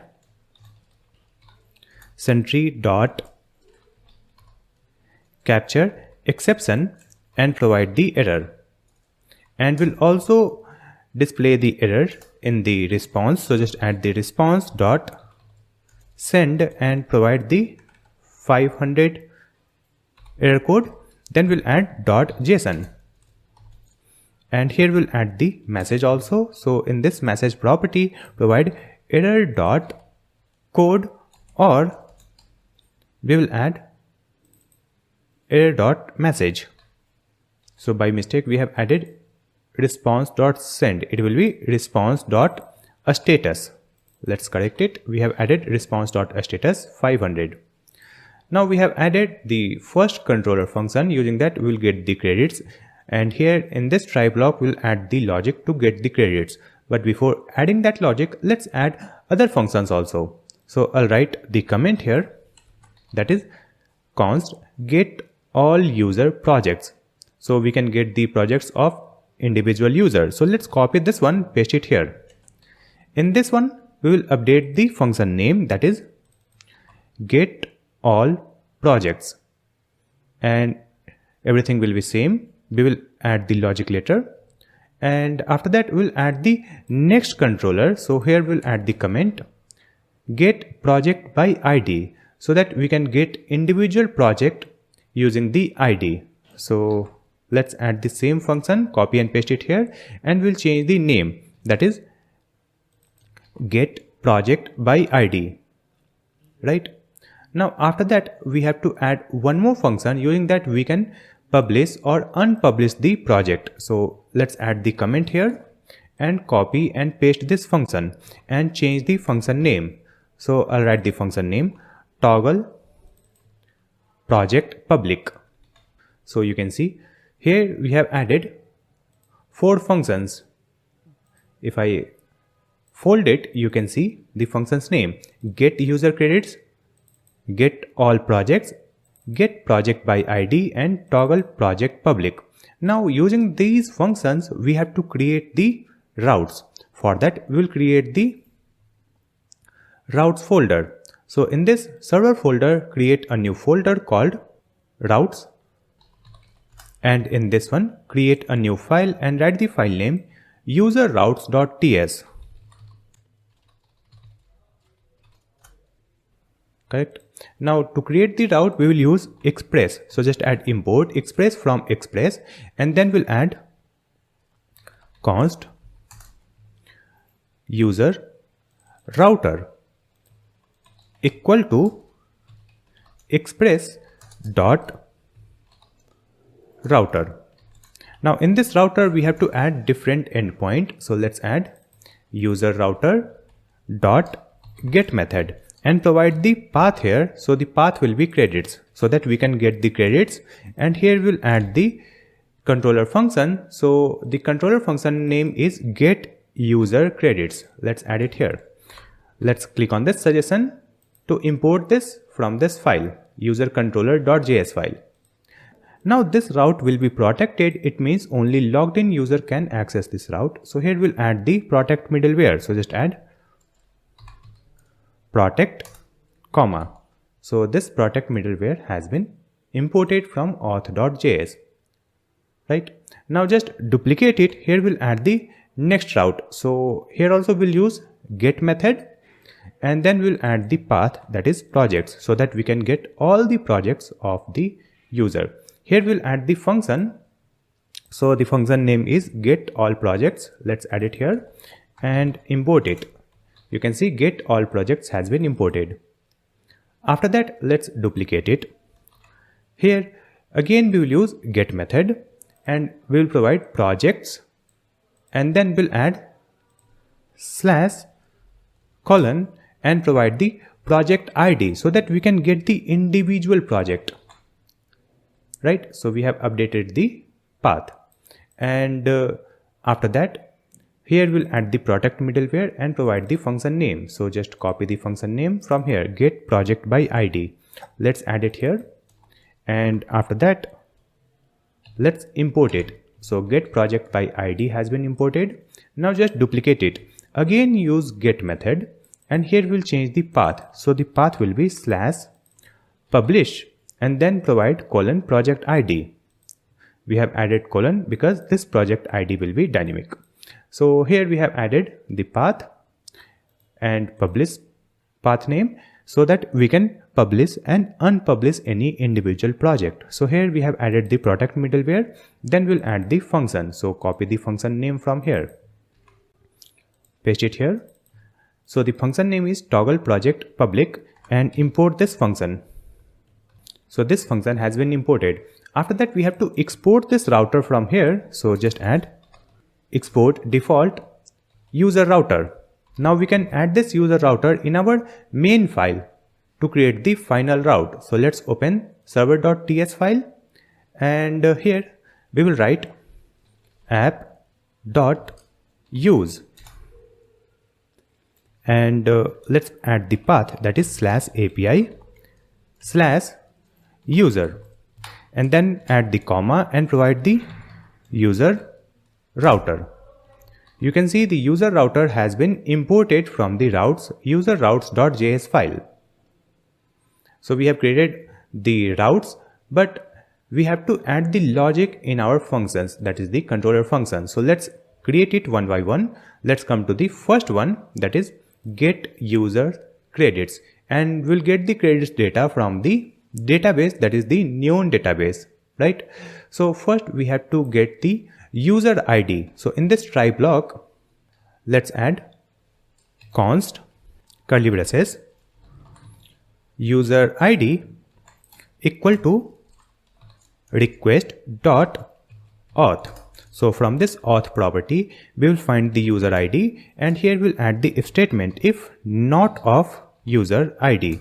Suppose the user ID is not available. So in this case, simply add return and provide the response dot status and write the status for not one, and then we'll add dot JSON, and here we'll add the message. So let's add the message called unauthorized. So we will send this response, right? Let's add space here. So you can see we have added the user ID in the try block. If the user ID is not available, we will send the response that is unauthorized. And after that, let's come here in the next line and write const user. So when the user ID is available, we will find this user from the database. So just add await Prisma. Let's click on this suggestion. So you can see Prisma has been imported from the configs folder prisma.js file. And in this one, we will use dot user. So we are using user model, and here we'll add find unique, so that it will find the unique data using the ID. So let's add object and provide where, and in this where just add the ID, and the ID will be user ID. So now we have the user data, and in this user data we will get the credits also, correct? So let's send this credit in the response. So just add response dot JSON and provide the credits property, and in this credits property let's provide this user question mark dot credits. So we have created this controller to get the user's credit. Now let's complete this one, that is get all projects, right? So here also we need the user ID. So just copy this, paste it here, and after this user ID we have to find all the project of this user. So I'll write const projects equal to await. You can see we have added the same thing here, user equal to await and Prisma model, and then you can see we have added the same thing here, user equal to await Prisma dot user model. So here we are adding projects equal to await Prisma dot project model, because we have to find the project, and we will find all the project using this user ID. So just add dot find many method, and here we'll add the object and provide where, and let's add the user ID. So it will find all the project for this particular user ID, and we'll write new property order by. So it will sort all the project list. So just add created at and provide descending, and after that here we will send the response, and in the response we will send this projects. So just copy this response dot JSON, and in this one simply provide this projects. That's it. You can see we have added this code in the try block to get all projects of individual user. After that we have to find the project using project ID. It means we have to get the individual project data. So I'll just copy the same code from this try block and paste it in this one, that is get project by ID. Let's paste this code here. So here you can see first we are finding the user ID. After that we have to find the project ID from the params. So just add const, because in the route we are providing the project ID using colon project ID. As you can see in this routes, you can see we have added project ID in the routes. So we will get it using the project ID equal to this request dot params. So now we have the user ID also and project ID also. Let's add const project. We will find the project equal to prisma.projectModel.findUnique. And here just add where ID is project ID, then comma user ID. Let's remove it. So it will find the project where the ID is project ID and this user ID is available in that project data. Now suppose this project is not available using this project ID. So in this case, just add the if statement not of project. So here let's add return response dot status and provide the status 404. Then add dot JSON, and in this one just add the message called project not found. Right now, after that, suppose the project is available. So in this case, we will return this project in the response. So simply add response.json and project. That's it. Save the changes. Now after that, come here in the next function. Here we will change the public property. So it will be either public or private project so that user can make it public or private. For that also we have to use the same code. I'll just copy this one and paste it here in this try block. So first we will get the user ID. After that we'll get the project ID and then we will find the project. Right? And if the project is not available, we will send this message project not found.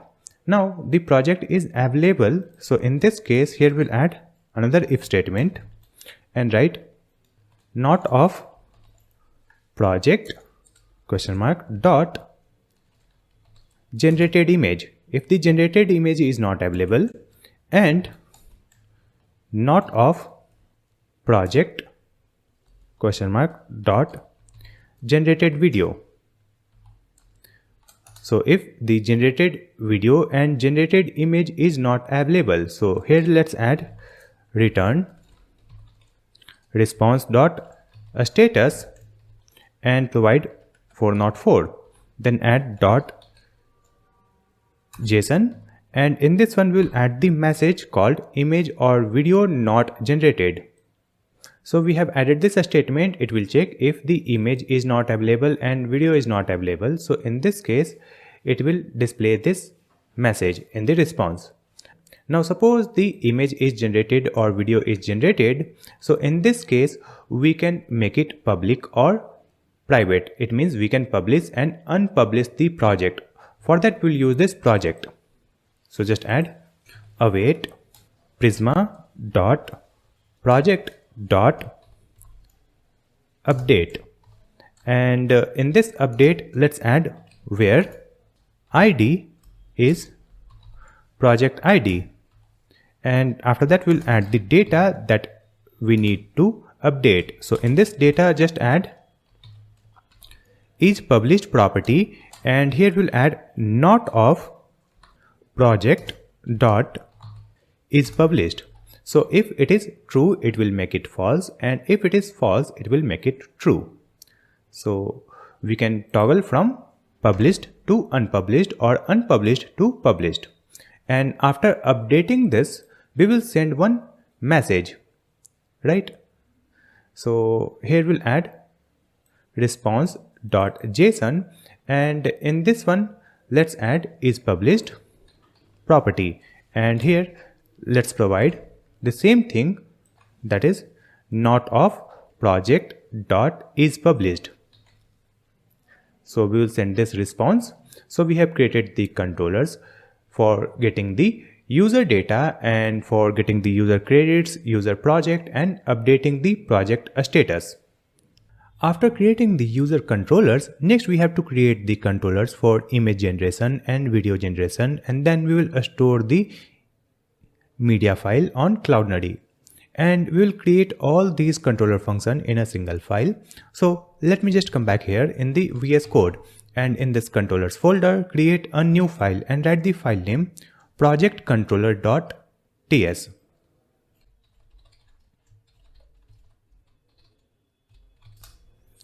Now in this one we have to create different controller functions. So first we'll create the create project function. So let's add export const create project equal to and create the asynchronous arrow function, and in this function parameter we will get the request and response. So let's add import statement first. We'll add import curly braces from express, and here let's import the request and response. Now here we'll add the parameter, that is request, and it will be this request type. After that we'll add response also, so just add response colon response. Now in this one we'll add the try catch statement.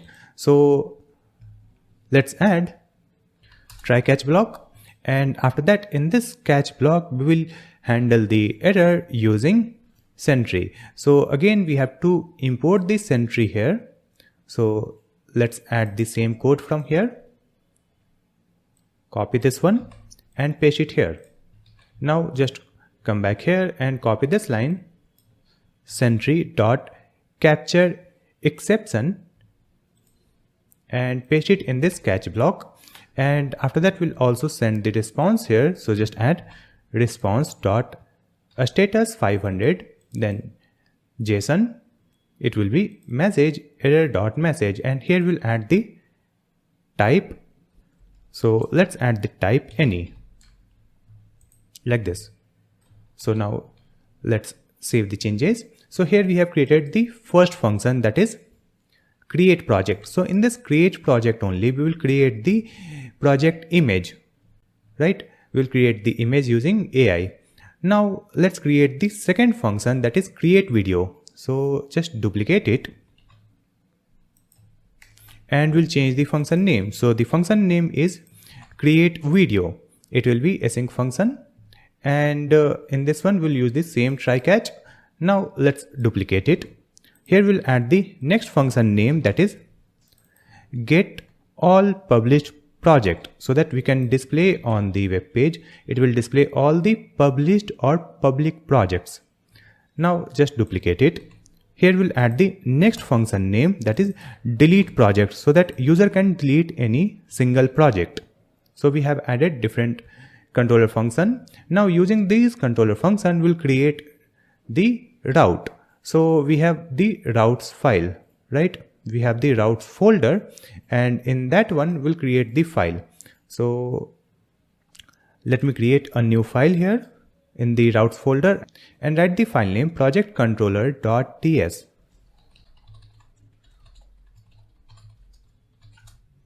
And in this one let's add import express from the express package, and using this express we'll create the router. So I'll write const project router equal to express.router.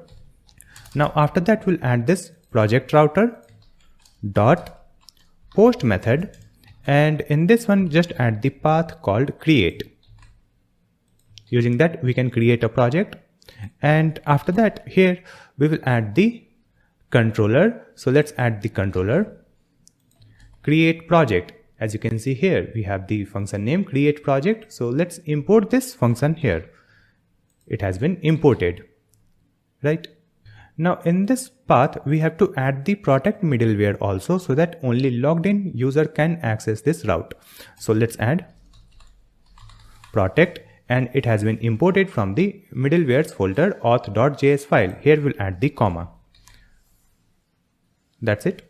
Now let's duplicate it. We will change the path here. It will be /video, and here also we'll use the type post.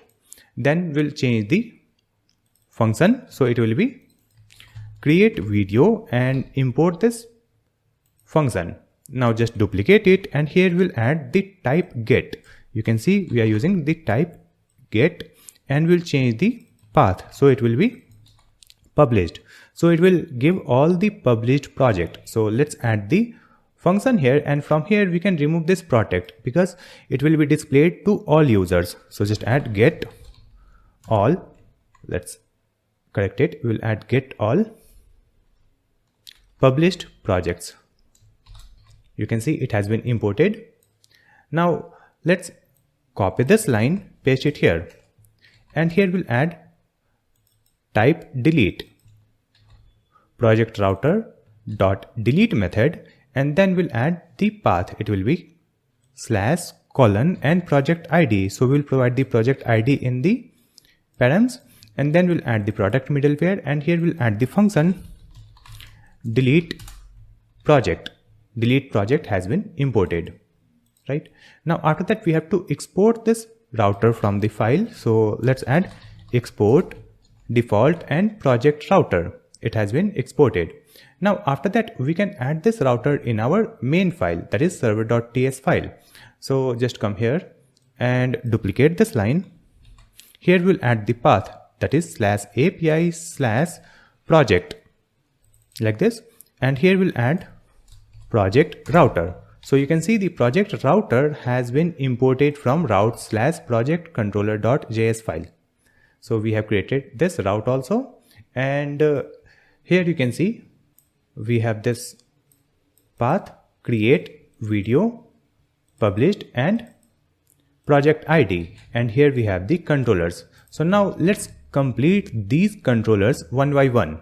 So we will start with this create project, right? So in this create project, first we need a temporary project ID, right? So before this try block only, here we'll add let temp project ID equal to, or we'll add colon a string. We will add the type string for this project ID, and after that let's add the user ID. We will get the user ID from request.auth. So just add const curly braces user ID equal to request.auth, and after that let's add let is credit deducted, and let's make it false. So we have added this variable let temp project ID and is credit deducted, correct? Because after generating the project we have to deduct the credit also.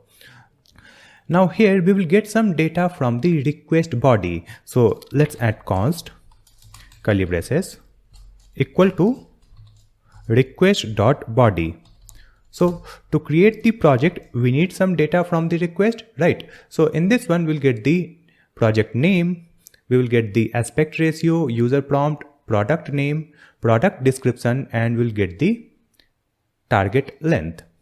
So here let's get the name first. So I'll write name, and here we'll add the default value. So just add name equal to new project. Then we'll add aspect ratio. After that we will get user prompt. After that let's add comma and provide product name. After that we'll add product description. Then we'll add comma target length, and let's add the default value 5. Next we need the images also, so that we can generate the add image using our given image. We will provide the model image and product image, and AI will generate the add image, right? So to receive the image we will use the multer package, and the multer package will add the files property in the request, and in that file we will get the images. So just add const images, and here we'll add the type any equal to this request dot files, right? And by default this request dot files will not give anything. We will add the multer. That multer package will add the files in the request, right? And after that let's install the multer package also, and with that we'll add one more package. So just add this command in the terminal. We'll open the backend terminal, we'll add Ctrl+C to stop the project, and here we will add npm install and write the package name multer, and then we'll add one more package, that is CloudNerdy, because after handling the image we will upload the image on CloudNerdy. It means after generating the AI image or video we will upload it on CloudNerdy. So just add this package npm install multer and CloudNerdy. Press enter. It is done. Now we'll add the type of this multer package because we are using the TypeScript in our project. So we will add that in the dev dependencies. So just add npm install -d, and here we'll add at types/multer like this and press enter. It is also done. Now start the project again using npm run server. So now the backend server is running.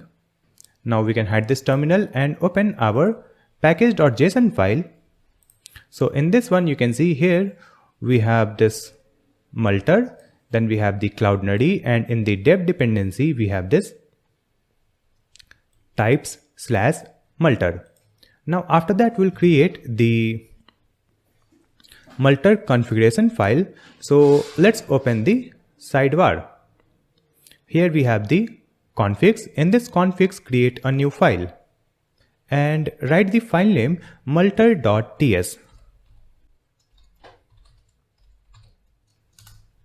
like this, and after that let's import this package, and after that we will create the storage. So just add const storage equal to this multer dot disk storage, and here we'll add the empty object.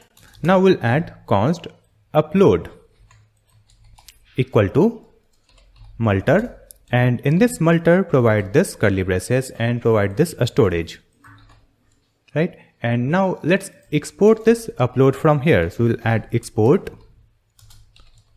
default upload. Now save the changes.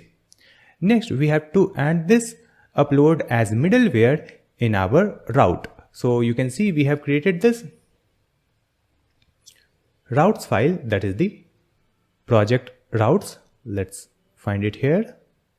By mistake we have added the name project controller.ts. Let me change the name here. I'll right click. You can see we have the routes folder, right? So in this routes folder we have project controller.ts. So right click here and we'll change the name. I'll write rename, and I'll write the name here, that is project routes.ts.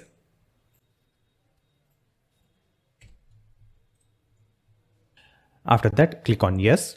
So it will update the import statement also. If I open server.ts file, let's come here.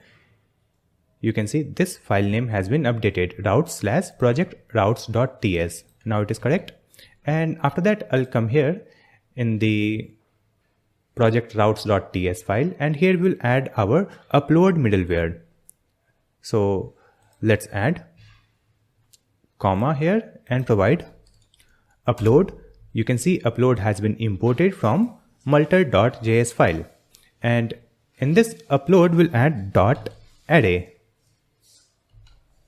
because we'll upload multiple images, right? And then we'll add the property name, it will be images, and here we'll add the number of files. So just add comma 2, and then we'll add the comma here. So it will handle the images added in the request, and it will add all the images in the files property, and using that files property we will receive the image here. You can see we have images equal to request.files, correct? Now let's continue this function. So here let's add the if statement. If this images dot length is less than 2 or not of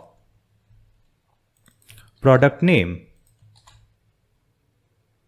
So if the product name is not available or we don't have two images, so in this case we will add return here and we'll send the response also. So just add response dot a status and provide the status 400. Then we'll add dot JSON method, and in this one we'll add the message, please upload at least 2 images, right? Now after that, here we will add const user equal to await, and we'll add Prisma, import the Prisma from configs. Then we'll add dot user model dot find unique, and let's add this curly braces where ID is user ID. So using this user ID we will find the user, correct?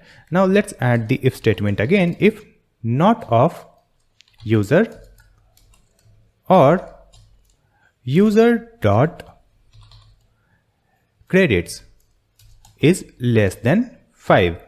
So if the user is not available using this user ID, and if the credit is less than 5, so in this case we cannot create the add image or video. So just add the return response dot a status for not one and provide the JSON method. In this one we'll add the message, that is insufficient credits, right?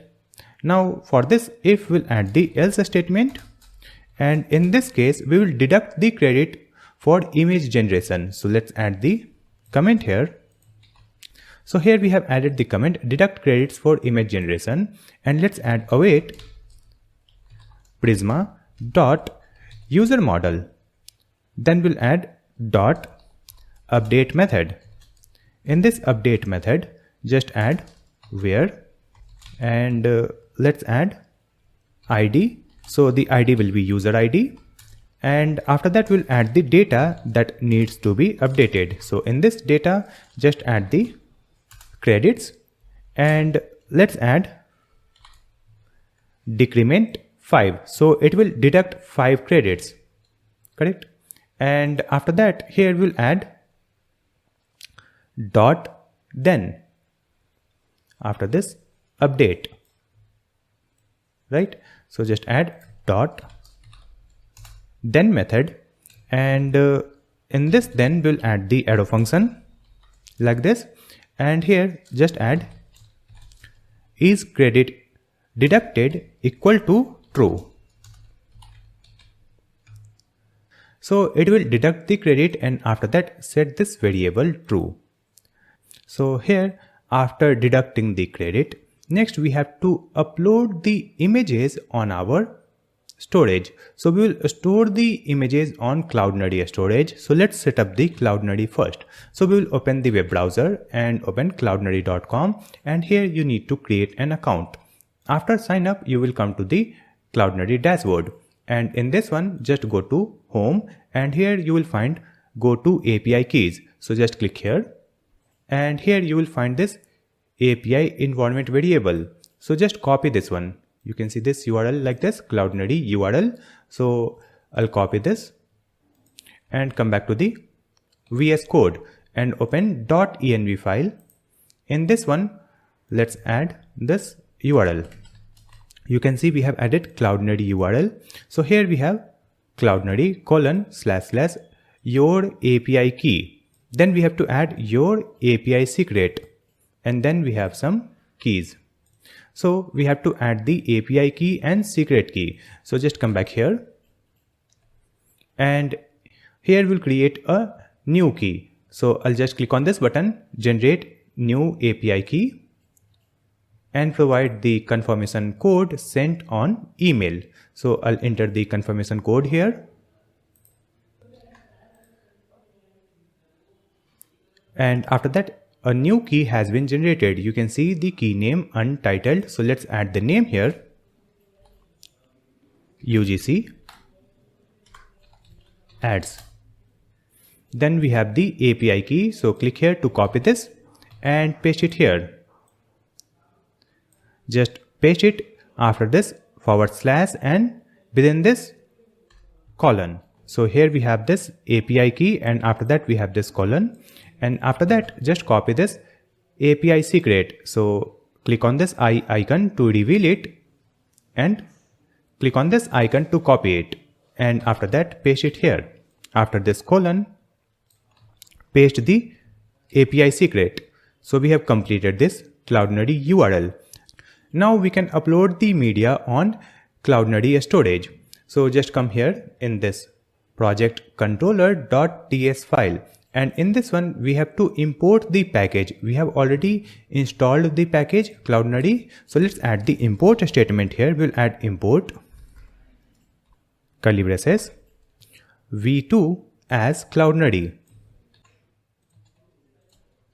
from Cloudinary package. So we have added this import statement, import v2 as Cloudinary, and now let's come here in the try block. So in this try block we'll add let uploaded images equal to await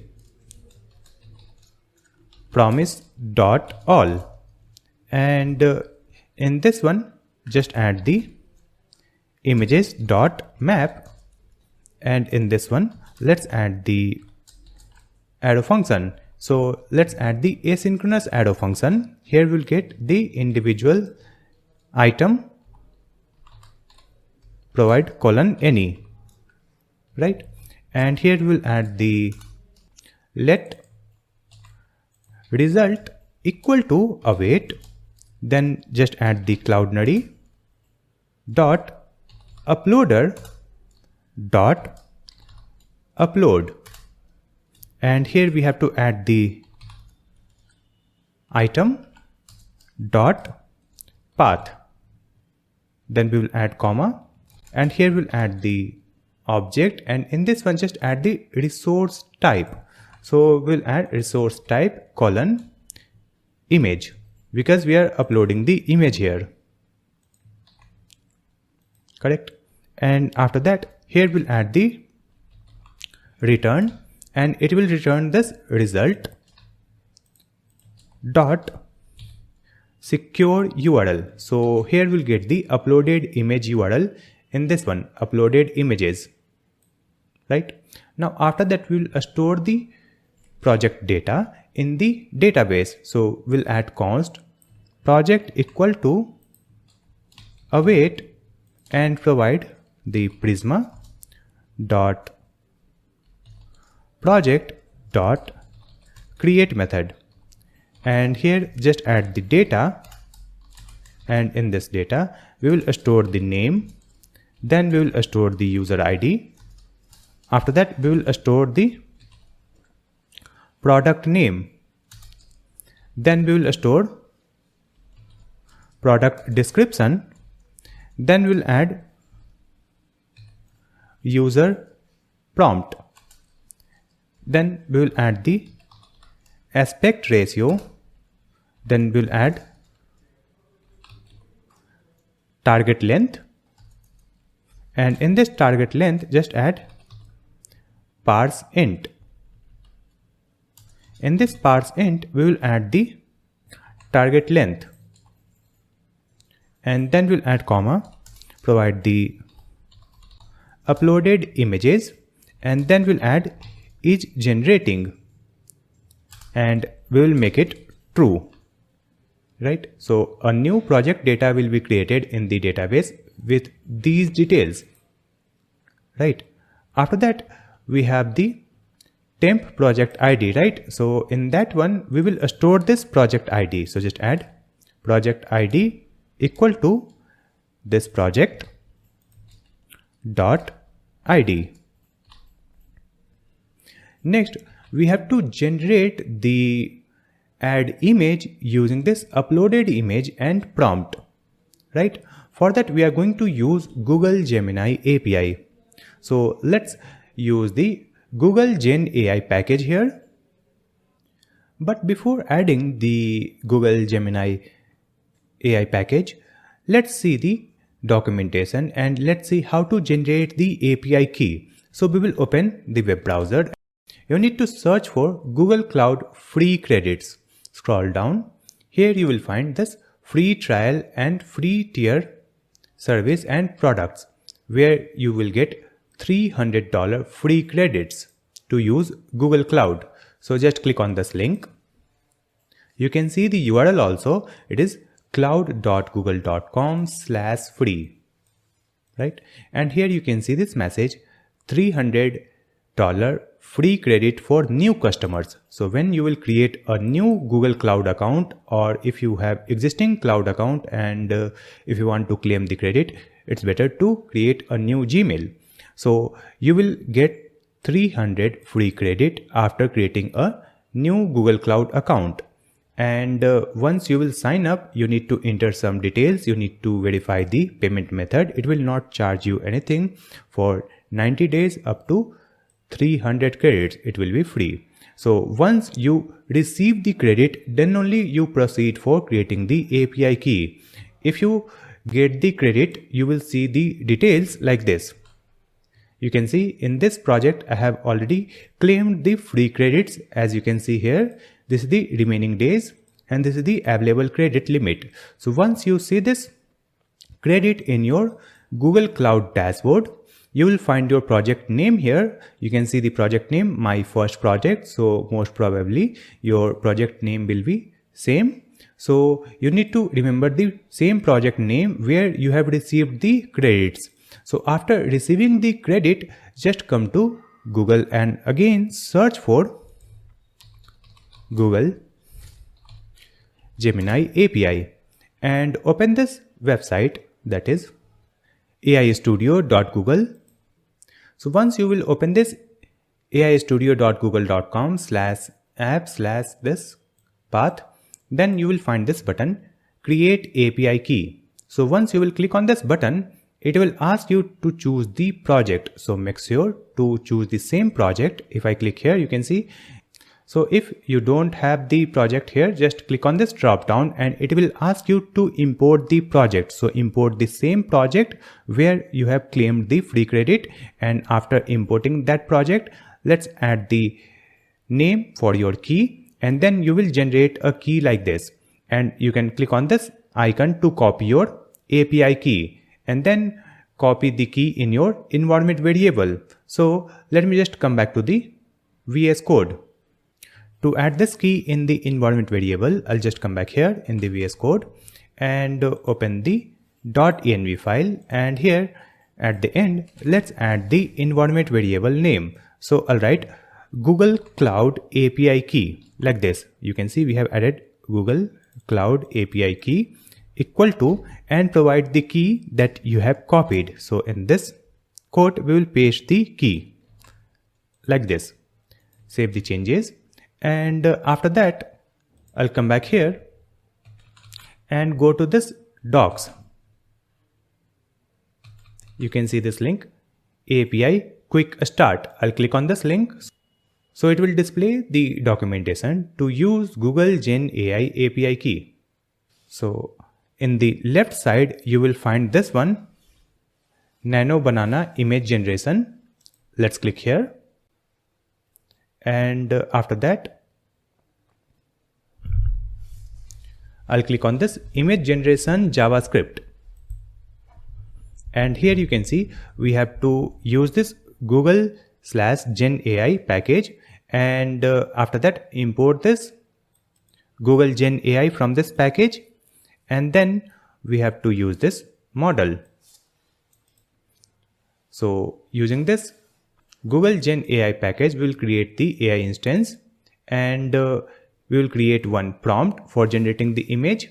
And after that, we can use this instance and models and provide this method. In this one, provide the model name and provide our prompt. So here we'll get the response. So in this response, we'll get the candidates, then content and parts. So that will be our final result. So let's use it. I'll just come back here in the VS Code and install this package. So just come back here in the VS Code, open the terminal, and project is running. So just add Ctrl+C and provide npm install at google/genai. So now this package has been installed. Start the project again using npm run server. After adding the package, let's hide this terminal. Now we'll create a configuration file here. So let's create a new file in this configs and write the file name ai.ts, that is TypeScript.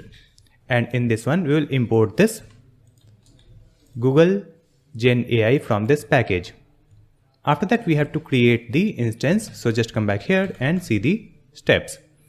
So I'll just scroll down. You can see here we have the image generation, text to image. And if I come to the next section, we have text and image to image. So we will use this one because we will provide some prompt also. We will provide the image also, and then we will generate our image.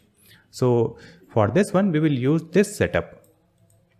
So we have to create the instance using this new Google Gen AI, right? And in this one, we have to provide our API key. So we will come back here and let's add const AI equal to new Google Gen AI. And in this one, just add the API key property, and here provide the API key from the environment variable. So I'll write process.env dot, and let's add the environment variable name. So the environment variable name is Google Cloud API key. It is added here. Now after that we have to export this AI. So I'll write export default AI, so that we can use this AI in any other page also, right? Now let's see the next step. So you can see we have to create the image path, image data, and base64 image that we can send on AI request, and it will generate the new image using this image data and text prompt. So to upload the images and text in the AI request, let me just come back here in the VS Code, and we will open project controller.ts file. Here you can see we have this project ID. So after that, here I'm going to use the Gemini 3 Pro model. So let's add the const model equal to, here you can see the model name. So just paste it here, and in the same way we will add Gemini 3 Pro image preview like this. So we have added the model name. This is the Pro model, so make sure you receive the credit, then only use this model. After defining this model, here we'll add const generation config, and for this one let's add the type, that is generate content config equal to object. Now let's import this type from Google Gen AI. So let's add import statement, import curly braces from, and provide the package at Google/Gen AI, and from this package we will get this generate content config. It has been imported. Now let's come here, and in this object let's add different properties. So first we'll add the max output tokens. Let's add this maximum number of tokens. Then we'll add the temperature, provide 1. After that we'll add the top P. It will be 0.95. Next we'll add response modalities. In this one just add the array and provide image. After that we'll add comma, provide the image config In this image config, provide the object and provide the aspect ratio. So for this aspect ratio, we'll add the aspect ratio or this 9:16, correct? After that, we'll add the image size. So let's add 1K. After that, we'll add comma, and here we'll add the safety settings. In this safety settings, we'll add the array. And to get the safety settings data, we'll come back here in this documentation. In the left side, you will find the safety, and here we will find safety settings. Now just scroll down and let's click on this JavaScript. So you can see we have to add the details like this. So just copy this to object and paste it here. So here we have the category and threshold, and in this one we have this harm category harassment like this. So we have to import it, right? So let me just come here at the top and let's add comma, provide this harm block threshold comma harm category, import from the same package. Now just come here. Here we will add category and threshold. So in this category, let me remove it and provide this harm category dot harm category hate speech.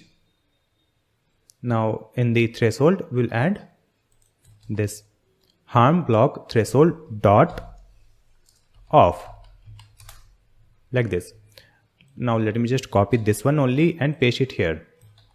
In the second one, we'll add harm category, then we'll add dangerous content, and it will be threshold off. Now just duplicate it. In the next one, let's update this value. Now just duplicate it and update the value.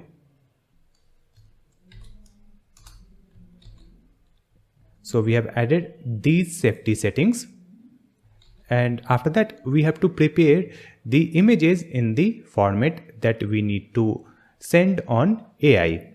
So here we have to create one load image function because we have two images. So instead of creating the functions 2 times, let's create a function here that will be reusable.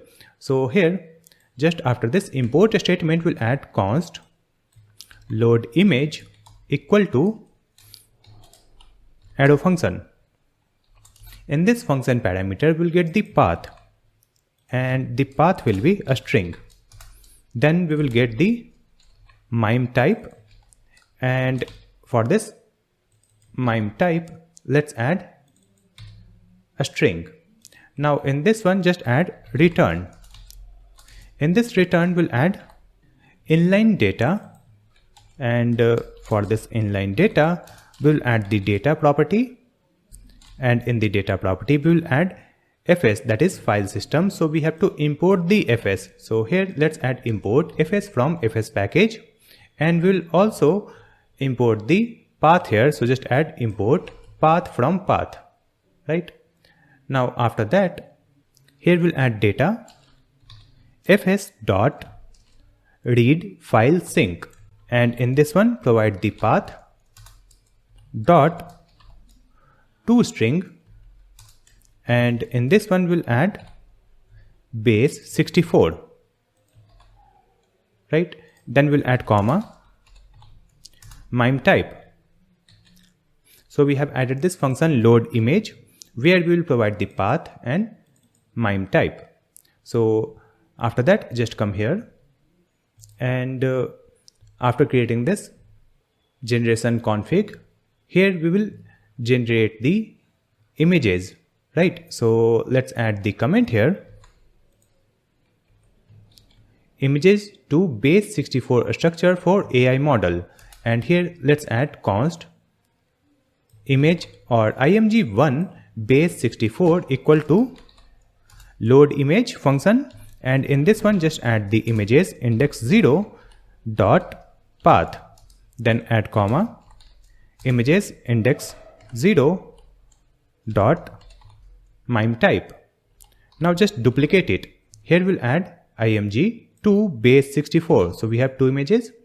Here we'll add index 1 and index 1. That's it. So we have two images to provide in AI model.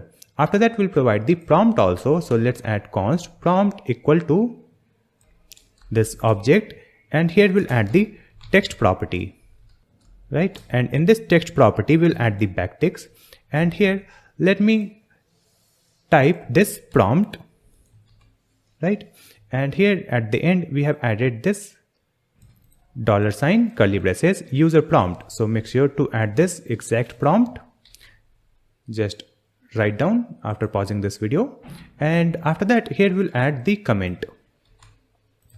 Let's add the comment, generate the image using the AI model. For that let's add const response any equal to await, and here we'll add the AI dot models. Let's import this AI here. We'll add AI and click here to import it from the configs. It has been imported. Then we'll add dot models dot generate content. Now in this one we will provide the model. After that provide the contents. In this contents just add the array and provide the image 1 base 64 comma image 2 base 64 comma prompt. And after that we have to provide the configuration also. So let's add the comma here and provide config, and in this config just add generation config. That's it. So here we will get the response. So let's add the comment also. Let's add the comment. Check if the response is valid. So we'll add if not of response question mark dot candidates question mark dot index 0 question mark dot content dot parts. So when this if statement is true, so in this case we will add throw new error, and here we'll add the message unexpected response, because we have added this not operator. So if any error occurs, we don't get the exact response in this parts, then we'll throw an error, right? So after that, suppose the response is valid. So in this case we'll add const parts equal to this response dot candidates index 0 content dot parts, right? After that we'll add let final buffer colon, we will add the buffer, or we will add null equal to null. Now after that we'll add for, and we'll add for of loop. So just add const part of parts and provide if statement if part dot inline data. If it is true, so in this case we'll add the final buffer equal to buffer dot from, and in this one just add the part dot inline data dot data comma base 64, right? Now after that we'll add another if statement here. We'll add if not of final buffer. So in this case we'll throw an error with the message failed to generate image, and after that we'll add const just after this if statement. Let's add const base 64 image equal to backticks, provide the data colon image slash png semicolon base 64 comma, and provide $ curly braces. In this one we have added final buffer dot toString and base 64. So here we have the base 64 image. So now here we have the base 64 image, and after that let's upload this image on CloudNuddy. So I'll write const upload result equal to await CloudNuddy dot uploader dot upload, and in this one provide this base 64 image, then comma, provide the object resource type. In this resource type we'll add colon and provide image because we are uploading the generated image, and after that we will store this generated image data in the database. So just add await prisma dot project model dot update method. In this update method let's add where and provide the ID. So the ID will be this project dot ID, and then we'll add comma data that needs to be updated. So in this data we'll add generated image property. In this generated image just add the uploaded result dot secure URL.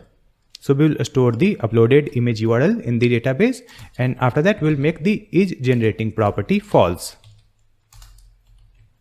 That's it. So now we have generated the project image and uploaded it on the cloud storage, and then we have updated the database also. Now we can send the response. So just add response.json, and in this one just add the project ID property, and in this project ID provide the project dot ID. That's it. Now after that let's complete this catch block. So in this catch block we will refund the credit if any error occurs while creating this project or image. So here we'll add if temp project ID, here we'll add exclamation sign, and after that we'll add the comment update project a status and error message. So here we'll add await prisma dot project model dot update. Now in this update let's add the where property. In this where we'll add ID, and here we'll add the temp project ID, and after that we'll add the data here, and in this data we'll add is generating and make it false, and after that we'll add error property and provide the error dot message like this, and after that here we'll add another if statement. So let's add if, and here we'll add is credit deducted, right? So in this case we will add the comment add credit back. For that we'll add await prisma dot user model dot update method, and in this update method we'll add where and provide the ID. So the ID will be user ID, and for this user we will update the credit. So just add the data property, and in this data property let's add the credits, and in this credits just add increment 5, so it will refund the credit. That's it. So now we have completed this controller function. Using that user can create a project where user will enter the project details like product name, product image, model image, enter the prompt, and user will generate the image. Now after creating this controller function, we'll create the next controller function. Using that we can generate the video also. Now let's complete our next controller function. Using that we can generate the video. So here we have this create video controller function where we have added the try catch statement. Now in this one also we need the project ID and user ID. So before this try block, let's add const curly braces user ID equal to request dot auth. After that we will get the project ID from the body, so just add const curly braces project ID equal to request dot body. After that here we'll add one variable using let, so just add let is credit deducted and let's store false here. That's it. And after that here we will add const user equal to await, then we will add the Prisma dot user model, and then we'll add dot find unique. Now here we have to add where property. In this where property just add the ID, and the ID will be our user ID. After that here we will add if statement. In this if we'll add not of user, then we'll add or operator and provide user dot credits less than 10. So if the user is not available or the user credit is less than 10, so in this case we'll add the return and send the response. So just add return response dot status for not one dot message. So just add the dot JSON method and provide the message property insufficient credits. Right now let's deduct the credit for generating the video. So here let's add the comment deduct credits for video generation and write await Prisma dot user model dot update, and after that in this update just add the where property. In this where just add the ID and it will be user ID, and after that let's add data that needs to be updated. So in this data property provide the credits, and here just add decrement 10, so it will deduct 10 credit, and after that here we'll add dot then method, and in this one just add one add function, and here we'll add is credit deducted and make it true. That's it. So here we have deducted the credit from the user data in database, and after that just come here in the try block, and in this one we will find the project. So just add const project equal to await, then we'll add Prisma dot project dot find unique. Now in this one just add where property and let's add the ID, and in this ID we will add the project ID, then we'll add the user ID. After that we'll add include, and in this include just add the user, so it will include the user data also in this project data. So after getting this project data, let's add the if statement. We'll add if not of project. It means we could not find the project using this project ID, or we will add the project dot is generating. It means the is generating property is true, so in this case we'll add return response dot status for not for JSON messages generating or generation in progress.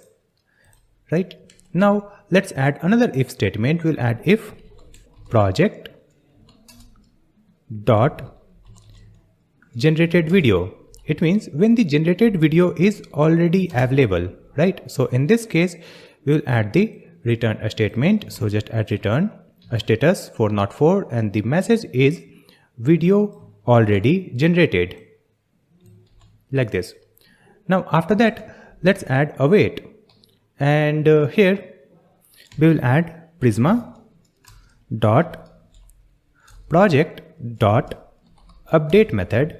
In this update method we will add where ID is project ID, and after that let's add the data, and Now we'll add is generating and make it true, right? It means video is not available and is generating is false. So in this case, we can generate the video. So we have made is generating true, and after that, here just add the prompt. So we'll add const prompt equal to backticks, and let's add this prompt. You can pause this video and write this prompt. In this one, you can see we have inserted the variables using this $sign and curly braces. It means we have used the template literal. So here we have added the project dot product name, then product description, then we have added the product description here if it is available.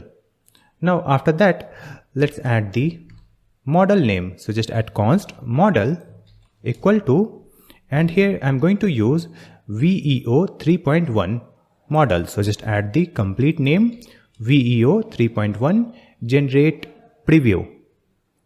So this is the AI model, and after that we'll add the if statement if not of project dot generated image.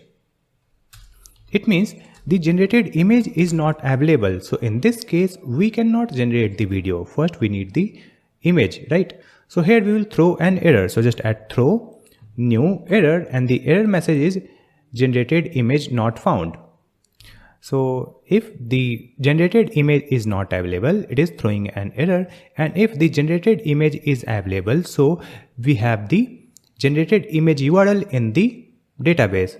So using that URL, we have to fetch the image, and to fetch the image, I'm going to use the Axios package. So let's open the terminal. In this terminal, we'll add Ctrl+C and install one package. We'll write npm install Axios. Press enter. Install this Axios package. After installation, start the project again using npm run server. Now the project is running. Hide this terminal, and here we will import the Axios package. So let's add import Axios from Axios package. After importing this Axios package, let's come here, and here let's add const image equal to await Axios dot get method, and here we'll add the project dot generated image, which is an URL. After that, we'll add comma curly braces, and here we'll provide the response type, and the response type will be add a buffer like this. Now we'll add const image bytes colon any. We have added the type any, and here we will provide buffer dot from, and after that here we will add the image dot data, correct? After that, let's add one variable let operation and provide the type any. So just add colon any equal to await and provide the AI. So just use the AI instance dot models dot generate videos, and in this generate videos we will provide our model name, then we'll provide our prompt, and after that we'll provide the image property, and in this image property just add the object and provide this image bytes, and in this image bytes let's store this image bytes dot to a string and provide base 64. After that we'll add the MIME type. So let's add comma and provide MIME type image slash png. Then we'll add the comma here and provide the config. So let's add the config. In this config we will add the aspect ratio and in the aspect ratio we will add project dot aspect ratio. Then we'll add or 9:16. After that we'll add the number of videos, so let's add 1. Then we'll add resolution, let's add 720p. After that we have to generate our video, right? So here we'll add the while, just add while, and in this one we'll add not of operation dot done, and until the operation done is not true we'll add console log, so it will continuously execute this code. We'll add the message here, waiting for video generation to complete, and after that we'll add await new promise, and in this one let's add the arrow function like this. In this function parameter we will get resolve, and here we'll add set timeout. In this set timeout provide the resolve comma 10,000 milliseconds, and after that here let's add operation equal to await, provide the AI instance dot operations dot get videos operation, and here we have to provide the operation, and let's provide operation. That's it. Now after that we have to generate the file name and file path. So after this while we'll add const file name equal to backticks, and here we'll add $ curly braces, insert the user ID, then we'll add dash $ curly braces, insert the timestamp using date.now, and then we'll add .mp4. So this will be the file name, right? After that let's add const file path. So here we will provide path, we have already imported the path. Then we'll add .join, and in this join we'll add videos comma and provide the file name. That's it. After that we have to create the image directory if it does not exist in our project. So let's add one comment, and after that we'll add fs, that is file system dot make dir sync, and in this one we'll add the directory name videos, and after that we'll add curly braces, we'll add recursive true.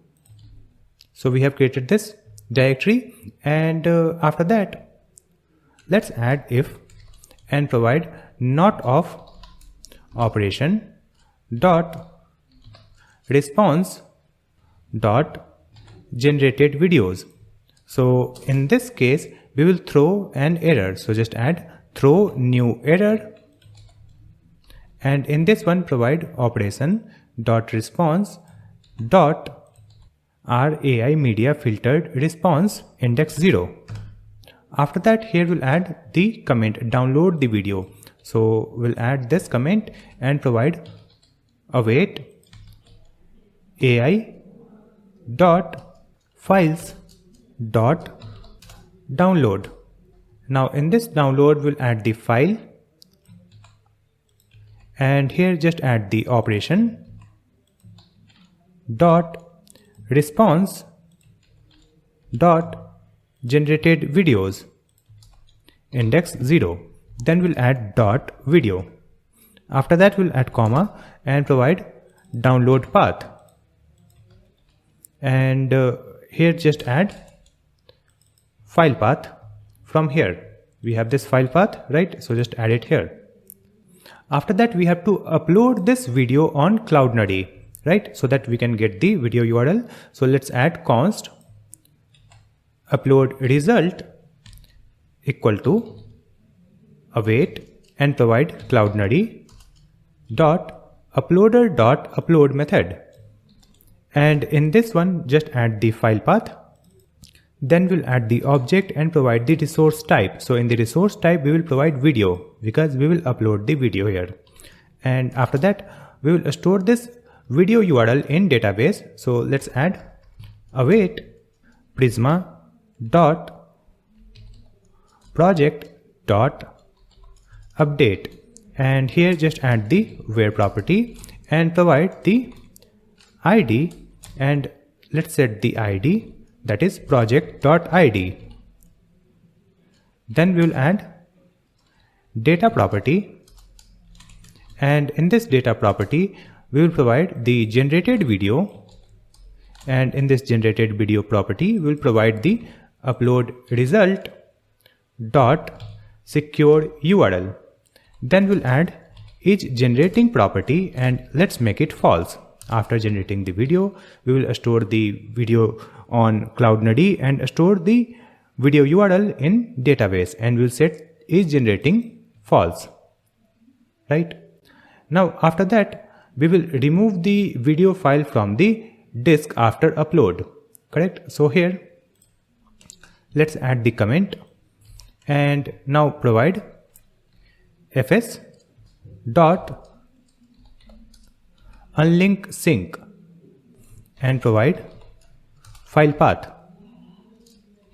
And after that, we will simply send the response. So just add response.json, and here we will add the message property. So we have added the message here, video generation completed, and with that we will also provide the video URL. So let's add the video URL property, and in this one just add the upload result dot secure URL. That's it. Now after that, here we have this catch block also. So in this catch block, let's add the code so that we can return the credit if any error occurs, and we'll also update the error in database. So let me just copy the code from previous function. We have the previous function here. Here you can see we have added this. So I'll just copy this one and paste it here in this catch block. We'll add a space here and provide this code. Now in this one, you can see we have the temporary project ID, right? So I'll remove it. Remove this if statement. We will simply provide this comment, update project status and error message. So we'll add await prisma.project.update where ID is project ID, right? And after that we'll add the user ID also. Now we'll update the data, and in this data we'll set is generating false and provide error. It will be error.message.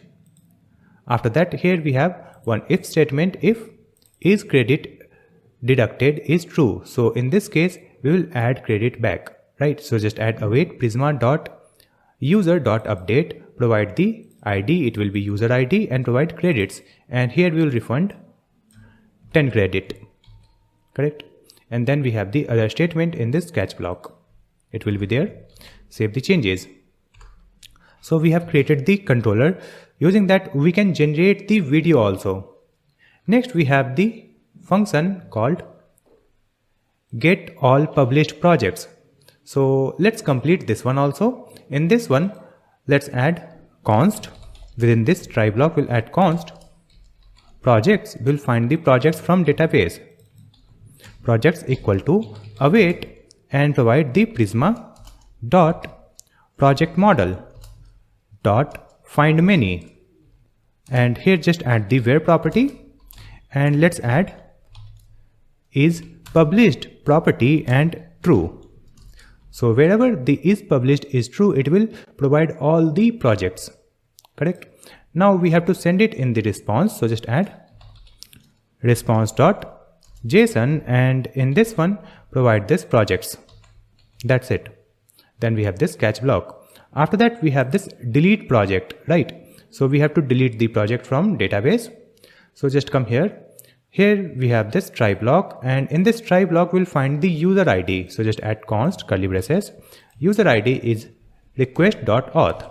After that we have to find the project ID, so just add const curly braces project ID equal to this request dot padams, because we are providing the ID in route path.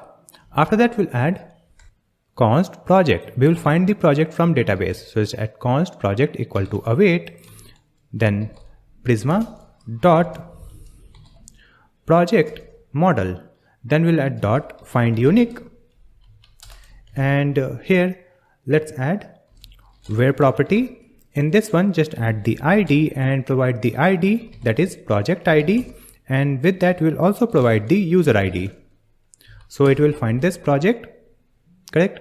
Now suppose the project is not available, so just add if statement if not of project. So in this case we will add the return and send the status 404. So just add return response.status 404 and the message is project not found. And suppose the project is available, in this case we will delete it from database. So just add await prisma dot project dot delete, and in this one just add where and provide ID, and the ID will be project ID, so it will get deleted. After deleting the project we will send the response also, so just add response.json and provide the message project deleted. So we have created this controller function also, using that we can delete the project.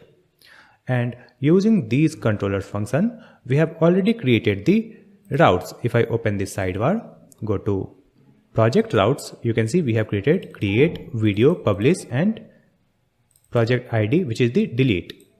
So we have created all controller function. If I just come back here on this web page, you can see we have completed this step: user controller, image generation, video generation, media storage on Cloud Nuddy, right?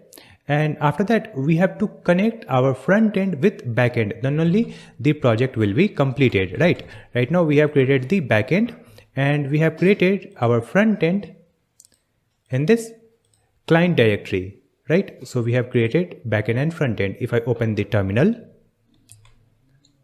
here you can see this backend is running fine, we don't have any issue here. If I go to front end terminal, here the front end is running. It is stopped. Let me start it using npm run dev. Now you can see the project is running at localhost 5173. Correct. Now we have completed the backend and front end. Next we have to connect the backend with our front end to make a fully functional application. So right click here and select close saved. To connect our backend server with front end, let's open this client folder. And in this one, we will create one env file. So I think we have this env file here, .env. So in this one, you can see we have wheat, Clerk, publishable key. So here we will add our backend URL also. So let's add the environment variable name wheat underscore base URL. And in this base URL, we will provide our backend URL. So you can see the backend is running at this one, localhost 5000. So just copy this URL, paste it here. So we have added the backend URL. At the end we have this /. So just remove this / from here. It should end with 5000. That's it. So we have the wheat base URL. Now in this project we will make the API call to get the data from database. For making the API call we are going to use Axios package, and we'll also add the notifications. For that we'll use the React hot toast to generate the notifications. So we'll install these packages. So just open the terminal. This is the backend terminal. Let's come to the client terminal. In this one, project is running, so just add Ctrl+C to stop it, and here just add npm install Axios, and then we'll add React hot toast. So it is installing these packages. And after installation, start the project again using npm run dev. So now the project is running. Let's hide this terminal and come here in the src. Now in this src we have this app.tsx file. So in this app.tsx we will add the toaster so that we can display the toast notification, right? So here we'll add the import statement, import curly braces toaster from React hot toast, and after that just mount it here. After this fragment we will mount this toaster tag like this. Now in this toaster tag we'll add the toast options to change the theme. So just add toast options equal to curly braces, and here just add the style property. In this style property we will add the background and provide the background color like this, and after that we'll add the color also. So just add comma color and provide the white color like this. So we have added a style, background and color. Now after that let's close this file and we will open the src. In this src we will create one config folder. So just create a new folder here and write the folder name configs. In this configs folder create a new file and write the file name axios.ts, and here we'll add import axios from axios package, and now we'll add const API equal to axios dot create method, and in this one we will provide the base URL property. In this base URL we will provide our backend URL that is available in the environment variable. So just import it. We'll add import dot meta dot env dot base URL. Then we'll add OR operator and provide this one. So if the URL is not available in the env, then it will use this URL localhost 5000. Now let's export this API from here. So using this API we can simply make the API call. We don't have to provide the base URL, we will simply provide the remaining path for making the API call.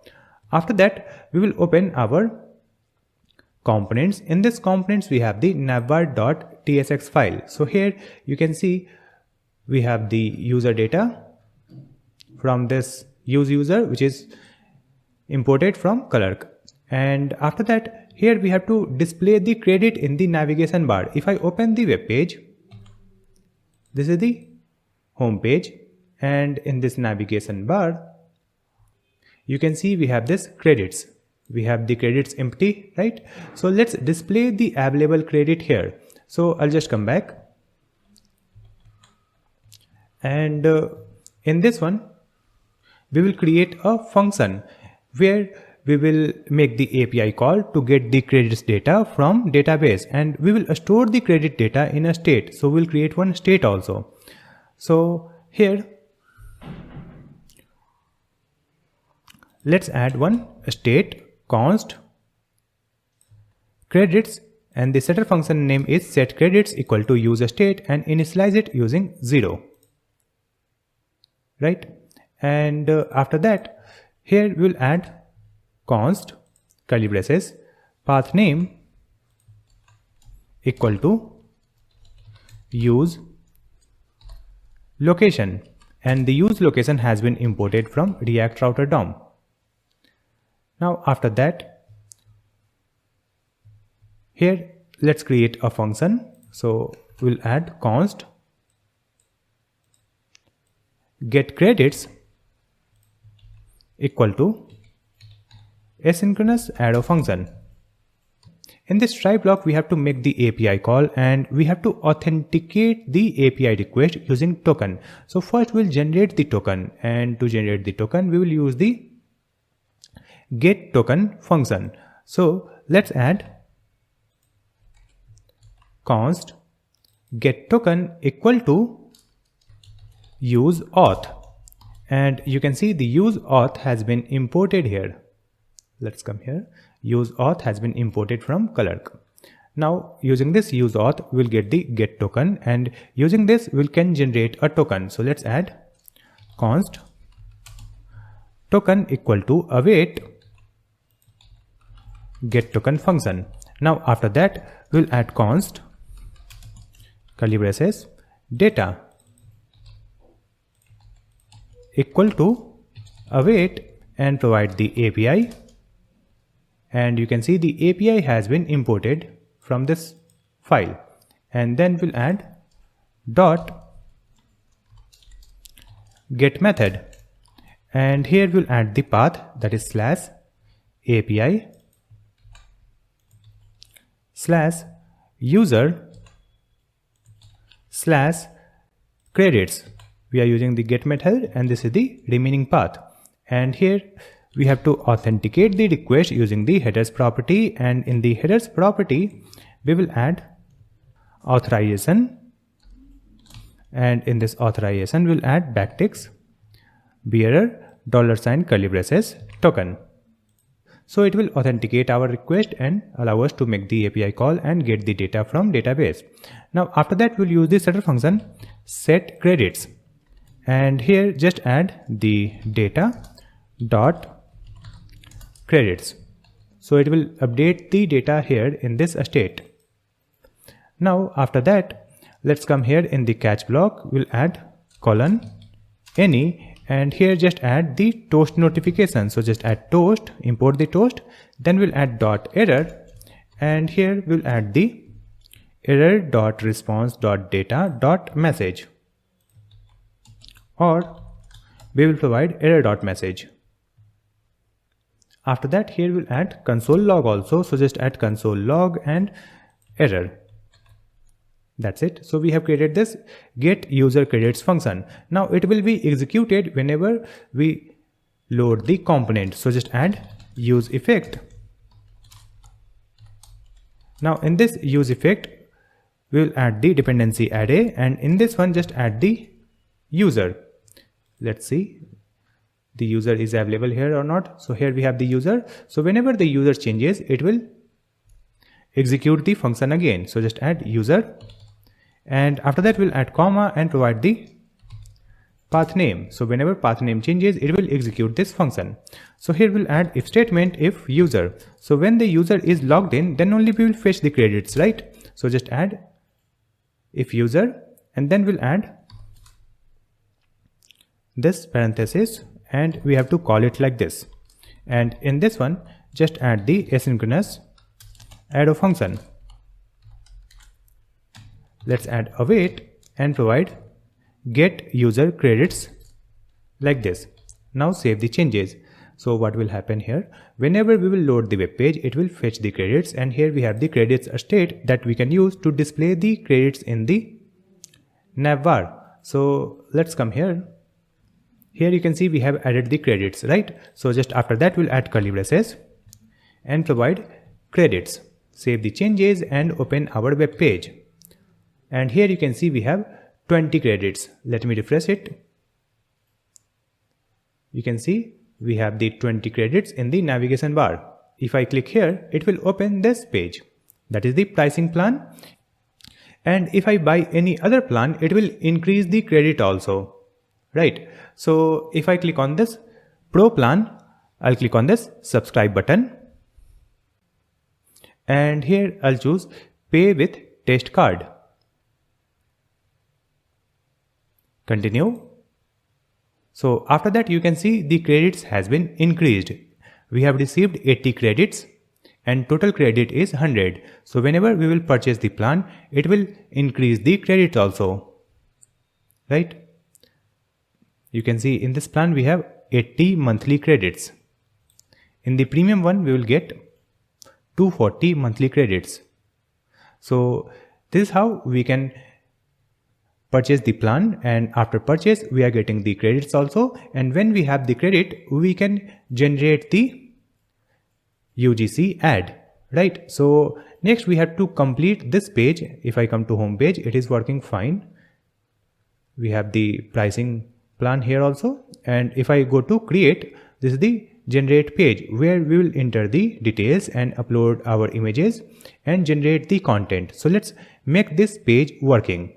For that, I'll just come back here and close this file, and let's open the pages. In this pages we have generator.tsx file, right? Now in this one I'm going to add a function. Using that we can generate the content. So here you can see we have this handle generate function.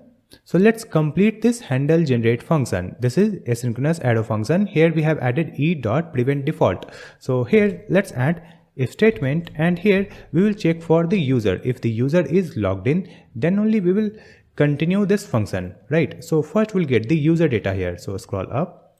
Here let's add const curly braces user equal to use user, and the use user has been imported from Clerk. Then we will get the get token function also. So just add const curly braces equal to use auth, import the use auth, and from this use auth let's get token function, correct? And after that here we'll add the navigate function also. So I'll write const navigate equal to use navigate, and the use navigate is imported from React router DOM. Now after that, let me just come here. In this handle generate, we'll add if not of user. It means when the user is not logged in. So in this case, simply add return and provide the toast notification. So just add toast dot error, or we can simply write the toast and provide the message here, please log in to generate, like this. After that we'll add the another if statement, if, and write not of product image, or not of model image, or not of name, or not of product name, or not of aspect ratio. So if any of this data is missing, we will simply add return and then provide the toast notification. So just add toast, and let's add the message here, that is please fill all the required fields, like this. And after that, suppose we have all the details, then we'll add the try catch block here. So just add try catch statement. Now in this one we'll use the setter function set is generating and make it true. After that we have to create a form data, and in that one we will add all the data which is required to create our project. So just add const form data equal to new form data. Now in this one we will add the form data dot append method, and here we'll add the property name which is name, and then we'll add the value which will be name state. Now let's duplicate it. Here we'll add the field name which is the product name, and here also we'll add the value product name. Now duplicate it. We'll add the field name, that is product description, and then we'll add product description value. Duplicate it. Here we'll add user prompt, and then we'll add user prompt. Duplicate it. Then we'll add aspect ratio and provide the aspect ratio. Duplicate it. Then we'll add images, and here just add product image. Duplicate it. Again we'll add the images, and here we'll provide the model image, right? After that we have to generate the token also. to make the API call, so just add const token equal to await, provide the get token function. Now after that make the API call, so just add const curly braces data equal to await, then we will add the API, import the API from configs folder dot post method, and in this post method we'll add the path which is /API/project/create. Then we'll add the data here, that is the form data. It will be sent in the request. Then we'll add curly braces, and here we have to add headers property. In the headers we'll add authorization bearer token, so it will authenticate the request. After that we'll add toast notification, so just add toast.success, and here we'll add the message which we will receive from the request, so just add data.message. After that we will navigate the users on result page, so just add the navigate function. In this navigate function just add the path, that is /result/ and provide this data dot project ID. So it will redirect user to new page which is /result/project ID, and in that one we will get the new project and we have the image, that is UGC add image. And after that just come here in the catch block. In this catch block we will set the is generating false, so let's add it here, is generating, make it false, and then we'll add the toast notifications, so just add toast.error, and in this one let's add the same error message which we have added in the previous catch block, like this. And here we'll add :any. Save the changes. So we have created this function. Using that we can generate the project, and there will be a UGC add image for the project. So when we upload the product and model image and enter these details, click on this button, it will generate the UGC add image and it will redirect us to the result page so that we can see the result. So let me add the functionality in the result page also. After that we'll enter the details.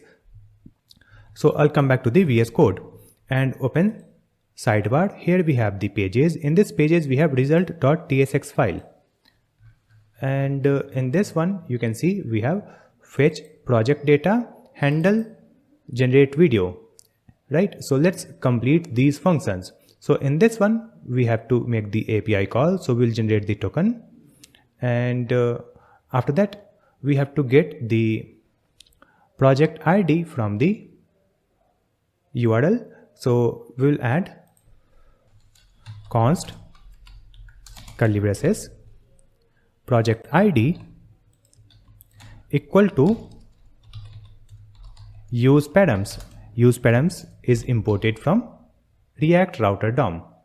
After that we'll add const curly braces equal to use auth. Use auth is imported here, and after that from this use auth we'll get token function. After that we'll add const curly braces equal to use user, and the use user is imported here. From this use user we'll get the user, and we'll also get is loaded property, right? Now after that let me just come here in this function, and here we'll get the navigate function also. So let's add const navigate equal to use navigate, import the use navigate. Now come to this function, that is fetch project data. So let's clear this dummy code.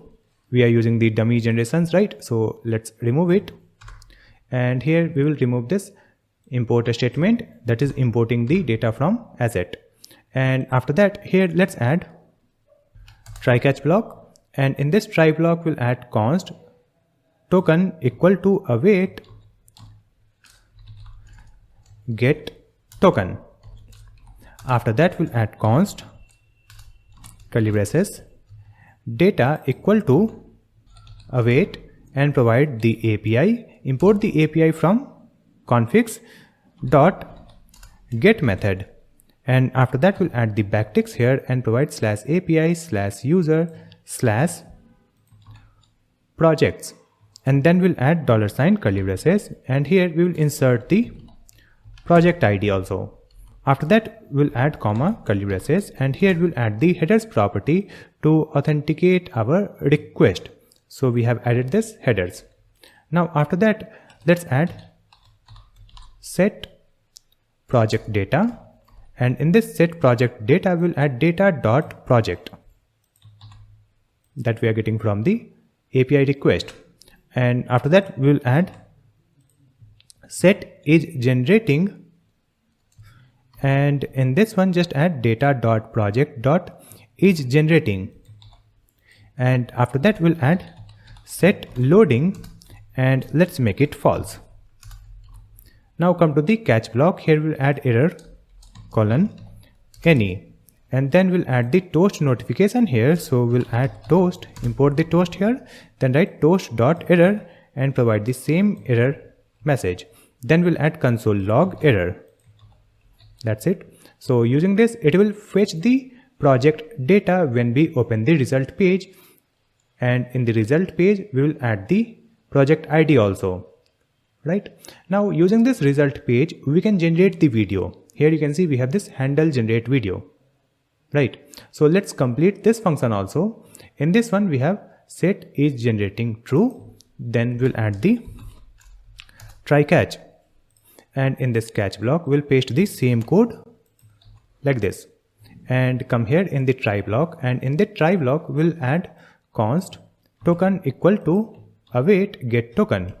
Then we'll make the API call, so just add const curly braces data equal to await, then API dot post, and here we'll add path which is /API/project/video, and after that we will provide the project ID also. So just add curly braces and provide the project ID here.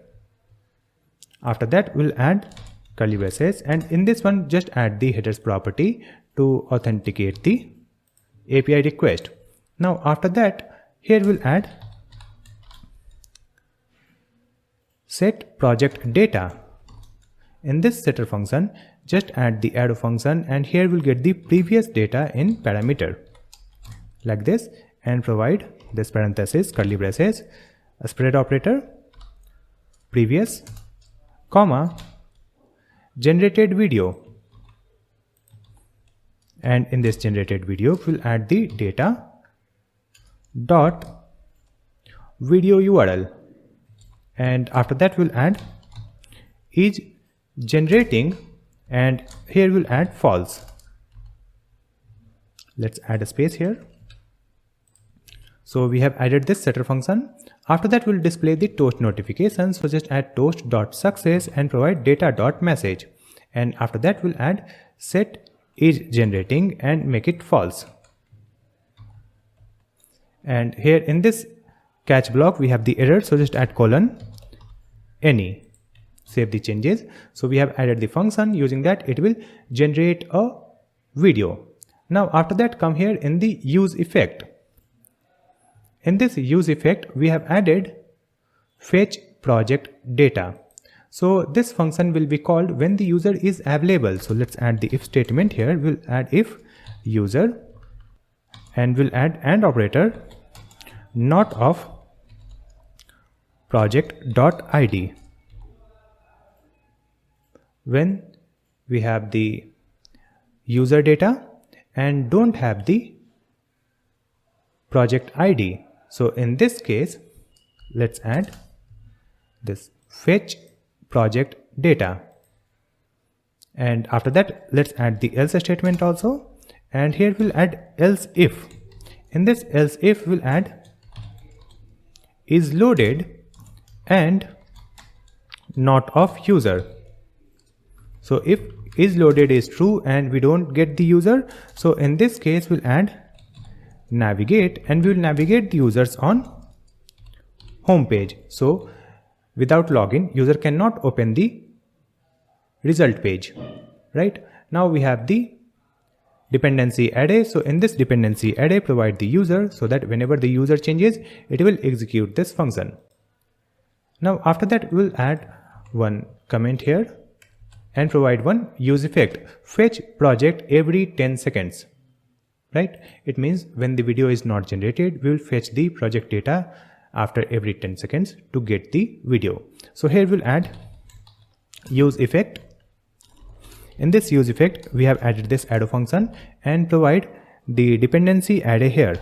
In this dependency array, just add the user, comma, provide is generating. And after that, here let's add if statement, if user, then we'll add and is generating. So when it is true, in this case, just add const interval equal to set interval, and in this set interval, just add this arrow function and provide the time 10,000 milliseconds, and here just add the fetch project data function. It will call this function, and after that here we'll add return. So let's add return the arrow function, and let's add the clear interval. In this clear interval, provide this interval. That's it. Now after that, let's come back to the web page. So we have added the functionality in the result page also, and after that, if I add the details here, let me refresh this web page, and after that we will upload the images. Like we will upload the product image, so just click here, and I will upload one product. Let's upload this trolley bag. After that, here we will upload the model image, so I'll click here and choose this model picture. So we have added the product and model image. After that, let's add the project name. So let's add my project, and then we'll add product name. So the product name is trolley bag. We are getting the ad for this trolley bag, right? After that, we'll add the product description also. It is optional, but let me write it. I'll add very small description. Sky colored trolley bag. After that, we'll choose the aspect ratio. So let's use this vertical video or image. So we have selected this first one. And here you can add the prompt also, which is also optional. So let me add the prompt. Create the video where center of attraction is a trolley bag. And after adding all these details, click on this generate image button. Right now you can see the credit is 100. I'll click here. It is generating the image. Here we are getting some error response. Unsupported MIME type. Let me fix it. Let me open the Sentry dashboard, and in this one we'll go to issues. So in this one you can see here also we have received this API error. Let me open it, and here also you can see the same message, invalid argument, and you can see the message unsupported MIME type. And here we have the issue in this line. And you can see the file name also, that is project controller.ts file, right? So we are getting the issue in this project controller.ts file, and here we have to correct the MIME type. So let me just come back here in the VS Code. We will open the server folder. In this server you will find controller, and in this controller we have this project controller.ts file. In this project controller.ts, you can see we have added this image1 base 64 load image, and here we have the dot path, and here we have dot MIME type. So here let's add a small t, and here also we'll add a small t. Correct these two MIME type, save the changes, so it will automatically restart the backend. And after that we'll come back here, and let me update these details. So first we'll refresh this web page, and let's update the product image, we'll upload the product image like trolley bag. We will upload the model image, this one, then add the project name, my project. Then we'll add the product name, and in this product name I'll provide trolley bag. Then we'll add the description, a sky colored trolley bag. Then we'll add the aspect ratio, and here we'll add the prompt, which is optional. Then click on this generate image button. It will generate the image from Google Gemini API, right? So it may take few seconds, and after that you can see we are redirected to this result page. You can see the URL/result, and then we have the project ID, right? And here we have a image. You can see we have the image with this model and product in the hand. We have the trolley, which is the product, and we have the model also, right? We have uploaded the separate image for product and model. So now we have the generated image. Next we can generate the video also. You can see here we have download image button because only image is generated yet. Next we can generate the video using this button. So I'll click on this button, generate video. You can see the button text generating video, right? So button text has been updated. Now it will take some time to generate the video using AI, so just wait for that. Here you can see after generating the image, the credit has been reduced. Here we have 95 credits, correct? And after generating the video, it will further reduce the credit by 10. So just wait for this video to be generated. Incredibly light and maneuvers perfectly, now you even can see in the tight video spaces. has been generated here. Check and out in this new video we have the sky-colored audio trolley also. bag. Let me pause it and let me mute this audio, and now I'll play this video again. So you can see here we have the UGC add video that we have generated using a model image and product image, and after adding some simple prompt. So it is easy to generate a UGC add video and image using this application. Now we have the option to download the image also, and we can also download the video using these buttons. And you can see the message here, video generated successfully, correct? So this feature is working fine. After that we have to add the functionality in the community page where we will display all the public content, right, which is shared or public. Now before creating this community, we will create the my generation page. If I open this drop down, here you can see my generations. If I open this my generations, here we have the dummy data which is coming from the assets, right? So let's remove everything here. We will get the data from database. If I open our neon database, let me refresh it and come here in this project. You can see here we have two projects, right? And in this one you can see we have the generated image, and this is the generated video. We have the image URL and video URL, correct? And after that I'll just come back here, and you can see the credit is also reduced. Right now we have 85 credit, so everything is working fine. Let's complete this my generation page. So I'll just come back to the VS Code and close this file, close this one also, and now let's open the pages. In this pages we have my generations.tsx file. So in this one we have to display all the projects created by a single user. So in this one, first we will get the user data from Clerk. So just add const curly braces equal to use user.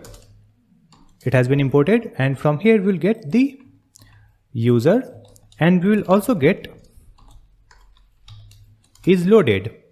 Now after that we will get the token. So just add const curly braces get token equal to use auth, and use auth is imported. After that we'll get the navigate function. So just add const navigate equal to use navigate, and import the use navigate from React Router DOM. Now after that, here we have this fetch my generations function. So let's update this function. We'll clear this, and here we'll add try catch statement. Now in this try block, we will add const token equal to await get token function. Now we'll make the API call. So just add const curly braces data equal to await API and import the API from configs, then dot get method.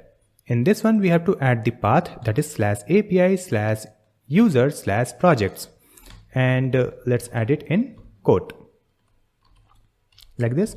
And after that, we'll add the headers property in this object so that we can authenticate our API request.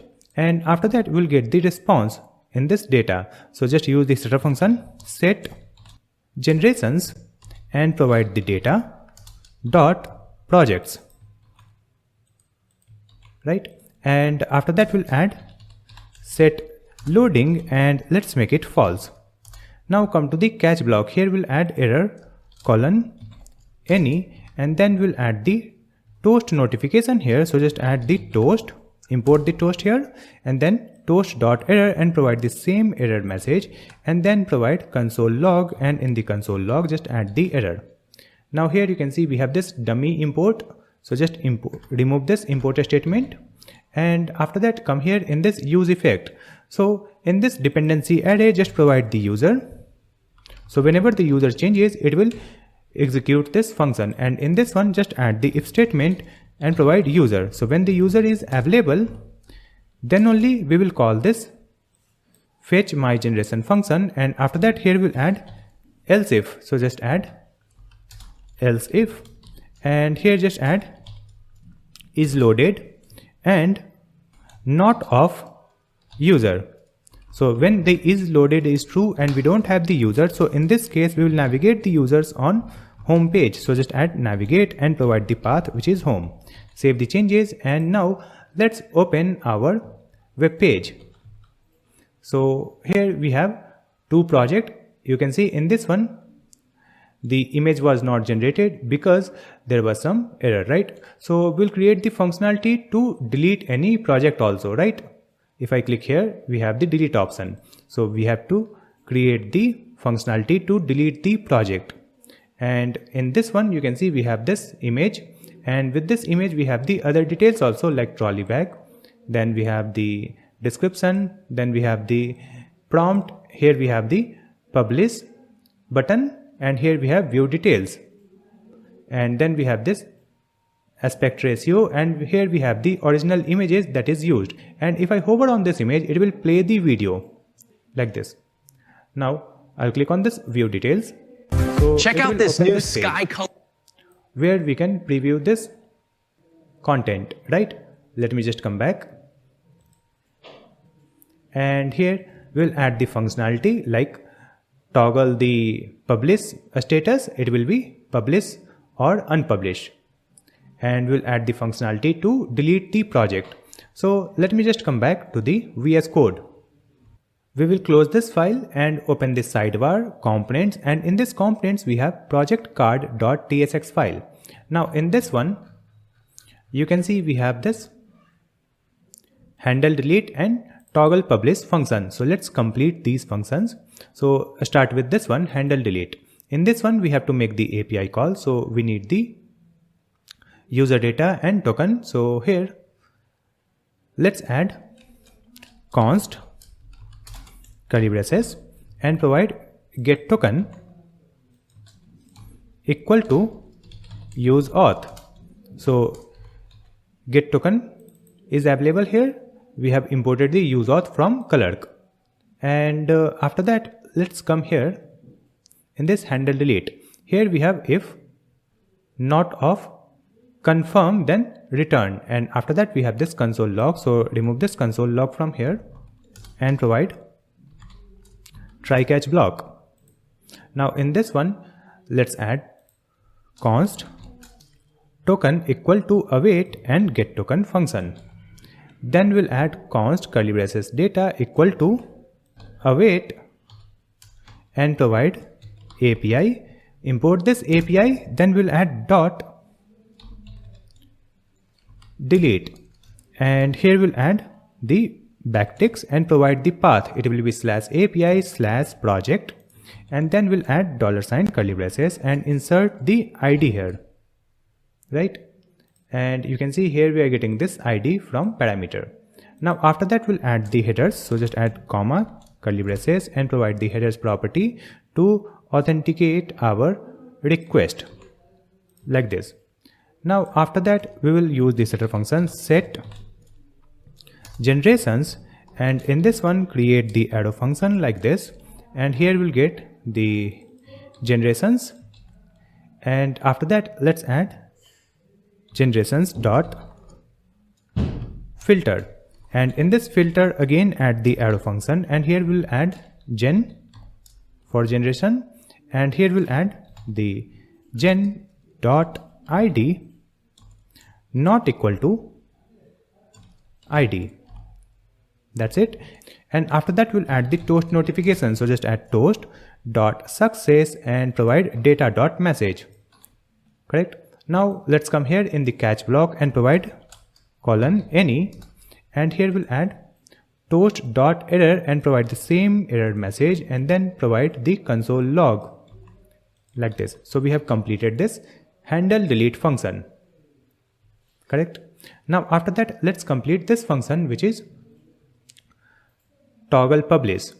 So in this toggle publish, let's remove it and provide try catch, or let me provide the same try catch from here. Just copy this one, paste it here in this toggle publish. Now in this one, first we'll get the token, then make the API call, and here we will use await API.get method. We will change the method type, it will be get, and after that here we'll add the path /API/user/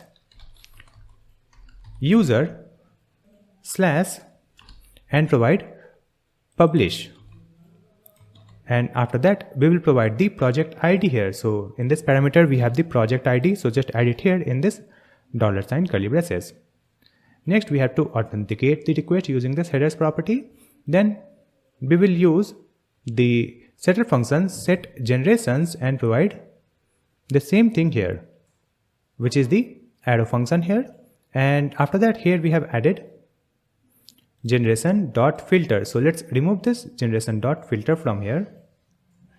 Here we will add generations.map, and in this map let's add the arrow function, provide gen, and then provide the gen.id equal to project ID. If it is true, so in this case we will add this curly braces spread operator gen comma is published, and in this is published let's add data dot is published, else we'll add colon and provide gen. That's it. Now after that we'll add toast.success, and in this one just add data dot is published. If it is true, so in this case we'll add the message project published. If it is false, in this case we'll add the message project unpublished. That's it. And then we will keep the catch block same. Save the changes, and after that let's open the web page. Here we are getting the error toast.error, so let's import the toast here. We have added the toast, let's import the toast, save the changes and come back. Now let me refresh it again. Here we have toast.error unexpected token. Let me just come back. Here we have set generations, and let me move it like this. We have this function, and after that here we have this function which is closing here. So here we have to add one more closing tag. That's it. Save the changes. Now open the web page.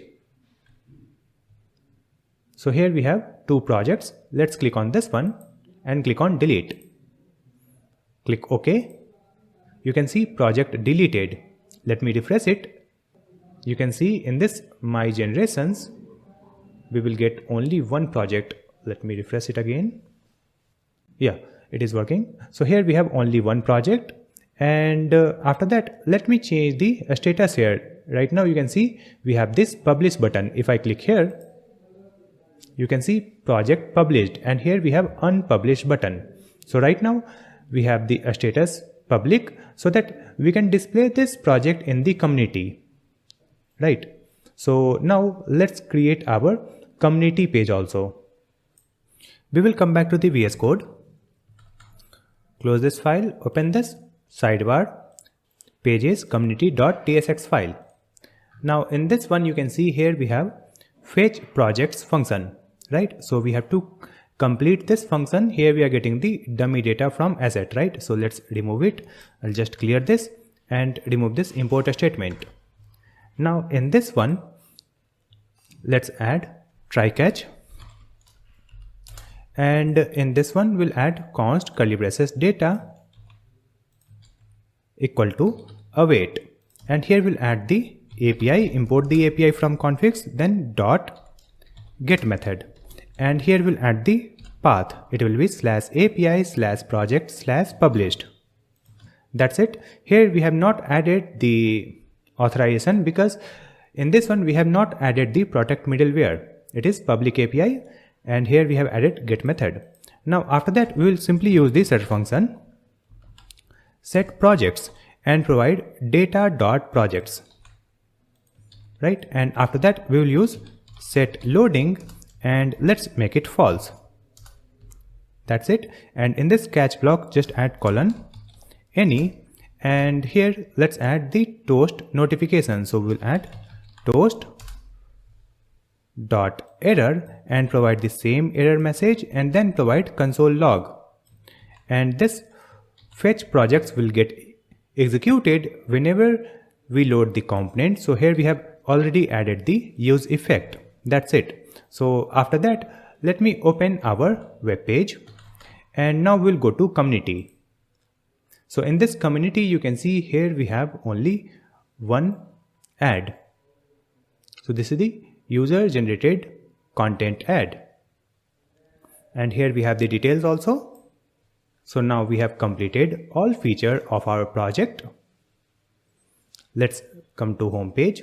So first we have the navigation bar, and in this one we have added the user profile. If I log out, here we'll get the login and get started button, and here we have the credits. After login, user can see the credits here. If I click here, it will open the pricing plan where user can switch to different plan. User can subscribe to different plan, and when user will purchase any plan, they will receive the credit and it will be displayed here in the navbar. And after that, if I come back to home page, so in this home page we have this details, and if I go to create, here we can enter the details, provide the product image, model image, and generate the image. And after generation we'll come to the result page. Let's open the result page. So in this result page, if the video is not generated, here we will get the button to generate the video, right? And here we can download the generated video or image using these buttons, and we can also change the visibility whether it is public or private. So for that we'll come here in the my generations, and here we have the option to publish or unpublish this project. If it is published, then it will be displayed in community so that any user without login can see this project in their community. So now we have completed our project, which is UGC ad generator project. Next we have to deploy it online. Now our full stack AI powered UGC ads maker project is ready. The next real question is, where do we deploy this so it actually works in production? If you have been building project but delaying deployment, this is exactly where most people get stuck, and honestly this is the easiest time to fix that. For this project I am using Hostinger VPS. It's affordable, fast, and perfect if you are serious about building AI tools, agent, or side projects in 2026. if you have been telling yourself I'll deploy this later, this is the right time to stop waiting and start deployment. Right now Hostinger has a New Year sale running on, so you can start at a very affordable price. I will share the link in the description and pinned comment, or you can also type this URL in the browser. So just type greatstack.dev/go/hostinger-vps and press enter. Or you can also follow the link given in the description that will directly take you to this VPS page. If you follow our link and sign up for this Hostinger VPS, you will get the maximum discount, and if you get any issue, if you are stuck in deployment, I'll definitely help you to resolve your issue. So here you can see we are getting the message. We are getting up to 60% off on AI managed VPS hosting, and here you can see the New Year sale is going on. Now if I scroll down, here we have different plans for VPS hosting. We have KVM 1, 2, 4 and 8. In the first one we are getting 1 CPU and 4 GB of RAM and 50 GB of disk space and 4 TB bandwidth. In the second one we are getting 2 CPU, 8 GB of RAM, 100 GB of disk space and 8 TB of bandwidth. Then we have KVM 4 and KVM 8 plan also. So the first or second one is enough to run your project. So let me choose this one, KVM 2. I'll click on this button, choose plan.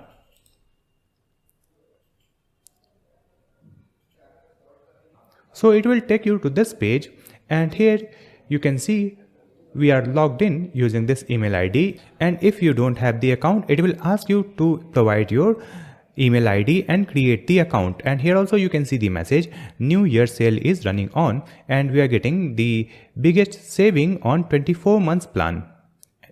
And here we are getting 2 months free, right? And here we are getting the free domain name also, correct? So here you can choose the duration for your hosting. If I click on this drop down, here we have 1 month, 12 months and 24 months. If you sign up for 1 month, it will be very costly because you need to renew it every month and the renewal cost will be very high. So at least go for 12 months or 24 months. So if I choose 12 months plan, you can see this is the final price. And from here, if I choose the 24 months plan, right now you can see the monthly price is this one. So from this drop down, if I choose 12 months, we are getting this price. In the right side, you can see the final price. And after that, if I click on this drop down and choose the 24 months, this is the final price. But here it will get the additional discount after applying my coupon code. I'll click on this link, have a coupon code and provide the coupon code GreatStack15. This GreatStack15 coupon code will only work on 24 months plan. I'll click on apply button. And here you can see we are getting additional 15% off, right? And here we are getting 2 months extra web hosting, which is the VPS hosting, and we are getting free domain name also. After that, scroll down and here you can choose the server location. So let's click on this drop down and here you can choose the nearest region. So I'll choose anyone from this Asia. I'll choose this one, Singapore. And after that, here we have the option to choose the operating system. So here we have a beautiful feature by Hostinger VPS. We can choose different operating systems, so it will be pre-installed. After that, you have the option to use the OS with some panel, like you can install the OS also and with this panel also. And here we have the option to install the applications also. If I click on this application, so we can directly create the VPS server by using these applications will be pre-installed. So I'm going to use this plain OS, and in this one we will choose this Ubuntu operating system. If I click here we have to choose the version. So I'll choose this one, 24.04 LTS, which is the stable version, and click on confirm. After that, I'll click on this continue button and provide our billing details. So let's click here. On this page, you need to provide the billing details, and after that it will add some taxes also, and this is the final price. And here you can make the payment using your preferred method, like you can use the card payment, UPI, PayPal or EMI. So use your preferred payment gateway and complete the payment. After completing the payment, you will come to the Hostinger dashboard, which is the Hostinger panel, and in that one you need to choose the reason, and then you need to provide the root password for your VPS server. And after that you will come here in this dashboard. Here you can see we are in this home, and here we have this VPS server also, right? Here we have two VPS server, or you can also find it in the left sidebar and in this VPS menu. Let's click here. So here you can see we have two VPS server. Now we need the domain name also that we will connect with our project. For that, let's click here on this domains. So just open this domains and click on get new domain, and here we have this search box where we can search for the domain name that we want to purchase. So let me search for make UGC ad.com. I'll search for this one, and you can see it is available. If it is not available, you can again search the new domain in this search box, and if it is available, just click on this add to cart. So after that it will ask you to choose the duration. So I'll select 1 year, and here it is displaying the price. I have to purchase it because this is my old VPS account. I have already claimed the free domain, and if you have purchased a new VPS for 12 months or 24 months, you will get the domain name for free. You don't need to make any payment. You just need to provide the contact details to get this domain. So I'll click on this button, continue to checkout. In the next step, you need to provide the contact details to book your domain, and then click on finish registration. Now you can see this message, start using your new domain. I'll click on continue, then click on skip. So after registering your domain name, you will come to this page, right? And after that it will also ask you to verify your email ID. You will receive one email. Just click on that link and verify your email ID. And after that, let's come here in this VPS again. I'll open VPS, and here you will find your IP address. So this is the VPS server that I'm going to use to deploy our project, and here we have this IP address. So let me just copy this IP address, and after that we have to point our domain name on this IP. So let me just come back again in the domains. Here you can see we have this domain makeugcad.com, and here we have manage button. So I'll click on this button, manage. In the left side you will find DNS name server. Just click here, and in this one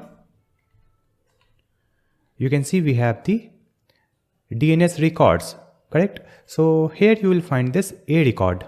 At the bottom we have this A record, and it is pointing to this IP address, so we have to update it.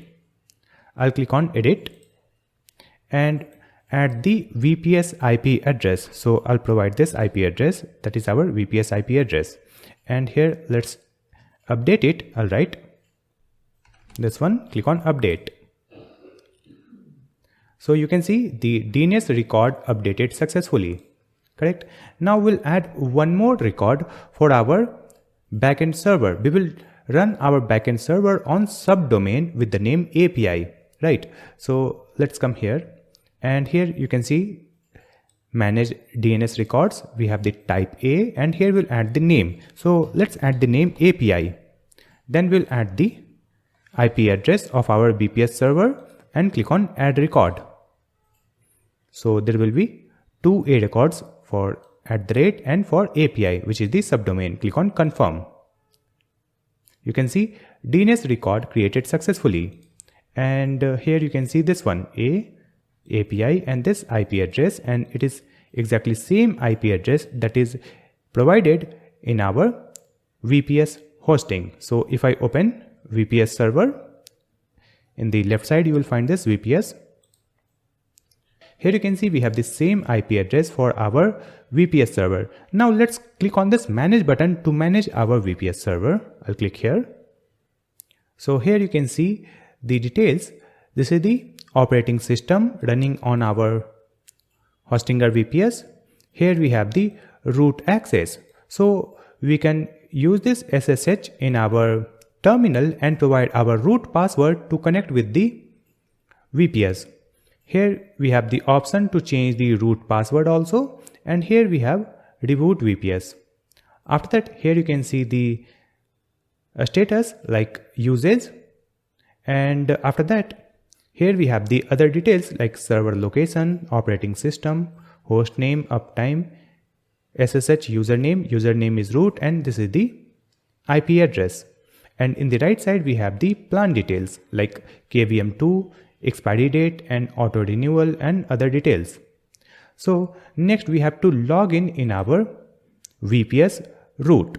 For that we can use this SSH access in our terminal and provide the root password, or here the Hostinger VPS has provided a beautiful option to connect with the root using one click. Here you can see in the right side we have this terminal, so I'll just click here.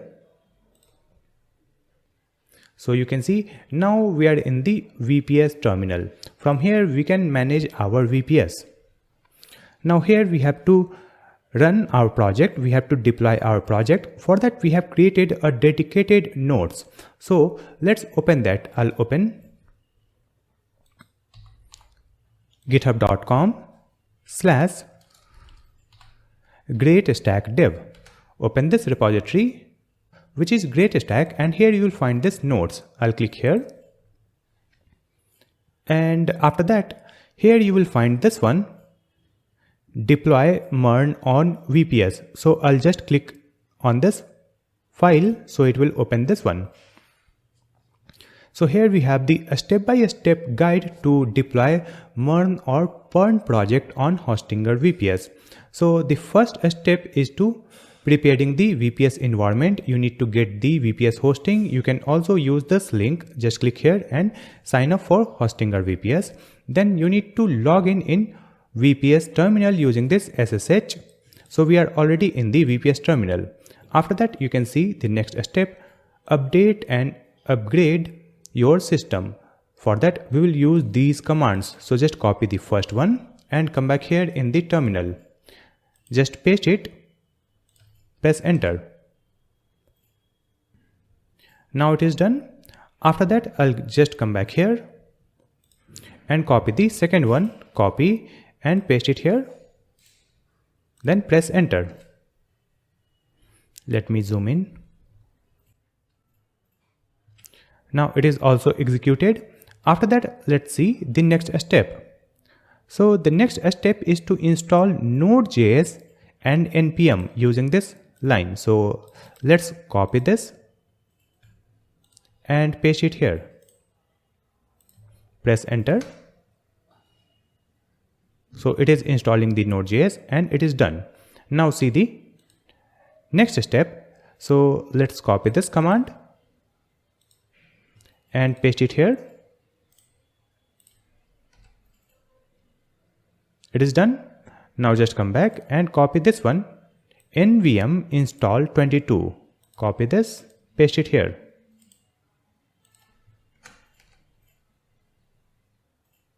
Now it is also done.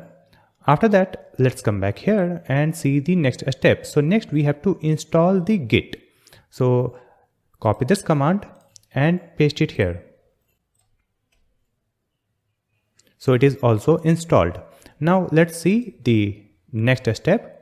So you can see the next step, setting up MongoDB database, and if you are using the Postgres database you can also set up that, but here I'm going to use the Neon database only. In our project we are using Neon database, so skip this second step, directly come to the third one. So in the third one we have deploy the Express and Node.js backend. So first we will deploy our backend. For that we had to create a repository here and then navigate to this repository, and here we will clone our GitHub project. For that, we have to deploy our project on GitHub first. For that, I'll just come back to the VS Code. In this VS Code, we have this file. Let's close it. Let's right click and close saved. Now open the sidebar. Here we have the client and then we have this server, right? If I open the terminal, you can see this is the backend terminal and this is the client terminal, right? So the client project is also running. Now let me check our build here. If I add Control C, it will stop the front end, which is the client, right? And after that, here we'll add npm run build. Press enter. So it will create the build of our project. If it is successfully created, then only we can deploy it. So just wait for it. So now the build has been created. If I open the client project, here you can see we have this dist folder. In this dist folder, we have this project. So it is successfully creating the build. It means we can deploy this project without any issue.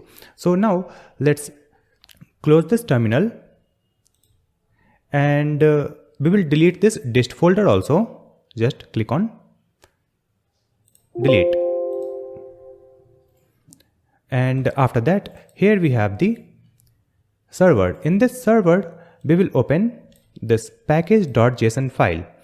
So in this package.json file, we have to add a new script that will be post install that will generate the Prisma, right? So just add this double quote and provide post install colon and then write npx then Prisma generate. You need to add this one and then add comma. Make sure to add it. After adding it, save the changes and close this file. Correct? And after that, let's open the sidebar. And here in the root folder, which is the UGC project, let's right click and create a new file that is .getIgnored. And in this one, just add .env. So it will skip this environment variable file and we'll also add node_modules. So it will skip the node modules folder. That's it. After that, I'll just click on this source control icon. You will find this icon when the VS Code is configured with your GitHub. So I'll just click here and click on initialize repository. So here you can see the total number of file, it is 80, correct? Now we'll add the commit message. First commit and click on this button. Now click on publish branch. Now it is asking to choose the private or public repository. So I'll choose the first one, private repository, and the repository name is UGC project. I'll choose this one. So it will publish the codes on GitHub. In the right side, you can see this progress, and now you can see the message successfully published the repository, right? Now let's open our GitHub repository. So let me open it. Here you can see we have this UGC project repository where you can see we have the client and server, and it is uploaded just now, correct? Next, we have to clone this project on our VPS. So let's see the document again. First, we have to create this directory. So copy this and open the terminal and paste this one. So it will create this directory. Now we have to navigate here. So copy the second one, cd/var/www. Copy and paste it here. Press enter. So now we are in this www directory, and here we have to clone our project, which is this one. So just copy this, or we can simply copy this one, git clone, paste it here, and after that we have to provide our repository link, correct? So just come back here in the GitHub repository, and here you will find this link. Just click on this button and click on this icon to copy this GitHub repository link, and after that if I add it in the terminal, it will not work because right now this repository is private. So I'll go to settings and I'll make this repository public for few seconds. So I'll change visibility, change to public, and now this repository is public. Let me provide the password also to confirm the action. Now after that our repository is public, right? Now let's come here in this terminal and paste this URL. Here we have to add the space also. After this git clone, provide the space and provide this URL and press enter. Now it is done. After that we can again make the repository private. So just come here, change visibility and make it private. Let's come back here. You can see the UGC project repository is private, right? Now let's see our next step. So I'll open the documentation. In this one you can see we have to navigate to our project repository and then we have to go to the server or backend because we will deploy the backend server first. So let's come back here and we'll write cd and repository name, that is UGC project. Now in this UGC project we have the client and server. So let's navigate to the server. Just add cd, or you can also see the repository using this ls. Just add ls, you can see the repository name, client and server. So we will deploy the backend server. So just come here using cd server. Now we are in the server repository or server directory. So now let's see the next step. We have to install the dependencies using this npm install. But before installing the dependencies, let me create the environment variable also. For that we have to use this nano.env. So copy this, paste it here. So it will create .env file and open this file. Now in this one we have to provide our environment variables. So let me just come back to the VS Code, then open the server, then .env file, and here you can see we have this database URL, then Clerk keys, then we have the Cloudinary and Google key. So just copy this one, copy everything from here, and let's paste it here. Right click and paste. After that we have to save this file. So just add Ctrl X, Y, enter. Now it is saved. After that we'll install the dependencies using this npm install. So copy and paste it here. So it is installing the dependencies in our server project. Now it is done. After that let's see the next step. So you can see the next step is to add the PM2. Using that we will start the backend server, correct? So just add npm install -g space PM2. Copy this one and paste it here. Press enter. So it is installing the PM2 package. After that, let's see the next step. So the next step is to add the PM2 start server.js, then name and one name, that is project backend or anything. But here we will make some changes because we have created this project using TypeScript.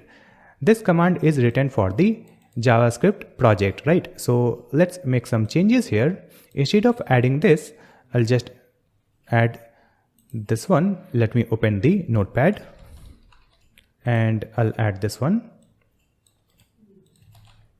And in this one, we will make the changes. So we'll write PM2 start, and after that we'll write npm -- name, and then we'll add the project name. So let's add the project name here, which is UGC server,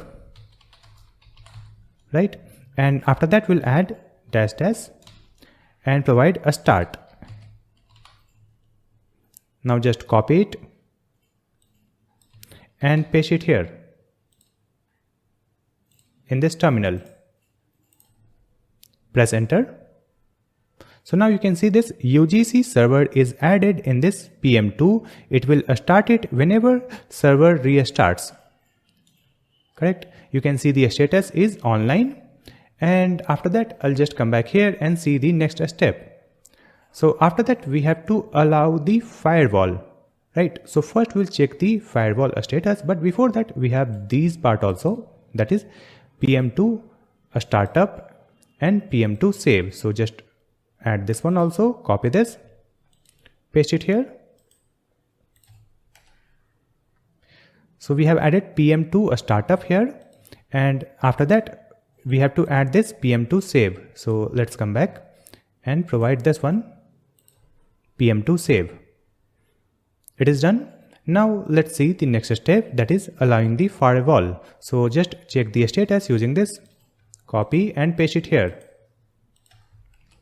So you can see the status is inactive. So let's make it active using this one. Copy this, paste it here, press Y. Now you can see the message, firewall is active and enabled on system startup. After that, here we have to add this one, that is allow open SSH. So copy it and paste it here. Done. So you can see the message, rule added. So it is allowed in firewall, which is open SSH. Now we have to allow the port number also. So you can see the port number is 4000. So let's copy this. And here we'll write sudo ufw allow 5000 because we have created our backend server on 5000 port number. Copy this and add it in this terminal. Now it is also added in the rule. If I come back here, you can see the next step, deploying the front end, right? For that we have to navigate into our front end directory, right? So let's come back. And here we'll write cd ... So now you can see the command not found. Let me add cd space ... So now you can see we are in the UGC project. Here we'll add ls.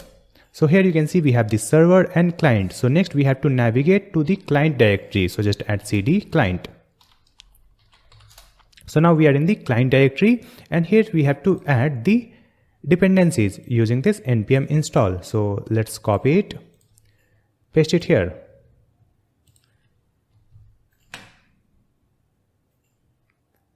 So it is installing the dependencies, and after that we have to add the environment variable also using this nano.env, correct? So let me just come back here, and you can see the dependencies has been installed.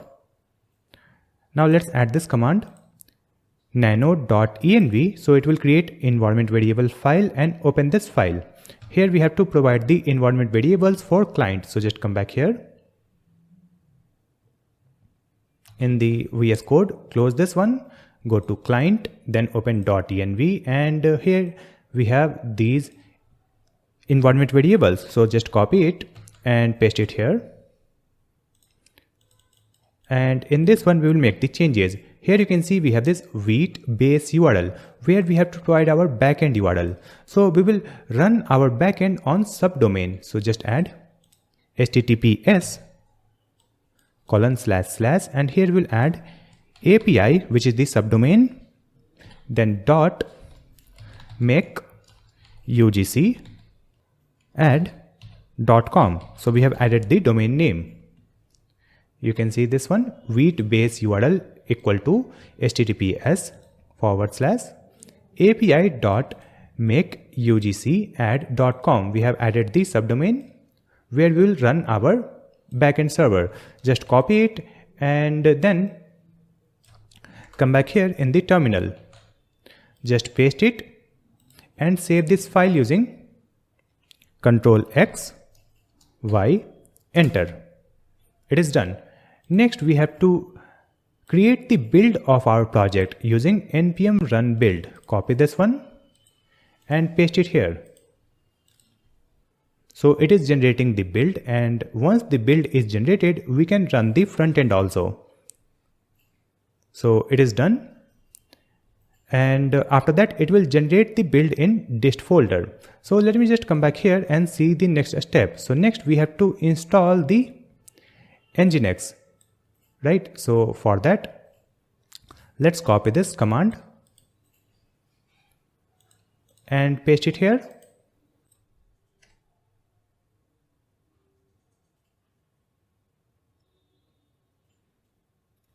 It is completed. Let's see the next one. So we have to allow the Nginx in firewall. So just copy this one to check the status, paste it here. So here you can see we have the allowed port and open SSH, right? Now after that, let's allow the Nginx full also. So just copy this one, paste it here. So it is added in the rule.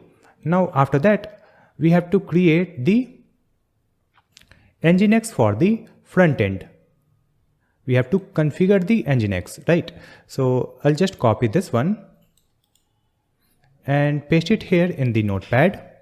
And here we'll add the domain name for the front end. So let's add make UGC add.com .conf. That is configuration, right? So just copy this one and come back here in the terminal. So it will create this file and open it, that is make UGC add.com.conf.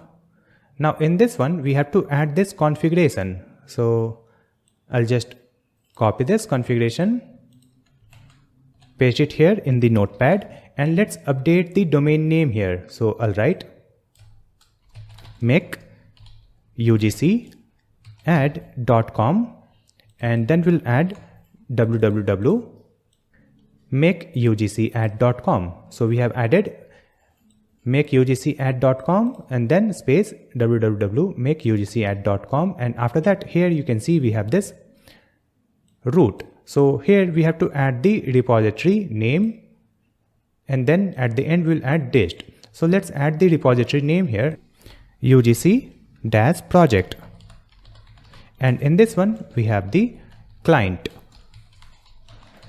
Just update this path www/ugc-project/client/dist, and after that just copy this one and paste it here in this file, and we have to save this file. Ctrl X, Y, enter. It is done.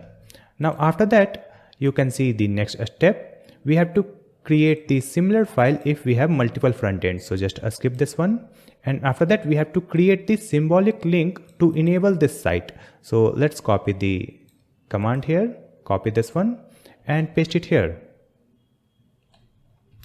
Now in this one you can see we have sites available and provide the domain name. So the domain name is make UGC add.com, then this path, that is /etc/nginx/sites enabled. Just copy and paste it here in this terminal.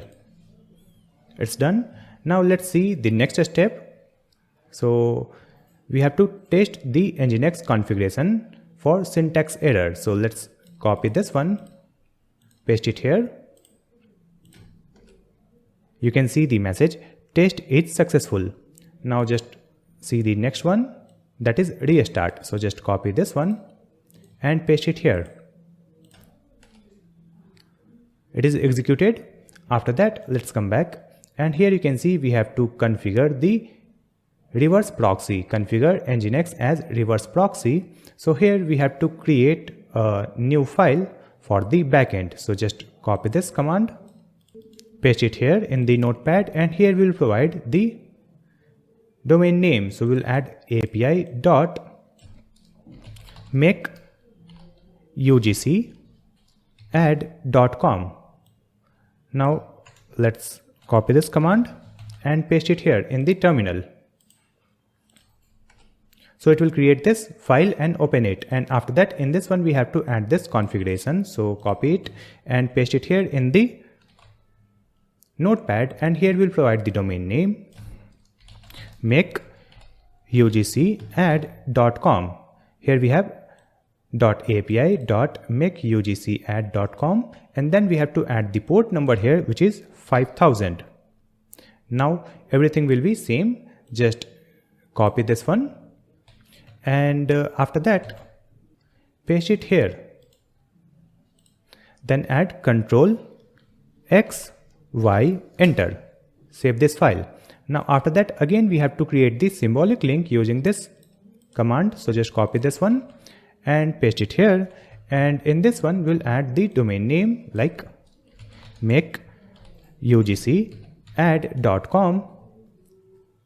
So we have the complete subdomain, which is api.makeugcadd.com.conf, which is the file name. So just copy it and come here. Just paste this one. It is done. Now see the next command, which is restart nginx. So let's copy it, paste it here. It will restart the nginx, and after that you can see the next step, that is connect domain name with website. For connecting the domain name, we have to point all the domains and subdomain on the VPS IP address. If you have not pointed the IP address, just add it. We have already added the IP address in the domain name DNS record, right? So if you have not added, just add the IP address, then only proceed for the next step. And after adding the IP address in the DNS records, it will take some time to reflect the changes. So just wait for 10 to 15 minutes, then only proceed for sixth step. So we have already added the IP address, so we can directly come here in the next step, that is installing the certbot. So let's copy this and paste it here in the terminal. It is done. Now just come here and copy this one, that is obtaining SSL certificate. So let's copy this and paste it in the notepad, and here we have to update the domain name. So you can see we have certbot --nginx -d and provide the domain name, that is make UGC add.com, and then we'll add www.makeugcadd.com, then we'll add API. So let me remove this one. Just add -d API dot makeugcadd.com. So we have total one domain and two subdomain, which is makeugcadd.com, then www.makeugcadd.com and api.makeugcadd.com. Let's copy it, and it will add the SSL certificate for this domain and subdomain. So just paste it here in this terminal, press enter.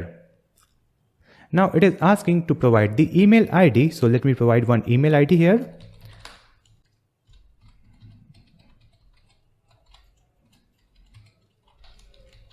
Then press enter.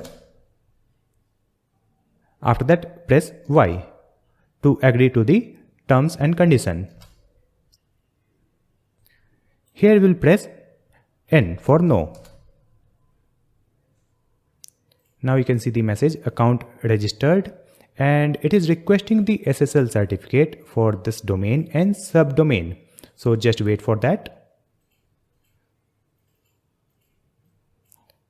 Now you can see the message here, successfully deployed certificate, and here we have the files, and after that we have to verify the SSL renewal. If I come back here in the documentation, you can see the next step, verify auto renewal. For that, just copy this one.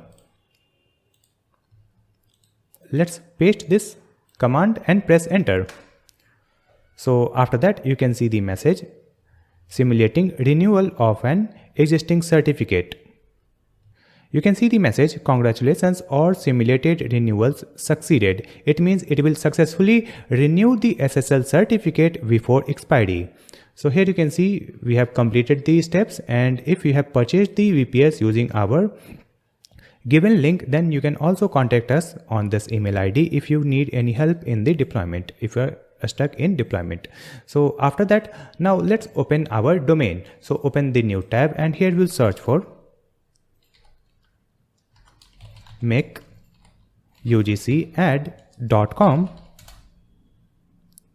So you can see our website is running live. Here we have makeugcad.com, and here you can see the same website that we have created on localhost. And right now the webhooks will not work because in the Clerk webhooks we have added the temporary URL. So we have to update that URL. Then only the webhooks will work. We can store the user data in database. So let's just open the Clerk dashboard again. In this Clerk dashboard, just go to configure. Then in the left side you will find developers, webhooks. Just open this webhook settings. And in this one you can see we have the endpoints. So this is the temporary URL of our backend server. So let's update it.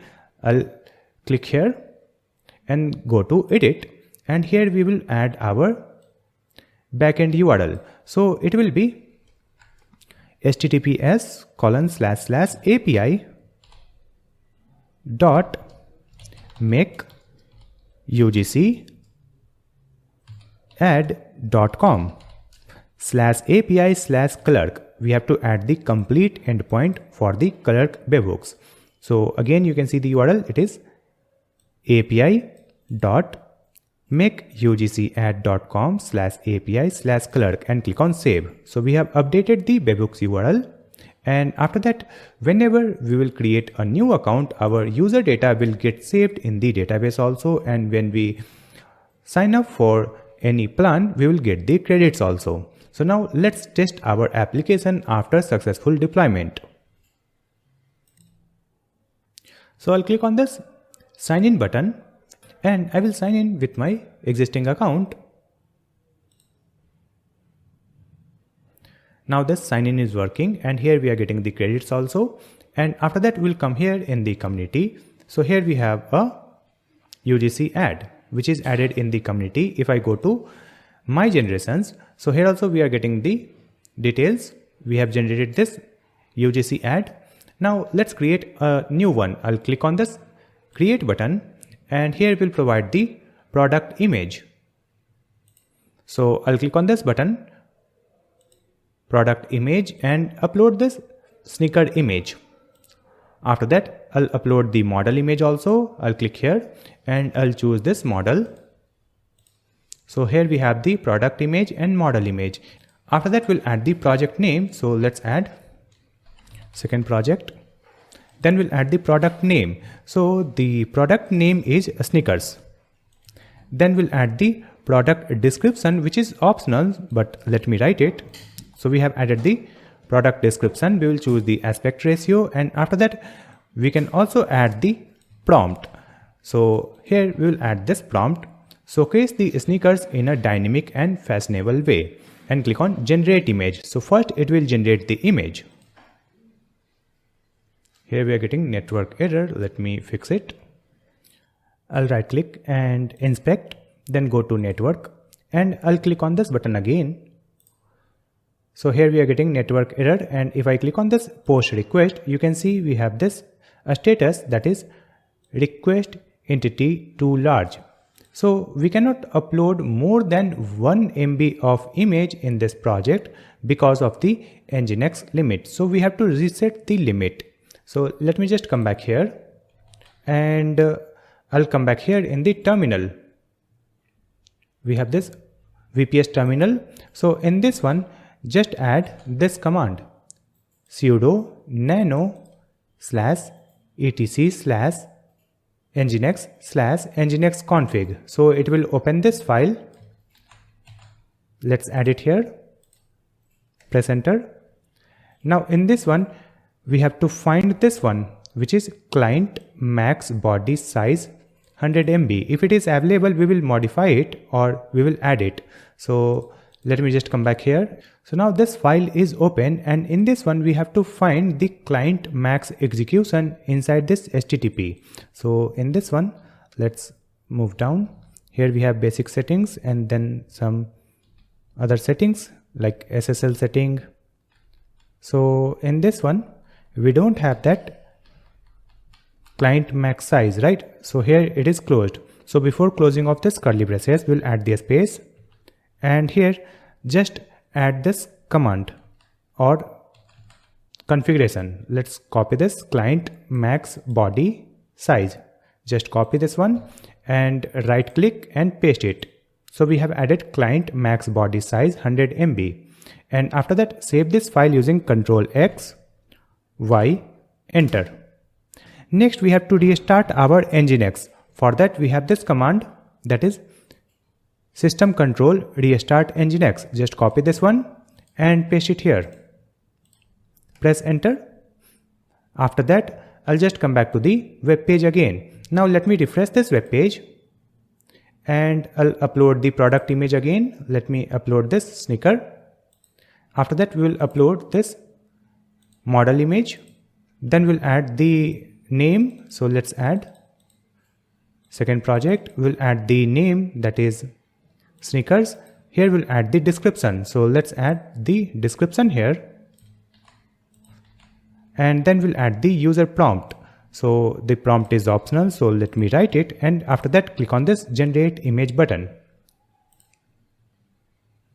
Now you can see it is generating our image using this product and model image. So just wait for that. It will take few seconds because it is generating the image using AI. You can see the loading animation in this button. Now it is generated and we are redirected to this result page. In this result page, you can see we have this model image, and in the hand of this model we have this sneaker, right? And this model is wearing the same sneaker. So we have created the image using the product and model. After that, here we have the button to download this image. Let me just click here. You can see we can download this image like this.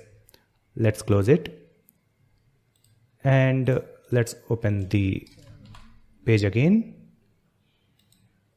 We will open our website. Let's open the home page. Go to My Generation. So here we have this generated image. Let me just click here.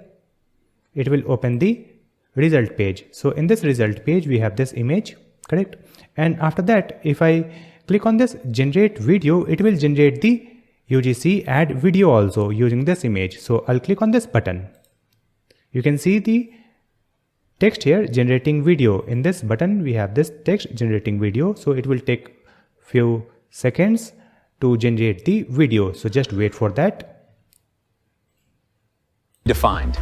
Introducing the new must-have sneakers. Now you can see watch as they shift to this ultra-clean white finish. And it has style and comfort also redefined.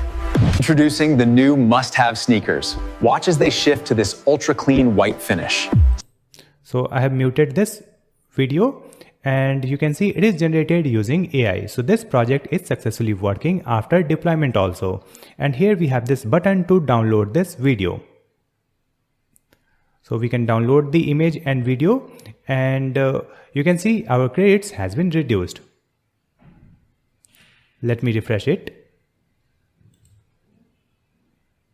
Here we have 70 credits after generating the video. Now let me just come back to the home page. So now we have successfully created our UGC ad maker project, that is AI powered project, and we have successfully deployed it online using Hostinger VPS. I hope this video will be helpful for you. If you have any question, you can ask me in the comment section. Please like and share this video, and also subscribe my channel GreatStack to watch more videos like this one. Thank you so much for watching this video.